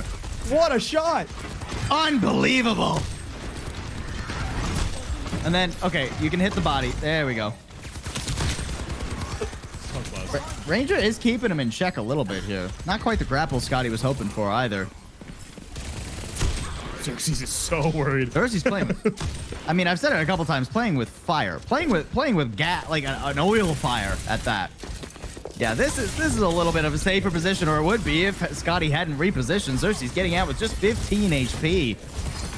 Needs to stay away from the front line until he gets healed up. There we go. All right. Scotty has a vendetta against Xerxes at this point, dude. He is out for blood. First blood spilt, though, will be Gooby. Oh, the res? No. You can't go for those, Night. I mean, he got it off. He resurrected. And then he died. That's well, it wouldn't be worthwhile in most fights, but the rest of the Coast Guard stabilizing here. Oh, that was nearly Heroes gone, too. I mean, that was a bold fight, like a bold angle to take if you're the Zen, right? There's a Symmetra wall between you and your target. Oh, this is taking a lot of damage here on the front line. A Discord Orb makes his life very difficult. He didn't quite get up to the Annihilation to refresh the Nemesis form. Guido's M falls. The rest of the Coast Guard soon to follow. Especially with Attack Visor sailing its way to victory. DAF Oasis will be your third place team in the DAF Esports Invitational. Tremendous stuff there from them, and they make, here comes a celebration as well, as they'll get themselves a victory today. No, yeah. Let's watch it. Let's watch it. Let the people watch. You gotta see that play of the game. He wants to see it. Amazing. Oh, we get it too. Oh, wait. Is this the play? This is the... Oh, it's a replay doing Xerxes dirty. Love it. Love it. I mean, what a shot from Scotty. I mean, you know, Coast Guard finishing fourth. Maybe not the finish that they were hoping for, but again, we talked to Scotty Knows earlier. We talked to Lieutenant Kenny. This is a very new team, and I think the individual performances that we saw from them bode well for their future as a 5-player roster. And I mean, keep your head held high, right? This is it's a tough game. I actually really like their defense on Junkertown. It wasn't quite, you know, a victorious position, but they provided an account and took a lot of time off the objective. But DAF Oasis, you have to give a hearty congratulations to, as they'll complete the third place position with a 3-0 victory in the Consolation finals. And a quick glance at our championship bracket, how things have shaken out so far. Only one game left to be played. That DAF Esports Invitational to decide our champion here in that match number 5. Yeah, we get to see the other DAF team, the Continental United States one, go up against Army, try to get their revenge for yesterday. We went to all 3 maps yesterday. I'm hoping for all 5 today. That would be very fun. But first, before we go to that match, we got to wrap up this one, LaFawn. You're getting ahead of yourself again. As we got to congratulate our third place team. We're going to be jumping into an interview with Staff Sergeant Bell, aka Heroes, in just a second. Heroes, I think, honestly had a phenomenal performance this weekend on like the Lucio as well, right? Which we didn't necessarily expect to be in the wheelhouse as much, but very much a well-rounded main support. Yeah, and I think that one of the things about having that support, prowess is that it opens up so many avenues for your team, right? You don't have to worry about kind of what you're running. If your support player's like, all right, I can run Lucio, I can run Brig, I can run double flex support if required, right? So still a very impressive showcase from Heroes and a rightly earned victory here as they complete their third place position. Yeah, I believe we'll be getting Heroes in here in just a second, folks, but not quite ready on that yet. Staff Sergeant Bell likely celebrating with his team still. Again, third place is great, right? It has been exciting watching Oasis play this tournament. We've never had a boring game, thanks to Oasis. Welcome, Staff Sergeant Bell. It's great to have you here. Congrats on your win and your third place finish. Thank you. It's been an honor to play here. I really enjoy playing. It's so amazing.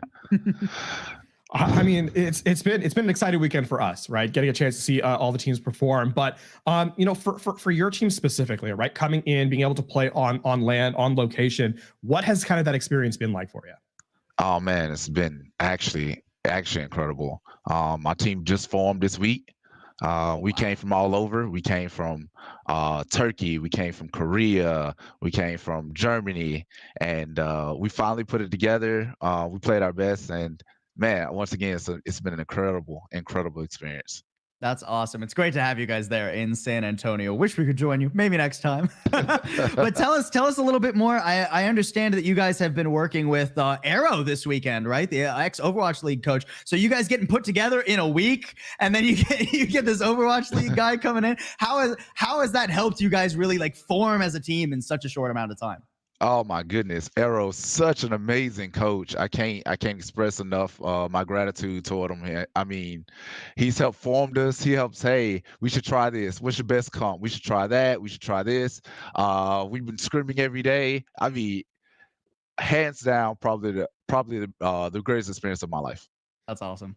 I mean, you know what? I'll give you a second to expand on that then, because, you know, we obviously know what ladder is like, right? It's a very different style of game. It's very much, you know, you play for yourself a lot of the time. But now as you head into a team environment, especially with coaching in that scrim environment, and you get to play for the squad, both in game and out, what has that been for you as a player? For me as a player, so Overwatch 2, I started in bronze. I climbed the top 500. Wow. However, none of it compares to playing in scrims.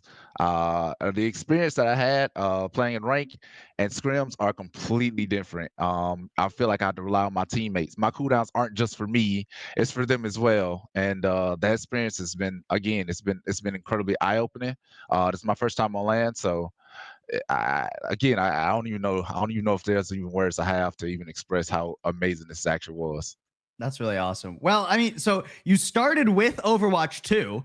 So all but a few short months ago, you started in bronze and quickly got to top 500. That is insane. That is an insane run. We saw, of course, in that you've been obviously playing games for quite a long time and in the service for an amazing 11 years. How did you get involved with the Department of the Air Force gaming in particular? So during my run, I was in Korea. I finally hit top 500. I was waiting for the end credits of Overwatch, but it never actually came. So you hit top 500 on the Korean servers as well? Yes, sir. Oh my goodness. Okay, so we cast Contenders Korea. We know just how hard that is. That is insane. Holy moly. So after I hit top 500, waiting for the credits, I checked Facebook and I was like, "Hey, do we have an Overwatch league? Do we have an Overwatch team?" And I think I got a few replies from a few people that's actually in the team, and they were like, "Yeah, just go and try out." And after that, I joined the Japanese team, and here I am. There you go. That's awesome. I also want to clarify something here, because we know that your team was picked from, you know, a bunch of players, right? Obviously put together for that. So what was that selection like? I mean, keep in mind, you know, coming in, obviously there's teams who've been playing together for a little bit of time, but to have that opportunity to be selected to kind of represent, you know, the Okona's roster, for you, I mean, just beyond, you know, getting an opportunity to play in scrims, which I can attest is an entirely different experience. What are you going to take from this moving forward as well? Oh man, what I'm gonna take from moving forward? I guess the next step up. Hopefully I can try out for many other teams. I used to actually know the Conus team. We used to actually play together back in the past, and maybe we'll see next year or next month that I can get a tryout on their team as well. Hey, that'd be fun. That'd be awesome. Well, thank you so much for joining us, Staff Sergeant Bell. Before we let you go and celebrate with the rest of your team, anybody want to shout out here? The floor is yours. All right, I got a couple of people that actually came out here to the event, to San Antonio Techport, that's watching right here, right live. My mom, my brother, and my friends. I appreciate everyone that came out and watched and supported me. Thank you so much. Well, thank you, Staff Sergeant Bell. Have a nice rest of your time in San Antonio, Texas. And again, congrats on your third place finish. Thank you so much. Thank you so much. God, all these guys have just been great. Yeah. All of them have just been phenomenal. These have been some of my favorite interviews that I've done in my history in esports. I dread doing interviews a lot of the time just because I'm bad at it. But these guys have made it absolutely seamless, and really cool insight there to see how the team was put together from all over the world. I want to dial in on that top 500 in Korea. That is not an easy task. So for context for our viewers, Korea is often viewed as the hardest ladder to climb in, the hardest ladder to perform. To get top 500 there, just a incredible performance by heroes, and a well-earned third place from DAF Oasis, as they'll go back and celebrate their victory, and really pleased to have seen them this weekend. A well-earned celebration. Congrats to them, and thank you, of course, to them, the Coast Guard and the Navy, for giving us a very entertaining consolation bracket. But now it's time for the main event. It's time to see the bells of the ball, LaFon. We go off into the grand finals, folks.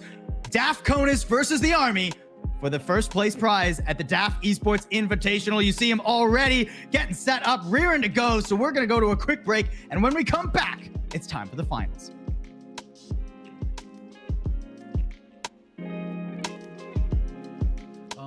this is kind of the first military club I've joined, and it is absolutely for me. Like, there's not many things else in the military that I've really grown fond of, but this is video games and camaraderie, and it's so fun. It's different from other military culture aspects where it feels like work. This doesn't feel like it at all. This feels like I'm having fun building a team with somebody else, and it's really good.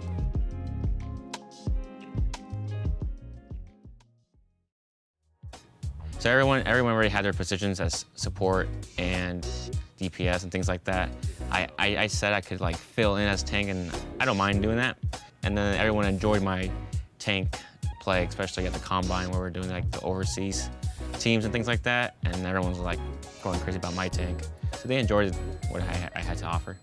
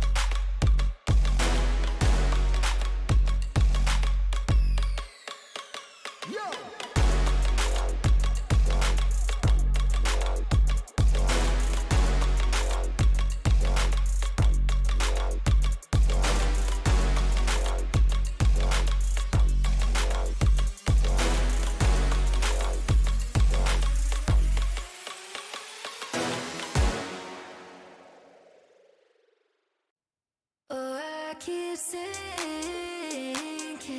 into your blue, into your blue. Yeah, I keep sinking into your blue, into your blue. Stars, I keep seeing stars inside your eyes. In my mind, I'm holding on to all the sparks flying through the dark while we collide. Tell me that I'm all you ever wanted. Take me to a crowded place and I know all I see is the way that you breathe. Hit me like a hurricane and I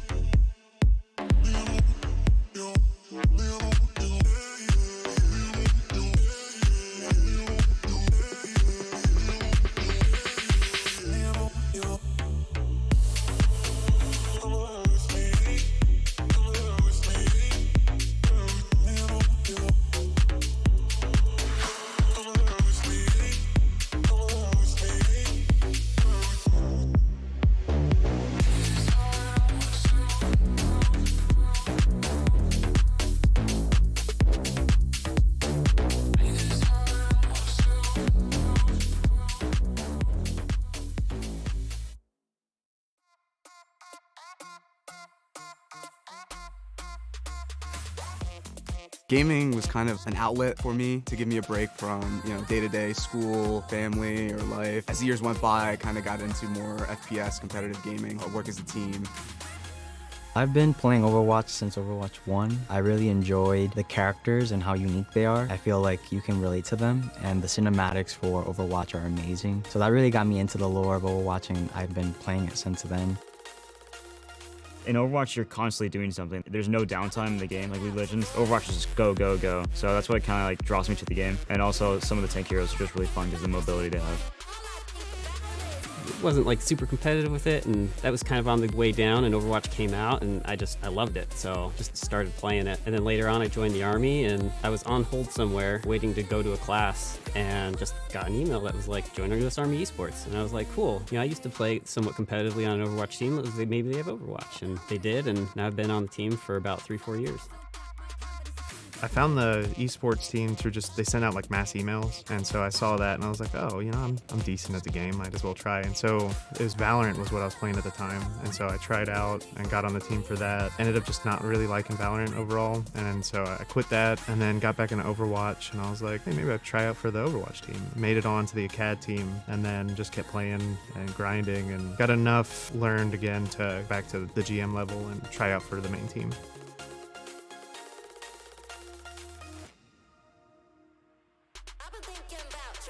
There's obviously a stigma in the Army between like enlisted and officers. But I think the gaming program kind of breaks that barrier down. When you're on the team, you're there to win together, and everyone's just a teammate there. Even though we're playing a game, like we are still all soldiers of the United States Army. We still have to uphold the standards and regulations. In game, like we're teammates, right? What I'm most excited about would just have to be getting to play in this type of environment. I've seen it so many times, watching like Counter-Strike videos of pros doing their thing, and being able to be a part of it myself is awesome. This weekend I'm looking forward to crushing the other services teams and coming out on top. So I'm really excited to be here and see what this is all going to be about.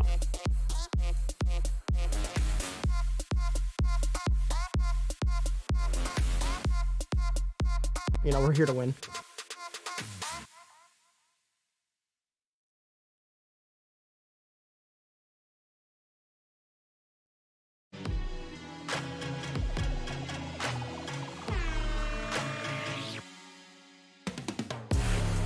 I respect everyone on the team. It takes a lot to be able to do your job and then set aside the amount of time to practice out of your free time. I've always been a competitive player. Like, I have a problem playing things non-competitively. I just have that competitive spirit where I want to win. But I really enjoy the people, and that's the main reason why I stay, because I can always join a different organization, but the people are just out of this world. I love playing with them. So I've been playing with a lot of these guys for about 2 or 3 years now. Having them sit right next to you is like a really cool feeling to and it sort of like builds that teamwork like while you're sitting next to them. It's gotten me more involved in the community, whether scrims or even just pugs, and we just play with a bunch of people and just have a good time. This is the first time meeting the boys, but it's kind of weird because it doesn't really feel like it because we've just been riffing for so long. I've played with a few teams in the past. We try and practice as much as we could, but we can never really build synergy. With everyone on the team here, I have better synergy with them than I have with other teams. I've tried very hard to split myself from my rank when it comes to this team because I don't want them to see me as an officer. I want everyone's voice on the team to be heard, really, and that comes through in the comms, and it helps us synergize better as a team to have that rank-agnostic type playing field for the team. I've never been to another LAN event. This will be my first LAN event for even witnessing a game. And I'm ecstatic to see who was all, I've heard of people going to be coming and watching us. I just think the whole situation is just really cool, and I'm really proud to just be able to be here. So this is my first in-person event that I'm competing in. This has always been talked about, the opportunity to be here to compete in front of an audience, to compete against the other branches. I think the number one that our whole team is looking out for is the Army. I'm really looking forward to playing the Army. I've been a part of the Army Esports Discord, and I've seen what they're doing. I know they're putting in a lot of work, so I think it's going to be a really good challenge for us. They're competent, they're good. We play at the same level. We go back and forth wins and losses, so this time is the time to win.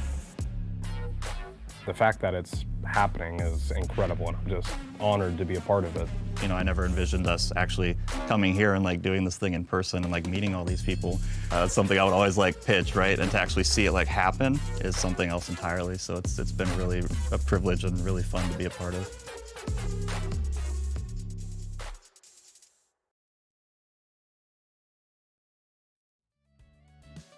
One last chance to clutch the bragging rights and the glory for our two remaining teams at the DAF Esports Invitational.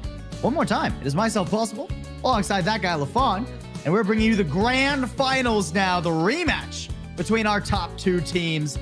It's the Army taking on the Department of the Air Force, Continental United States. And I mean, if you've been paying attention this weekend, you know that these teams have expected this to be kind of a shakeout for the finals performance, right? The Army, obviously, we interviewed them after their win against the Coast Guard in the championship bracket. They talked about who they expect to be the player they have to worry for in this match. You know, they highlighted Cyber Pilot, the support player for DAF CONUS, and they said they had some interesting things up their sleeve in preparation for this match. So definitely an exciting highlight to the start. And these two teams have been so dominant. The only map Army has dropped all weekend was to DAF CONUS yesterday in the game that Army ultimately won. That was a 1-2. Our final, of course, is a 1-3. So got to get a little bit longer of a series than we had yesterday. Try and go the full 5 if we can, or technically 6 if we get a draw. But both these teams have been rightly dominant in their way, but I think definitely you got to expect that Army is going to be the favorites going into this match, LaFon. I mean, they've been almost flawless this entire weekend. Again, one more time, it's Specialist Aldana, Second Lieutenant Bagdwell, Sergeant Ellison, Specialist Hansen, and Second Lieutenant Pena.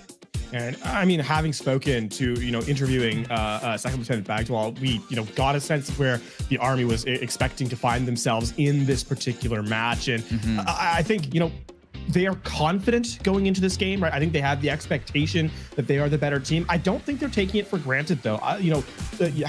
Hearing how they spoke about it, they didn't want to reveal anything, obviously, heading into this final match. But they're respecting their opponent, prepping for it, while still expecting to be the better team. And that is a very fine line to kind of dance around. And I think so far, based on the performance they've had all week, that the Army has stayed within that realm of confidence, not really going into cockiness. And staring them down on the other side of things, the team looking for revenge for yesterday, it is going to be DAF CONUS here, the Department of the Air Force, Continental U.S.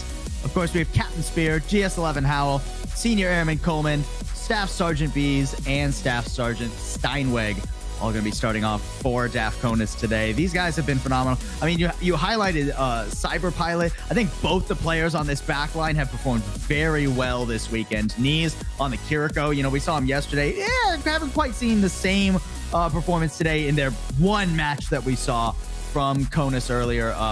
We didn't see that same Kiriko very often, that is. Yeah. And I mean, flexibility, right? The name of that backline. Cyber Pilot playing everything from the Lucio to the Ana. So, having quite a breadth of hero pool is very impressive. The one thing, we do have to kind of attend to, though, is their Escort, right? That is going to be a definite selection for them in the third match. It's going to be played. And so far, they've left a little bit to be desired on Escort. Even they acknowledged, right, in the interview that, hey, this is a game mode perhaps is not their best chance. So coming out quickly is going to be the key for them as we start off on Control on Lijiang Tower, our pre-selected map. They need to get off to a hot start, because if you're in a situation where you're down 2 heading into Escort, things are getting really, really scary. Yeah, got to pick up at least one of these first maps, hopefully more than that. We did also see a very honestly a phenomenal performance from DAF CONUS on Push earlier today versus the other DAF team that we just saw take 3rd place. So if they can extend the series, I'm liking their odds more and more. But to do that, they got to win at least one of our first 2 maps. Of course, what we said about the Army prepping for this game goes twice for the Department of the Air Force Continental United States, right? This is a team that has, coaching. They've had experience as a team. One of the few teams, in fact, that has, some time together, not a freshly formed roster. So I think we're looking at that cohesion being a very big part of this grand finals. We're going to start off on the control center of Lijiang Tower here, folks. Relatively new look for DAF Conus, it seems. Army, it's all up to standard, all up to par, exactly what we expect from them. Paradox on the Junker Queen, but the Diva and a Pharah at that, too, coming out from Conus. They'll get the teleport out, DAF Conus, but then they'll swiftly switch to the Tracer. I mean, the one thing is, you don't really have a ton to deal with the pocketed Pharah, right? I mean, Magmonix and Cassie is going to attempt to put pressure, but that's not a guaranteed elimination, especially with this back pocket that Cyber Pilot is providing. And that's another hero now that the support has flexed to for this team. Griffin, in such a good position now, too. Ooh. Even though Magmonix is on a hit scan, you can't deal with Pharah. Not with that cover, not with that range. So much damage being lobbed in, and with Paradox taking the wrong end of an ante, things getting worse and worse for the Army in this first fight. Knees does fall, though. Dark Fox not able to peel for that backline as effectively as he was maybe hoping for. That Symmetra puts down a lot of damage. Doesn't quite charge as fast against the shields, and now won't get to do squat. Griffin is tearing through the Army. I mean, maybe you expect to see Gravy get a switch up here. I mean, that should be resurrected, I think. You say that. There's actually only a couple players hanging around here. It's a 3v3 currently. With Paradox on the point, Dark Fox has to be a little bit careful. Valk is popped, but I think it's too late to go for the res on Griffin. Dark Fox, yeah, hanging on to this point pretty heroically. Oh, and even gets out. No Mega Pack there, though, for him to pick up. Has to just go for the slow heal instead. But this cap progress is pretty slow back. Yeah, Dark Fox manages to get back onto the objective and stall this out a little bit longer. Unfortunately, again, that self-destruct not up, not just yet. A nano to try and turn this around. That's bold. Can it actually work? Nano barrage, quite a bit of damage, and it's enough to take down Paradox. And all this while, DAF Conus did not give up the objective. Great stagger by the Continental United States squad. That is actually one of the most impressive contests we've seen. And Army, they've given up trying to deal with a Pharah in the air. Now it's all about rushing down the isolated members. I mean, they've essentially gone full dive. We talked to DAF Conus in their interview, right? And they said the one thing that the Army hasn't shown is that flexibility. They've elected to try and stay on the Paradox and the Junker Queen for as long as possible. And here now, they've come across a way to kind of slow that down. Yeah, Griffin is too obnoxious to ignore. Paradox has to be the one to deal with that instead of Magmonix, right? It's just too close quarters. There's not a comfortable range for that Cassidy to play at. Gravy already up to the EMP too. Does have to translocate out, so a window for Conus to try and pop someone from the Army, make it so they can't fully commit to this fight. Here comes the EMP. It hits 4. That's great. Griffin's grounded. Air Force not quite able to stay sky high that time around. Only good for the one off the EMP, but eventually Knees will get chased down. The Army working their way back into this as Conus tick up past 90%. At this point, it's all about contesting for that 99, right? Here you can see Dark Fox just tagging in. I mean, 96 is close enough that it's basically the same thing. One fight territory for DAF Conus. And now here's where you kind of wonder, perhaps you change up something a little bit. Approaching with a Pharah is very, very difficult, right? You don't have a lot of angles to kind of put your rockets in. And on top of that, the other issue is that, Griffin is not going to be able to be pocketed by Cyber Pilot because of how much poke the supports are taking from this Sombra dive. I just put something together real quick, but I'm going to bring it up later because we have a really intense fight going on. Already the pharmacy is down. Paradox and Gravy teaming up for that one. Knees under a little bit of trouble. Knees is what I put together. His name is Staff Sergeant Bees, and he's Knees. He's the Bees Knees. Anyways, I just thought of that. Anyways, Kitsune Rush available for the Bees Knees this time. I mean, Army, they're playing for the EMP here, right? They get to slow down the game. They'll be able to force final fight off this EMP realistically. They'll have to. Gravy's got to get up to it. There is a brief window of opportunity for Conus should they get an early pick here. And Paradox looking primed to get picked. Already so much damage, and Magmonix doesn't get the sound barrier. Tracer ever so squishy, and Paradox getting hounded by the Pharah from the air. A self-destruct to try and remix denied. Griffin flicking away with that ultimate. The barrage annihilating Paradox, and the chances for Army in round number 1. I actually want to highlight that 96% as to why it was such a critical difference. 96% is just soon enough that if it flips over, there is no overtime.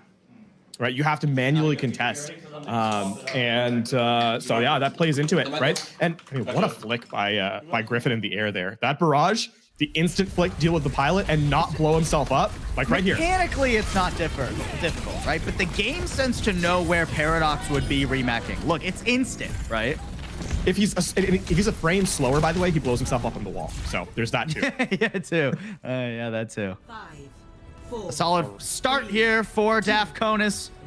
Try and get their revenge. Paradox now going over to yet another hero in his hero ocean. It's not even a hero pool at this point.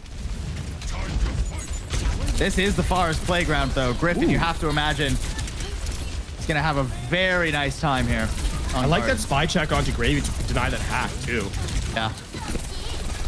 Dark Fox is taking quite a bit of damage. Has to be a little bit careful. Gravy's got to get a hack rolling on Griffin. Try to take this Pharah out of the sky. Can't just allow him to be raining in these shots. Guardian needs some help. Needs this pressure to be alleviated. Charging forward. Gravy does translocate out of there. And things not going too well for Dark Fox in the front. It'll be demexed, and that makes it pretty much impossible for Conus to get in unless they get a pick. I mean, the one problem with this composition with the Pharah Mercy is that Niz has to pull up the slack on the rest of the healing. And it's just a lot, right? Dark Fox, there's so much that goes through kind of the matrix here, especially when you look at Paradox and kind of that damage. So one of the big issues with composition, I think the DAF Conus is going to have to kind of resolve, is a way to pull enough aggro so that Griffin can get those eliminations, get those final blows, and then they can kind of push in for a fight. But their window of opportunity is running out. Look how close the Primal Rage Paradox is, and I mean, the DPS are both online at this. Not just the Primal, but yeah, the EMP is what I'm taking a look at here. One fight, and Gravy's already got it. Only hits Dark Fox, but Risky will be taken down as well. Isuzu to try and bail out the Diva, but it is all in vain. Despite throwing in the ult, Niz not able to swing this fight for his team. Conus sent packing again. I mean, small little thing there is that was a two-player EMP that Risky just blew up so instantly that, just comboed the focus fire from Army there. Spectacular. The problem also here now is that DAF Conus have elapsed past the 60% mark for their opponent. And they can't really switch, right? It's sort of the sunk cost fallacy here. They have to commit to this fight, and they have to commit to the rest of this round with this composition. Overwatch is like gambling sometimes. 99% of teams swap before they hit it big on their ults. We'll see if that's a chance for Griffin here. Nope, doesn't hit squat. Not able to do much at all. And the hack cancels the res. Gravy's so good at the game right now. Not giving Conus away into this fight. Pulse Bomb does go wide too from Risky. Things getting more and more dire on this round, as DAF Conus struggling to even put a dent in the army. That's every ultimate from the army expended. Touch will come through, but it's just Risky versus the world. Yeah, nothing you can do here. No way to extend overtime, and a dominant answer back by the army. I mean, this is shades of the first game that we saw yesterday between DAF Conus and the army, right? Round one, back and forth they went on control. It's a third round that really makes the difference, and we're back to a similar situation here. I mean, despite it being 100 to 60-ish for the army on round number one, it was still very favored to DAF Conus, and now this time around, the army comes back with a vengeance. You gotta wonder, though, how well this Pharah is gonna hold up on a third round. Clearly, it feels like the army kind of solved the damage pressure that Griffin was dealing, and was rather ineffective here on Garden. The adaptation from Gravy specifically, I think, has been giving a Griffin a really hard time. So difficult to play against the Sombra on a map like this. I mean, and arguably it's easier on Gardens than it would be here on Night Market, right? There's a roof. Oh boy, this is gonna get scrappy. Both teams teleporting onto the point. Both teams swapping over to the rush, but it's Cyber Pilot who falls first. And the scaling on Gravy's Symmetra is nigh unstoppable. Just microwaving the entire objective. That was really well-placed turrets by Gravy, actually. It gets into the corner behind the teleporter where DAF Conus are kind of flying into. And so you take free damage on your drop, free damage on your approach, and you just can't heal up in time. So it allows you to get into position. Now, DAF Conus makes some big changes. Yeah. Interesting that Risky's on the Reaper here instead of the Tracer. We'll have to commit a lot more aggressively. Oof.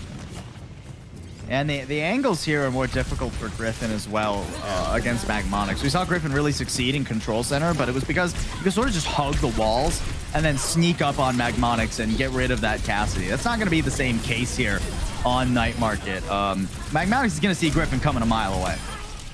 Yeah, the peel there for Gravy was absolutely wild. Gravy drops about 10 HP, and then the entirety of Army surrounds the members of DAF CONUS, and yeah, the healing is right there, as well as the commanding shout for that burst of extra HP. So DAF CONUS will have to go back to the drawing board. And Risky plays another hero here now on the Cassidy. I mean, this is such a risky pick, right? Cassidy wants to operate at mid-range. Yeah. That's not really going to be an opportunity for DAF CONUS.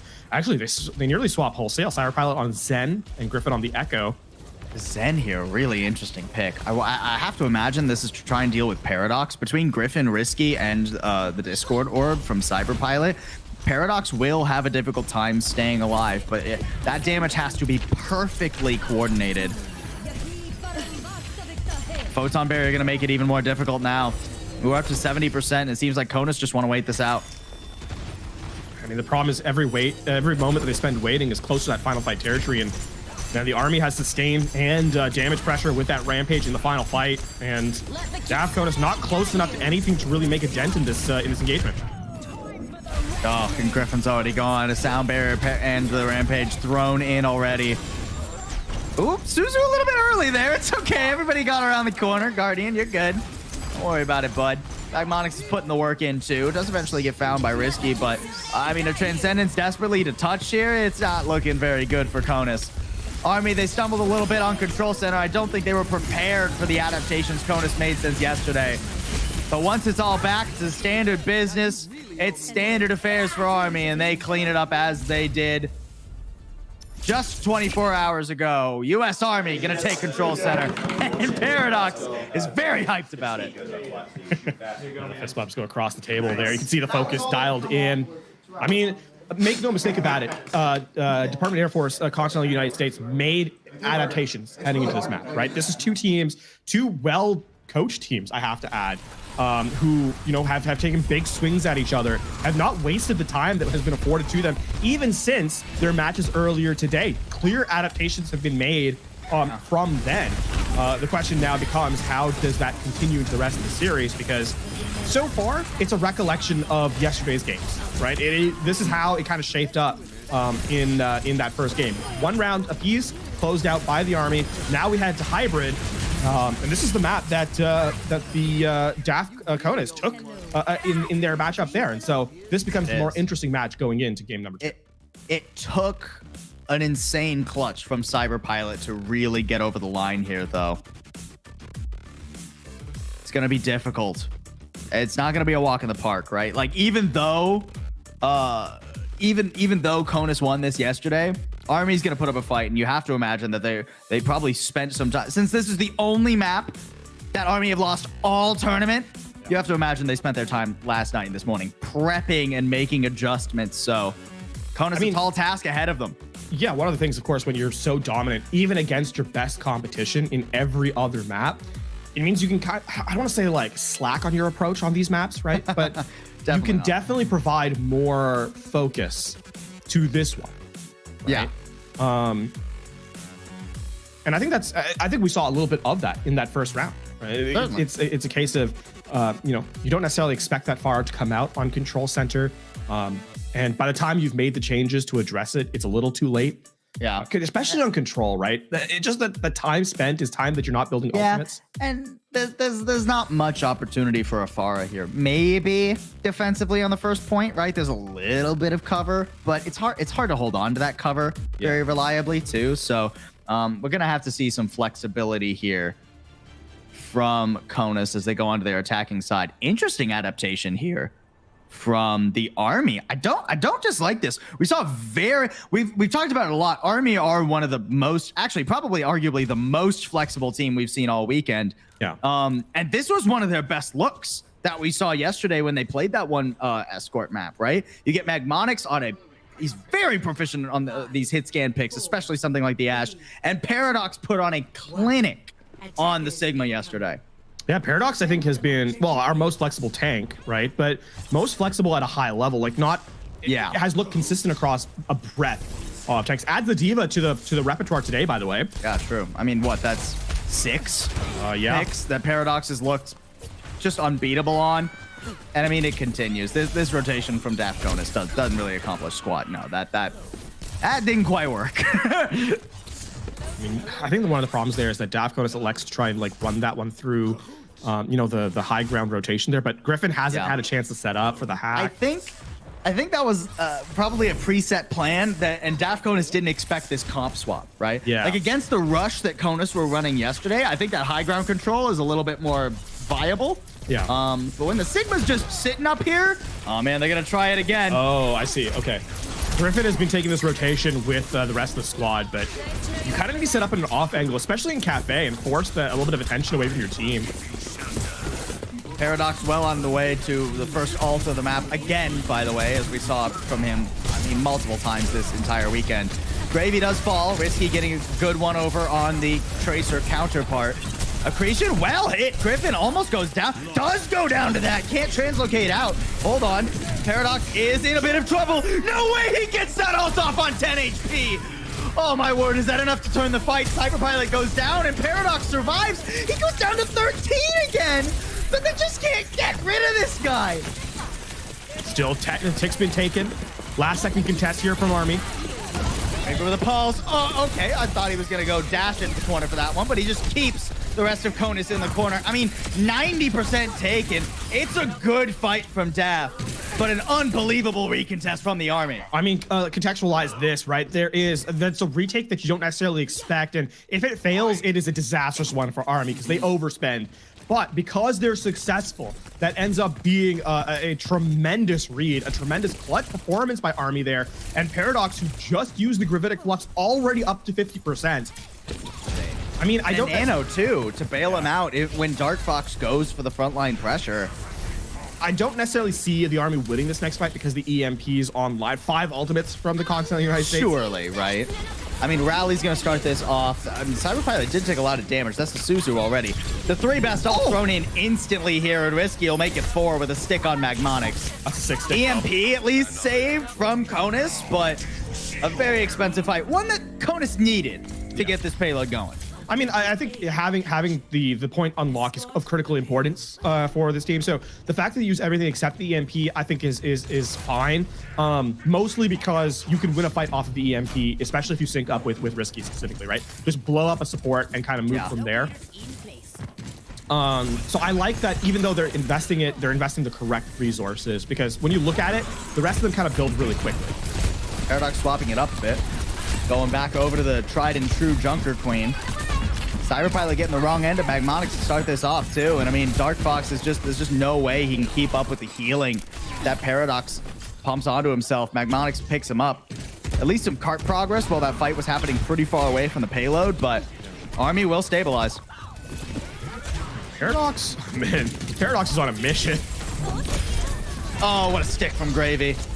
That's such a good stall. It doesn't matter that he dies. He gets rid of the support. That is so much more important. Slow things down. I actually think that DAF Conus wants to kind of take this one. They want to keep fighting this. I mean, their respawns are significantly closer than the Army's. There's the EMP coming in from Conus. Only hits Paradox. That's not ideal. I mean, a lot of that healing was already applied. It doesn't get wiped by the EMP. You don't get those squishy supports that you were talking about before, LaFawn. So instead, the EMP kind of goes to waste. And it was a quarter of a second before the Bob was activated too. So Bob doesn't even get hacked by it. That's extra damage that just kind of comes through, and that's kind of a tough setup. I mean, that was kind of a win. That was the must-win fight for DAF Conus. They're going to switch up to an Ashe here, but defensively, the Ashe is just so much more effective, right? You have high ground. You have really good cover, actually. You can corner peek this kind of ledge here so easily. And because it's an Ashe head-to-head and not something like a Widowmaker or a Hanzo, it's so difficult to really remove the defending Ashe because you get the headshot, great. Magmonix peels around a corner and gets healed up by Guardian, who was up on the high ground with him. Yeah. Guardian now down on the cart as the Kitsune Rush needed to be invested for the Army, but it keeps Conus at bay. Doesn't get them any picks. You'd maybe like a little bit more out of your rush here. Now everyone's kind of grouped up though on DAF Conus' side, and that's where the Rampage excels at. It is. If Paradox gets a chance to use it, beautiful beat. Luna saving the day, but the Paradox, yeah, the Rampage whiffed. Paradox didn't get squat with that. Instead, it's the Rally and the Annihilation teaming up to force this forward. Nicely done there by DAF Conas. Not a moment too soon, right? Because they're going to maybe get halfway through this phase, and they still need to close out that point. The second point, that is. And I guess the big thing there is they were able to force Paradox to commit the Rampage, because now there's nothing offensively on Army's side. Maybe a Pulse Bomb from Gravy, but into a Kitsune Rush, that's certainly a tough ask. I mean, those Suzus come off cooldown pretty quick, right? Yeah. At least in the rush. Oh, nice. Of course, if Knees just dies right here, that would be troublesome. Okay, manages to TP back behind the shield of Cyber Pilot. Rush use on the high ground. I don't love this for Conus. There's no way for them to really use that rush now. I mean, they'll try to follow the tail end of it off past the cart, but overextended a bit now. I mean, Griffin's good for 2. Not all is done and dusted here. Guardian, maybe another chance. Oh, perfect timing, too, to take out Cyber Pilot. And now we're last 20 seconds left, and this is where I think it starts to get a little disastrous for DAF Conas. Paradox, who, you know, I think the biggest thing you can count on is that when you need the tank player to have an ultimate, Paradox has it. Yeah. And DAF Conas, I mean, you have to make a Bob play, but other than that, it's all up to mechanics. And with how much high ground control Army has, you're really not going to get a good position for this Bob to kind of find success. And look, Dark Fox desperately trying to pummel away that high ground control, but he gets booped off. And now, while Bob is out from Griffin, a counter Bob available from Magmonix. Oh my word! Griffin didn't know what hit him. 2 already down, though. Not the end of the world. And here comes the ante. Only hits Dark Fox. Knees does fall, but a rally from Cyber Pilot. Cyber Pilot yesterday clutched this. He's got to stay alive, but Paradox gets him. Dark Fox now has no heals on the cart, and it's just him versus Paradox and Magmonix. No clutch this time. No second point. Army holds strong. Oh, there's a little bit breath of relief. They saw what the past looked like, but they proved the future can in fact change. Cyber Pilot pulls out that rally. They're sweating. You know it. Still smiles across the faces. The job, though, not done yet. Keep in mind, Army yesterday could not complete the second phase. True. This is about how far. I mean, the progress today that Conus got was about all the progress they needed to get yesterday to win. Yeah. Man, what a close engagement, though. The big thing in that fight, though, is that Magmonix able to escape from attention long enough on the high ground. Yeah. Once you're up there and the fight kind of devolves, you're uncontested. No one's shooting at you. No one can shoot at you. And more critically, no one can take the time to come and kind of get rid of you. If you're playing against a dive composition, a tank can make a quick jump, right? To kind of bring you down, or maybe the Joker Queen can hit a lucky knife. But against what DAF Conas is running, realistically, you're up there free. Which is why it was so pivotal that Magmonix took out Griffin first. Yeah. Right? Like you saw the focus, the attention there. Magmonix, arguably, again, against one of those like more compositions with more high ground mobility, the angle that Magmonix fights Griffin on was very bold at that, right? If Griffin's looking that direction, Magmonix is in despite having high ground, in a difficult spot to actually take that fight, but finds the perfect timing and essentially guarantees his team the fight. Now the Army, they're tackling this with, I believe, the same comp that we saw from them yesterday, or at least a very familiar comp to them. Yeah. The Genji, by the way, here is actually, I kind of like it. It can duel with the Junker Queen a lot more effectively than like a Tracer can. That being said, wow, that double hit scan puts so much damage in onto the front line. Yeah, I mean, Griffin going to work there. I mean, we've been talking Magmonix's hit scan up a lot right now, but that fight was all Griffin. Hello, Guardian. Oh, you got scouted. Uh-oh. That's bad. Is there enough damage? Headshot, I don't think Cyber Pilot has enough damage himself, but Risky comes around. I like the guarantee patience. The stagger. I like the patience from Cyber Pilot there. You get hit by one headshot, don't double peek it. Wait for your teammate to come in and clean up. It's a good call. And the right call to make in a team play environment. So very, very well done by Cyber Pilot. And that takes a minute off the clock. Solid stuff here so far from Conus. That ends a minute and a half. Griffin just ain't letting him in. And with actually, Army really should not be hovering around like this. A stray pickoff, basically ends half their time bank. Yeah, you want to test that again? You want to test Griffin's aim? I think you're regretting testing him already. Magmonix taking pot shots at him too. That is such a good read. Nice Let the boy. Genji get stuck. Yeah. Gravy now totally isolated from the rest of his team. Risky knows he's back there. This is a pretty good angle to approach from, but wait, the entire army tries to come from the cafe, so Dakotas, they just rotate. All right, you want that high ground? We'll take this one. It's fine. This one's better anyways. It's taller. Dark Fox dropping down onto the point with the Nemesis form now too, and Gravy just absolutely obliterated in the air. No chance for him to get over and contest this. Nah, no squat. Risky living up to his name right now. That's a pretty ambitious slide into danger, but keeps Army on their toes, and they're just losing time. Yeah, not a lot of value gained by that nano boost from Knees though, right? That you ideally want to get at least another elimination from it. But you can't. You kind of just more delay time. Oh no, Risky. Here comes the Bob. Risky, nope, not surviving this time around. That's a lot of damage being pumped into Dark Fox too. Yeah, the block helps, but it doesn't help that much. Not when you don't have LOS of your Ana. Cyber Pilot, the rally expires, and things starting to look pretty dire for Conus. Once again, Magmonics just catches Griffin looking the wrong way. And once the stagger comes in on Knees, this point is assuredly going to the Army. So that's a pretty strong defense by DAF Conus, right? Keep in mind, Army wasn't able to deal a similar level of effectiveness on their half of the map. And so 3.5 minutes.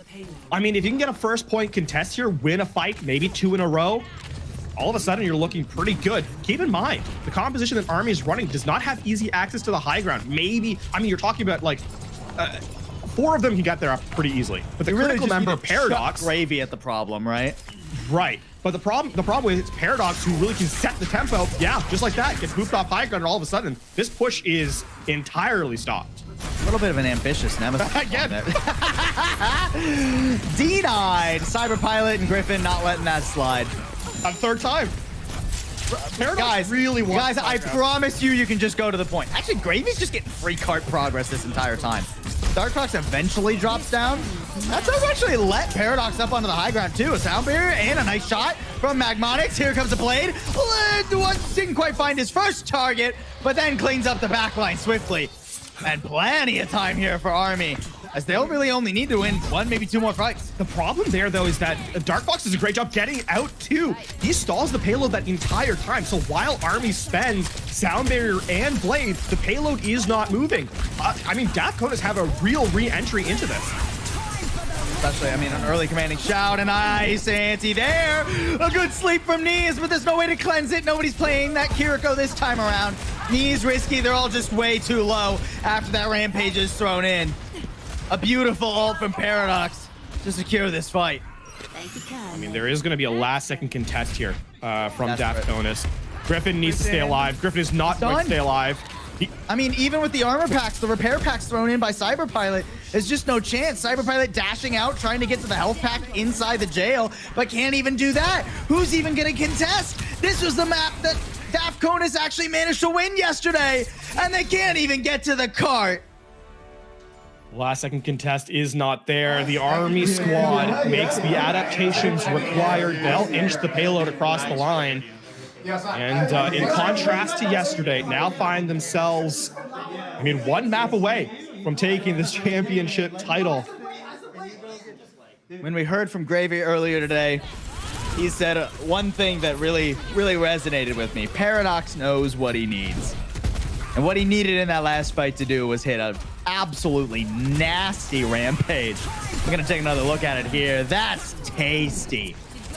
And yeah, I mean, sure. You get slept. You're not able to follow up on it. You don't need to. It deals so much damage. And now, I mean, after the Junker Green changes, it deals damage initially, and then you get a ton of bleed out of it. With that anti on, there's no way for either of those supports to try and sustain each other. And we now find ourselves in a very interesting position because this is a map type that, I mean, DAF Conus have not looked historically very good on, right? On Escort. We head to this third point, and considering that Army, I think Army was coming to this match looking at this and saying, we need to get the first 2 maps because then statistically odds are in our favor.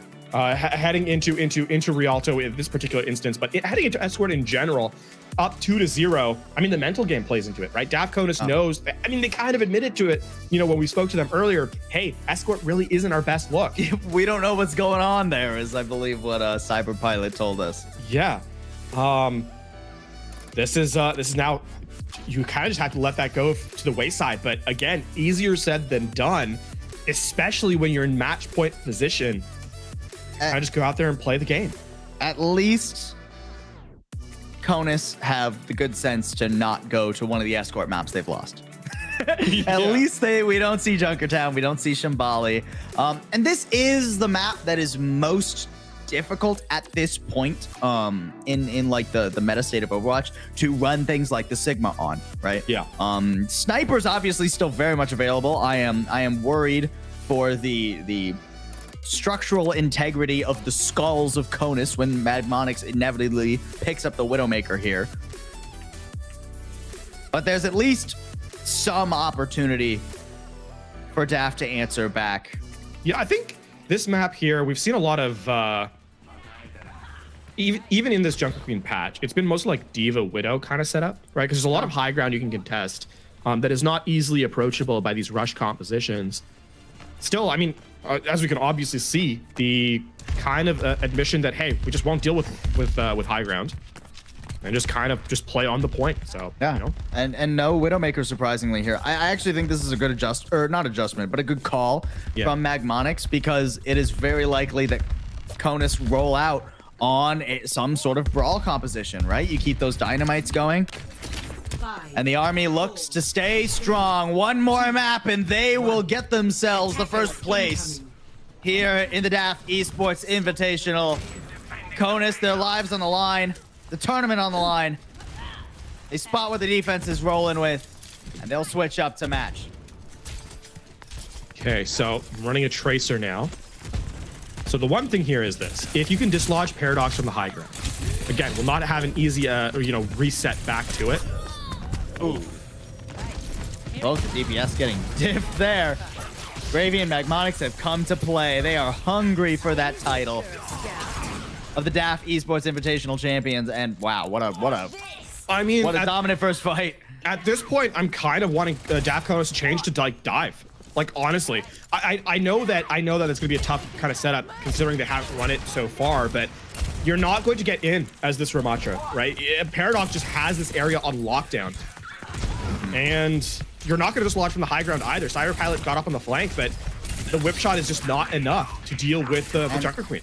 And a lot of these, a lot of Conus are just on their own missions right now, right? There we go. Risky circling back to the objective, trying to put pressure on Paradox, but it's all for naught. Cyber Pilot already down.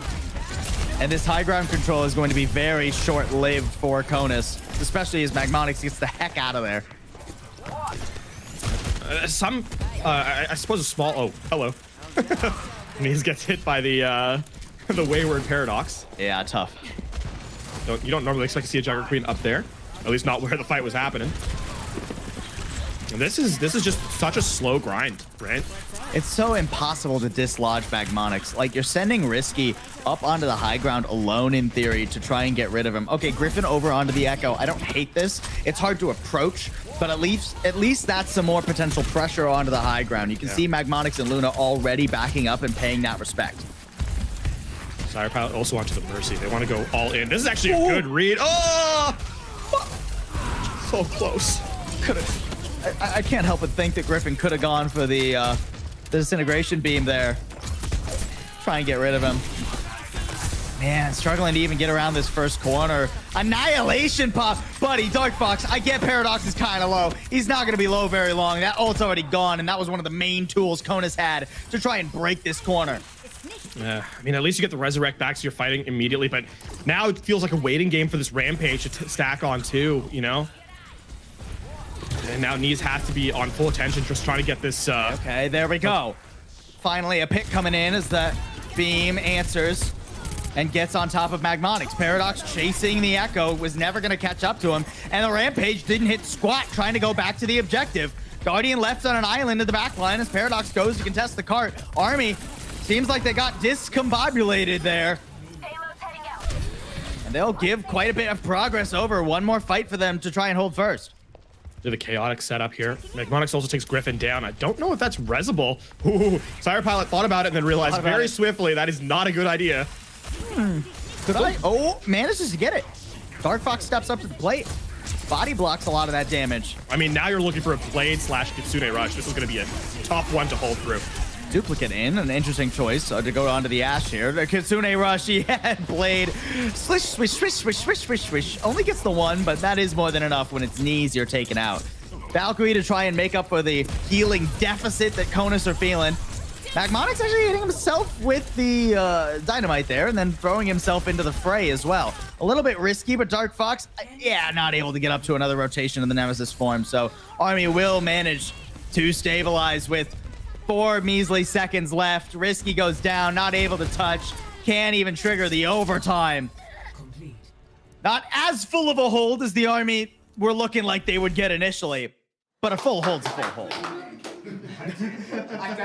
The one thing when we talk about Rialto, right? This is a map that closing out that final point, closing out that final fight on the first point is difficult. This is not an unwinnable situation for the Department of Air Force, continental United States. But it is going to be a tough ask nonetheless. It would be exceedingly unprecedented given their historical performance on Escort. Yeah. And given the fact that as this series has gone on, Army's just looked better and better. Ready for battle. Nonetheless, see what DAF Conus has to bring to the table. A bold adaptation here. Double sniper. Widow Ashe. I mean, this is a greedy pick, right?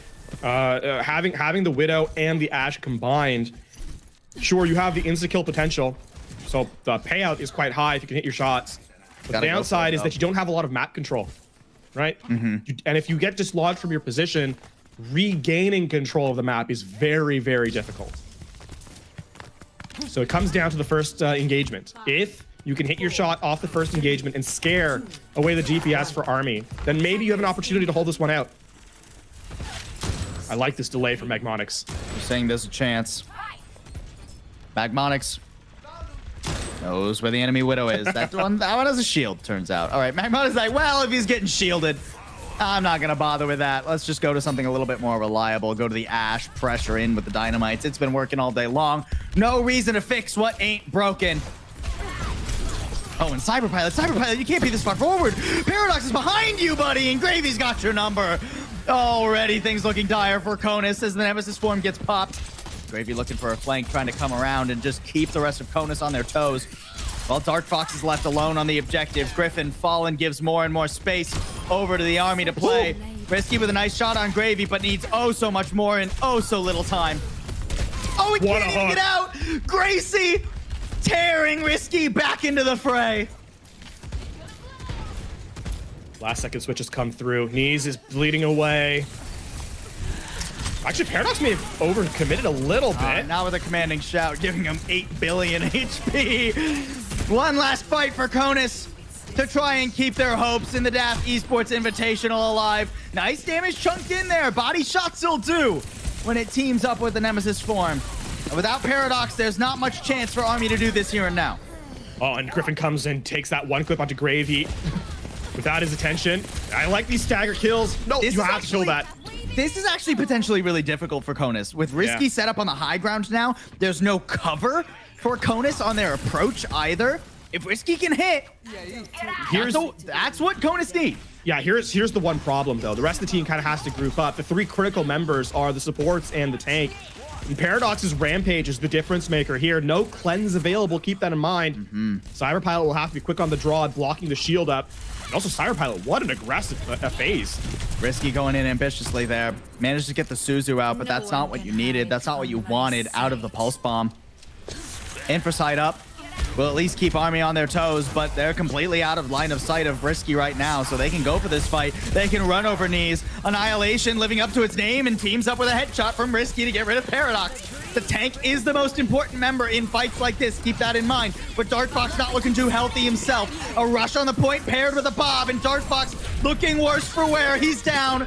Risky trying to keep things alive with a headshot on Gravy and a rally coming out from Cyberpilot so that he can tank on card instead. Guardian not able to get out of here either. Gets staggered with barely over a minute left. And now this comes down to the wire. We're going to be in the last 60 seconds here momentarily. Nano boost from DAF Conus. They couple that likely with the Nemesis form from Dark Fox, punching away. The difference maker, as it has been all weekend long for Army, is Paradox. 60 seconds. And that's going to be the biggest thing. The Rampage, we already highlighted it. It remains true. This rotation is really difficult. Knees, I mean, last time just got rolled over trying to rotate off the high ground. Here comes in that anti. Nice sleep. At least Paradox is put on the ground for a sec, but it won't stop him from bleeding out Knees. Griffin not able to even use the pulse bomb, and things are suddenly done for. No chance to contest. No Nano. It's just Risky up and alive right now and can't even get to the point. A solid effort from DAF Conus, but it is the U.S. Army taking this Esports Invitational. They will stand your champions here in the grand finals. A momentary hiccup in the round robin is all that stood between them and complete victory. One map drop, Paul, in the entirety of their gameplay. Came close for a second here, but close is not enough. And a highlight-worthy performance across the board from this roster. Came close to a second map a number of times through this weekend, specifically playing against DAF Conus. That very first, but I mean, both control maps. A valiant effort from DAF Conus, but it will be the Army who steals away the Department of the Air Force's Invitational. What a more dominant the more the tournament went on as well from the Army. I mean, you can call it a hiccup here on Rialto, as it was almost a fuller hold from DAF Conus. Up still like 30 seconds on the clock for the Army. And to be able to pull this off, to be able to, I mean, they didn't let anyone pass the second objective of a map all weekend long. I mean, superlatives continue to get piled up for the Army squad, right? The performance they provided were truly exceptional. And I mean, not just at a team level, but individually as well, right? This is both a well-performant team as well as well-performant players, and a rightly earned championship berth for them here as they'll complete that 3-0 to crown themselves the DAF Esports champions. And as we take a look back at our bracket here while we wait for the interview and the award ceremony here. Yeah, we get a little award ceremony. These guys are going to get medals too. We just got to take a look back at our 5 amazing teams and give thanks to the Department of the Air Force, the Army, the Coast Guard, and the Navy for giving us such a phenomenal weekend of Overwatch. Yeah, and of course, that top 3 stands as it does. Army in first, DAF Conus in second, and DAF Oconus in third. So a very well fought weekend here. Some fantastic games that were played in the course of 2 days. And I mean, some incredible highlight worthy moments, right? Like that was crazy plays. I'm still thinking about Emma Wee Wee's Suzu to cleanse the shatter. Yeah. I'm still thinking about it. Crazy stuff, honestly. And I mean, that wasn't even necessarily the craziest play we saw all week. We just saw, that was a 10 health gravitic flux that Paradox hit to recontest on Hollywood. Just insane stuff all weekend long. Yeah. And I mean, now it just really the only that's left to do is to kind of crown our victors, right? Have them stand and kind of accept that. But the performances on them on every map were spectacular. Even the maps they lost, the map they lost. Map singular, yeah. Yeah, they still had some excellent moments, and I think as the days went on, right, as the games went on, they improved as a team, and that's. To improve in real time is something that it's both kind of expected and also very difficult to do. And I think especially against a team of DAF Conus's caliber, to provide that level of competition and to improve even further, just tremendous stuff. The Army took both the teams that were getting coached by Overwatch League coaches to town this weekend. Yeah. Phenomenal. I mean, that's crazy, right? To adapt live better than the team that has like a professional coach standing behind them. That is insane. Credit to the Army. I don't want to undersell Conus or Oconus either. They were doing a great job all weekend with their adaptations too. I mean, that was one of the reasons that Conus was able to take that map off them yesterday, right? That Hollywood was a phenomenal adaptation and an even more phenomenal clutch from Cyberpilot. But at the end of the day, it's the Army walking away with it, guys. We're going to be going to an interview with Gravy. We're getting him back in here. excited to see him, especially after he got a couple more highlights on this match. I mean, that Sombra was really spicy. Yeah, and I mean, one of the things too, right, is that not just playing well. Sombra is such a team-based player, or team-based character rather. We've already heard about like kind of the difference between solo queue and playing in scrims and then competing on stage. But to go from a bunch of carry type characters, right, into a support character like Sombra that really revolves around your team and still have the wherewithal to look as good as he did across those characters, impressive stuff. And barely a moment went by in the map. It felt like that we weren't seeing some level of excellence be provided. So spectacular stuff from Army and Gravy specifically as they complete this 3-0. And Gravy was flexible the whole weekend too, right? You love to see that sort of flexibility out of DPS. I think it's more important now than ever. Not just DPS, but all characters across an Overwatch team have to maintain that sort of flexibility. You know, if we counted the amount of characters for each individual on this Army lineup, I'm sure each of them have played over, I mean, maybe not supports, but at least their DPS and their tanks have played over 5 characters each. Supports, maybe, you know, you get a little bit more stuck in your roles. But what a phenomenal day here. What a phenomenal weekend from the Army. And I believe we are just about ready to pull in Second Lieutenant Bagwell, or wait, maybe we're waiting another second. Either way, we got to finish off his replays, give him the credit that he's due. It's really spectacular stuff there as we get a reintroduction to Gravy, Second Lieutenant Bagwell as well. And I mean, we spoke to him earlier today, right? And to kind of get a sense of how it has shaped up here in the final moments, we go to an interview with Second Lieutenant Bagwell. Yeah, welcome back, Gravy. How you feeling? You have now officially taken the DAF Esports Invitational. I imagine you and the team are elated, to say the least. We're definitely very happy. There's a lot of work that went into this. A lot of people, a lot of coaches, a lot of outside coaches, and the players just committing to try to win this event. And it feels really good to see the hard work pay off. I mean, we talked to you, of course, not too long ago. In fact, one game ago after your victory in the upper bracket. Moving into this one, you mentioned that you guys thought it would be you had prepared some changes to your roster to develop for this match. I mean, clearly it worked out. 3-0, and even better performance this time around. Now that the games are over, can you give us a little bit of insight into what kind of went into that? Yeah, so the expectation was they would come out on something that would counter our Brawl, because we felt like we were the stronger team on Brawl, which is why we went to Lijiang Tower, which is why we swapped right away to a super fast composition, Sombra Tracer. But we had to survive that initial onslaught. We knew it was coming. They did very well.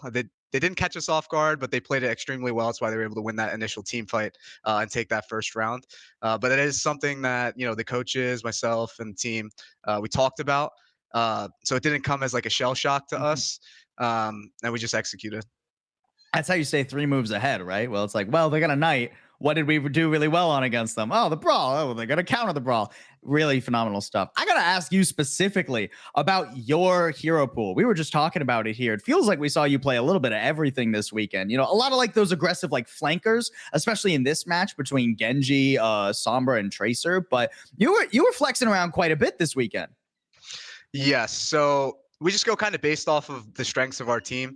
Magmonix coming from Counter-Strike, he clicks heads. Okay, gotcha. Ashe, Cassidy, Yeah. Widowmaker.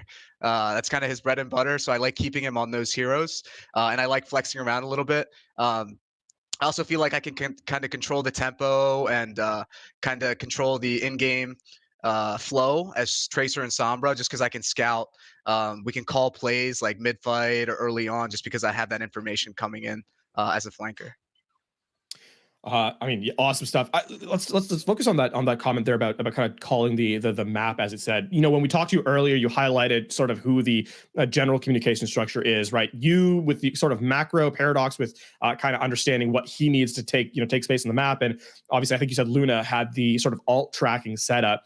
Now, one of the things that we saw from your team is being in the clutch, right? When you're down 2 players, still able to take fights out. Has your comm structure shifted when you're in sort of those situations? A little bit. I think if you're out of the fight, unless you see something major that those players that are still alive need to see, usually I'll fall back. So in the last two maps, I felt like I died a lot. So I provided whatever key information that they needed and kind of let them do their thing because they see exactly what's going on during the map. Like the back end of Hollywood, Paradox, and I think Mag clutched that like 2v4 or something like that. Just let them do their thing. Most of my information will come like earlier mid fight and then like just planning into the next fight. But if I get knocked out of that fight early, like our players are more than capable of being able to dissolve those kind of scrappy fights and bringing it back.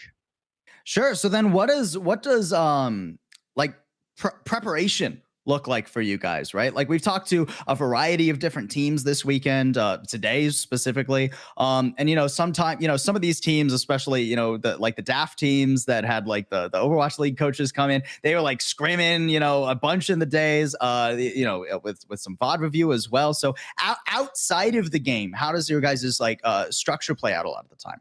Yeah, I mean, especially here, we felt as though most of the preparation was done, like mechanically and scrimming. So I was really adamant about making sure our guys were sleeping, hydrating, eating. Good call. Making sure like they're ready to perform because the gains that we were gonna have like in the server were gonna be minimal. They'll be more strategic, if that. So we're not really gonna gain so much from playing scrims until the LAN center closes. So we kind of prioritize like being very very surgical in the preparation this week, focusing on specific tightening up our specific comps that we wanted, having the switches ready, and then just being able to run those different comps on the different maps. Awesome stuff. I think now we can take a moment to kind of breathe, right? The games are over. You guys are going to be the champions here. Yeah. So what was the entire experience over the weekend like, right? Obviously, you talk about the gameplay, the stuff in server, but that's only part of the experience, right? Getting to play on location, of course. I know we talked to you a little bit about it in the last game, but again, that was, in the thick of the moment when, still things had to be yet to be done. Now that you're kind of looking back on it, has the experience kind of fully been resolved for you, or is it still kind of trying to sink in? I think it's starting to sink in now overall. It was kind of surreal doing all the high level media stuff that you guys do, with all the camera shots, the slow-mo. I've been to LANs before, but we never had that type of quality of production ever. So I think that was kind of surreal. Seeing all the cool photos, you guys are really good casters, like providing really good content. I think we've never seen like that type of level of production being invested, into the Army Esports program. So, it's something that we really appreciate. It's finally starting to sink in, I think, for the players and myself as well. Well, I'm glad that our top-notch everybody just give a round of applause to our top-notch production team. They have honestly killed it this entire weekend. Okay. Let's talk about the environment in the arena. I know, we've talked a lot about you guys have gotten a chance to hang out. A lot of the time, you haven't really gotten to meet a lot of the players that you play with before. Have you gotten a chance to talk to any of the other guys from the other teams? Have you gotten a chance to commingle with some of the other branch gaming squads? Yeah. Personally, I like being very, business-like when I come to tournaments and events like this. Hey, I'm usually pretty serious. I like to keep an even keel, not too relaxed, but not too uptight. So for me, it kind of kept to myself a little bit, kind of shaping our game plan going into the weekend. That was kind of my mission with the coaches, especially as the in-game leader. So maybe I didn't get to mingle as much. I know some of my teammates did get to mingle, but I'm sure the rest of the day should be pretty relaxed. Get to go meet with some of the different services and get to pick their brains a little bit. Yeah, for sure. I mean, hey, listen, it worked out, right? Standing here as the champion, so it's tough to fault you for that. One of the I guess the last thought, right, before we kind of let you go celebrate with the rest of your team ahead of being awarded your first place. Any further shout outs, right? Anything for you here as we let you go? I mean, in addition to all the people I shouted out before, I'd just like to shout out, the entire U.S. Army Esports program. Everyone in the Discord. We have one of the best communities within that Discord. We have community nights on Fridays. Everyone knows each other. There's a very big community there. we have people hitting us up, all week, saying like, you guys are playing really well, keep it up, you're representing, right? So I just want to give a special shout out to everyone, in the U.S. Army Esports program, in the Discord, everyone that's a part of our community. Well, thank you so much again, Second Lieutenant Bagdall, and congratulations again on your win. You guys will be the victors of the DAF Esports Invitational for Overwatch 2 in 2023. We're going to let you go now and go collect your awards. We're going to go see you, get your medals presented to you. So have fun with that. I hope you have a great rest of your weekend, and I hope you enjoyed your time at the DAF Esports Invitational. Appreciate you guys. Thank you so much for having me. A pleasure. An absolute pleasure. Yeah. Just, even more insightful the second time somehow. Yeah, what a guy. For sure. First of all, what an interview. A shout out to everybody who was in the interview for this one. Some fantastic insight from the players, getting a sense of how their teams kind of cooperate and kind of just make strides in server and out of it. I think that's something that, obviously you and I talk a lot about the in-game stuff because that's what we see the most of, but that's what's tangible to us, right? Right. But even beyond that, even just getting a sense of the outside atmosphere from the players, right? Getting a sense of that, clearly a chance to, experience what LAN is like, getting a chance to compete and just develop those relationships. Tremendous stuff. And to that Army squad, a hearty congratulations coming in. Essentially a flawless weekend from them as they get take that first place position. Yeah, absolutely. Congratulations to them. We're going to take one more look at the bracket and how we got here, folks, while we're just finishing getting the finishing touches. We want to make sure this award ceremony is done right here. So let's go ahead and pull up the bracket one more time. It's been an unbelievable weekend of matches. This was just today. We had 5 insane games just today. And again, the Army dropping only 1 map the whole weekend. A lot of 2 Overwatch, 3 Overwatch, but we had some spice in there, right? I enjoyed every single match we had today. Yeah, I think there was definitely, again, I mentioned this moments ago, highlight moments from every team in server, right? And that 3-0 from Army over DAF CONUS, you think, okay, maybe it wasn't that close, but hey, DAF CONUS had a couple of fights where they made it count, and I just think the mid-weekend adaptation from Army is what pushed them over the line, right? That was a close Hollywood. It was a close Rialto, right? And even still, not quite able to close it out, and yet, just again, the Army definitely deserving of this first place finish. Yeah, absolutely. A phenomenal tournament from our Army Gaming squad. We now throw into the Boeing Center, the Boeing Tech Center here to watch our amazing squad get rewarded as they should be. Let's head down to the floor. Ladies and gentlemen, we've made it through 2 solid days of gameplay here for the DAF Esports Invitational. We went through a day of round robin against 5 different branches of the U.S. military, came to today to go through championship bracket and a consolation bracket. But behind me, I have your champions. I do want to acknowledge the other teams, though, for their awesome effort here in San Antonio, where we had the Navy, the Coast Guard, OCONUS, DAF, and DAF CONUS competing in this tournament as well, putting on a great performance, having a good time while doing so. But I'd love to acknowledge our winners here for the DAF Esports Invitational 2023 Overwatch 2, your U.S. Army.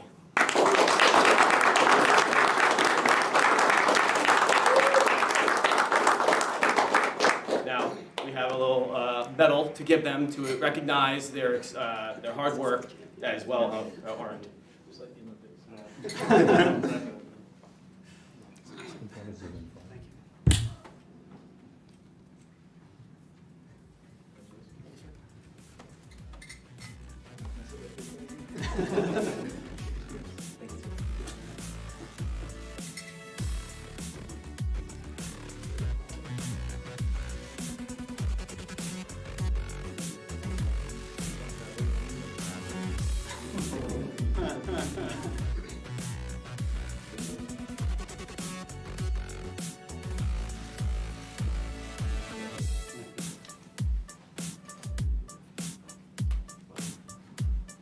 And to talk for their team, we have Sergeant Clement that would say a few words on how they got to where they are today.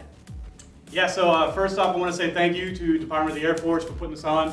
It's a great time. Anytime we can come out and test our mettle against the other branches. In our organization, the United States Army Esports, every person here is a voluntary member. They do their 9-to-5 job, they go home, they get on Discord, they grind together. It's like a little family, you know? So today is a testament to everything that you have all put in, and all the coaches, team managers, everything else we have in Discord. I really just want to say congratulations. I'm super proud of each and every one of you.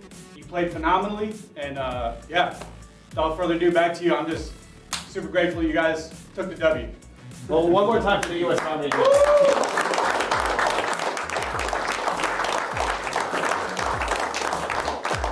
that's going to do it for us here at San Antonio. We're going to wrap things up, and we're going to pass it back to you, hosts.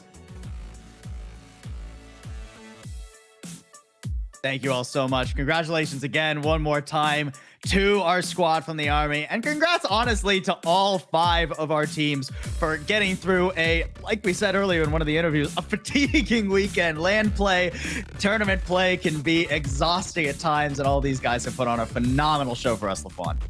Yeah, of course. Tremendous shout out to all 5 teams, to the DAF for putting on the event, as we highlighted, of course. In the end, it is the shout out to our first place champions, U.S. Army, taking away the accolades there, and in what style they did it, right? Just a tremendous performance over the weekend, and rightly deserved here in number 1.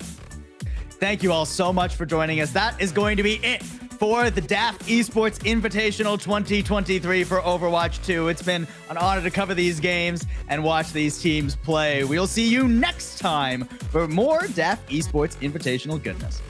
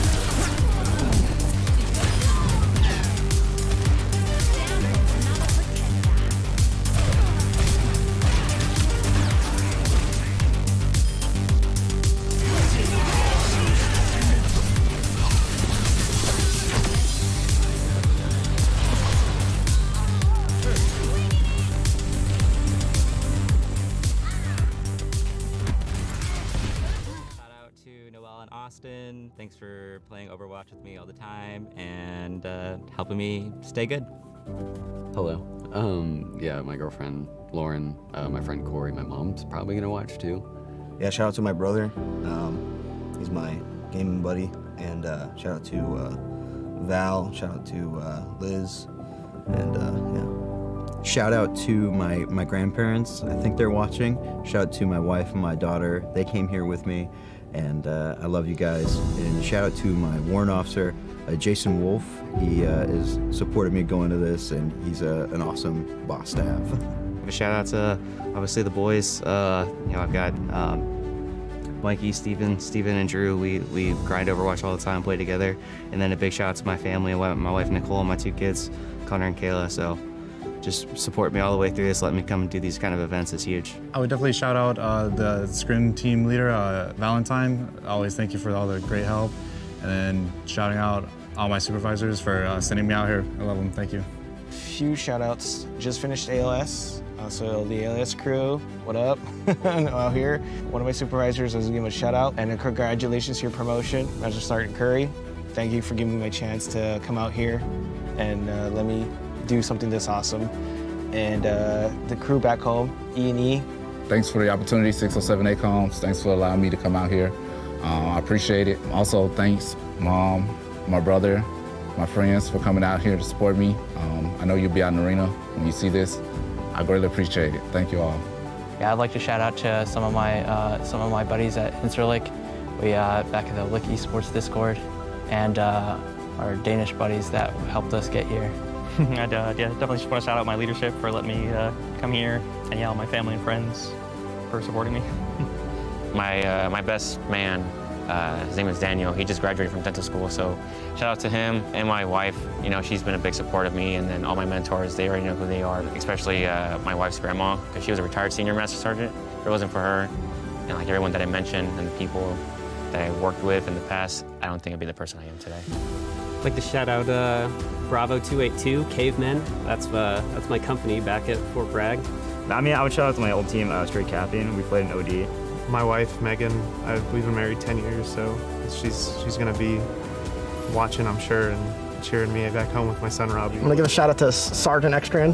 Just got promoted to Sergeant. He's my best buddy in the Army. He's 68 Whiskey. I'll give a shout out to him. I'll give a shout out to my girlfriend too, Maddie. Love you. Well, I want to give a shout out to my brother and my nephew. They're huge supporters of me, and they're super proud of me for making it this far and being able to compete. I also want to thank my classmates who are also stationed here, who are in my doctorate for occupational therapy program, who will also be coming to support me. So I want to get a shout out to them and to thank them for being here. You know, all the soldiers at my unit, a lot of my friends from Basic Officer Leader course at Fort Gordon. You know, thanks for watching. Hope we, not only win but put on a show and make it entertaining. Yeah, I want to say hi to my wife. Thank you for letting me be here. I know you're at home dealing with the 3 dogs. Also, my best friends, Andrew, Zach, John, Noobs. Then also my raiding guild as well, Revolving Door. I want to make sure I told them I'd give them a shout out. I just love to give a shout out to my mom and dad, my wife, and both of my sons, all of my friends from the ship who I play with just about every single day. I love you all. Thank you all for the support. Shout out to NRS Round Rock, and shout out to mom and dad. Something that's very personal to me is my father. He's my biggest fan. He watches everything. And it's his birthday weekend too. So even it being his birthday weekend, he's still gonna prioritize watching me because he's my #1 fan. So shout out to my dad, I love him. Definitely shout out to Doga and Flix. Those guys have been coaching us up, teaching us a lot about the game. I said I've been playing since launch, and they've definitely helped to elevate my gameplay personally. Shout out to, obviously, the Navy for giving us this opportunity to come out here and represent. Definitely to the facility for hosting such an amazing event for us to be at. Mom, Dad, hey, I did something with gaming for once. Thanks for pretending that it interested you. I mean, my whole office was pretty hyped about me being here, so they might be watching, so shout out to the 2 AVS. My wife might be tagging along. We'll see if she's there. If she is, thanks for watching. Love you. Hi, Mom. Hi, Dad. If I had to give some shout outs, it would probably be my mom and dad. They've supported me a lot. And my past team, they might be watching, so big shout out to the past Icarus team. So I want to shout out Natter W. He's an Overwatch coach who taught me a lot of the basics of the game and really improved me from there. And of course my family. Everyone has to shout out their family. I got some friends and family that are going to be here in person, but to everyone that is watching, I appreciate it. Appreciate the support. He's helped formed us. He helps, hey, we should try this. What's your best comp? We should try that. We should try this. We've been scrimming every day. I mean, hands down, probably the greatest experience of my life. That's awesome.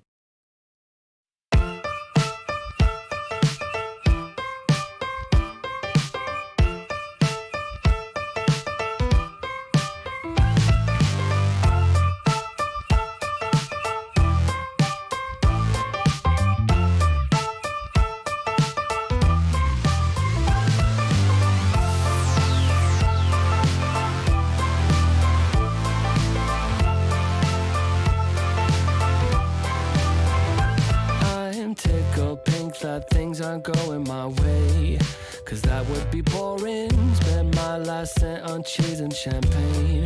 What a wonderful morning. Never mind, she declined to the first date. It was only on my birthday. Never mind all the lines on the highway. Give me time to reflect a bit, 'cause I'm just having a good day. Having a good day. Having a real good morning. I'm just having a good day. Having a good day. Having a real good morning. Real good morning. Real good morning. I guess that things can only get better from here. But sometimes I wonder, I might have met the love of my life, but I lost a number. Never mind, she declined to the first date. I went to Vegas with a roommate. Never mind all the lines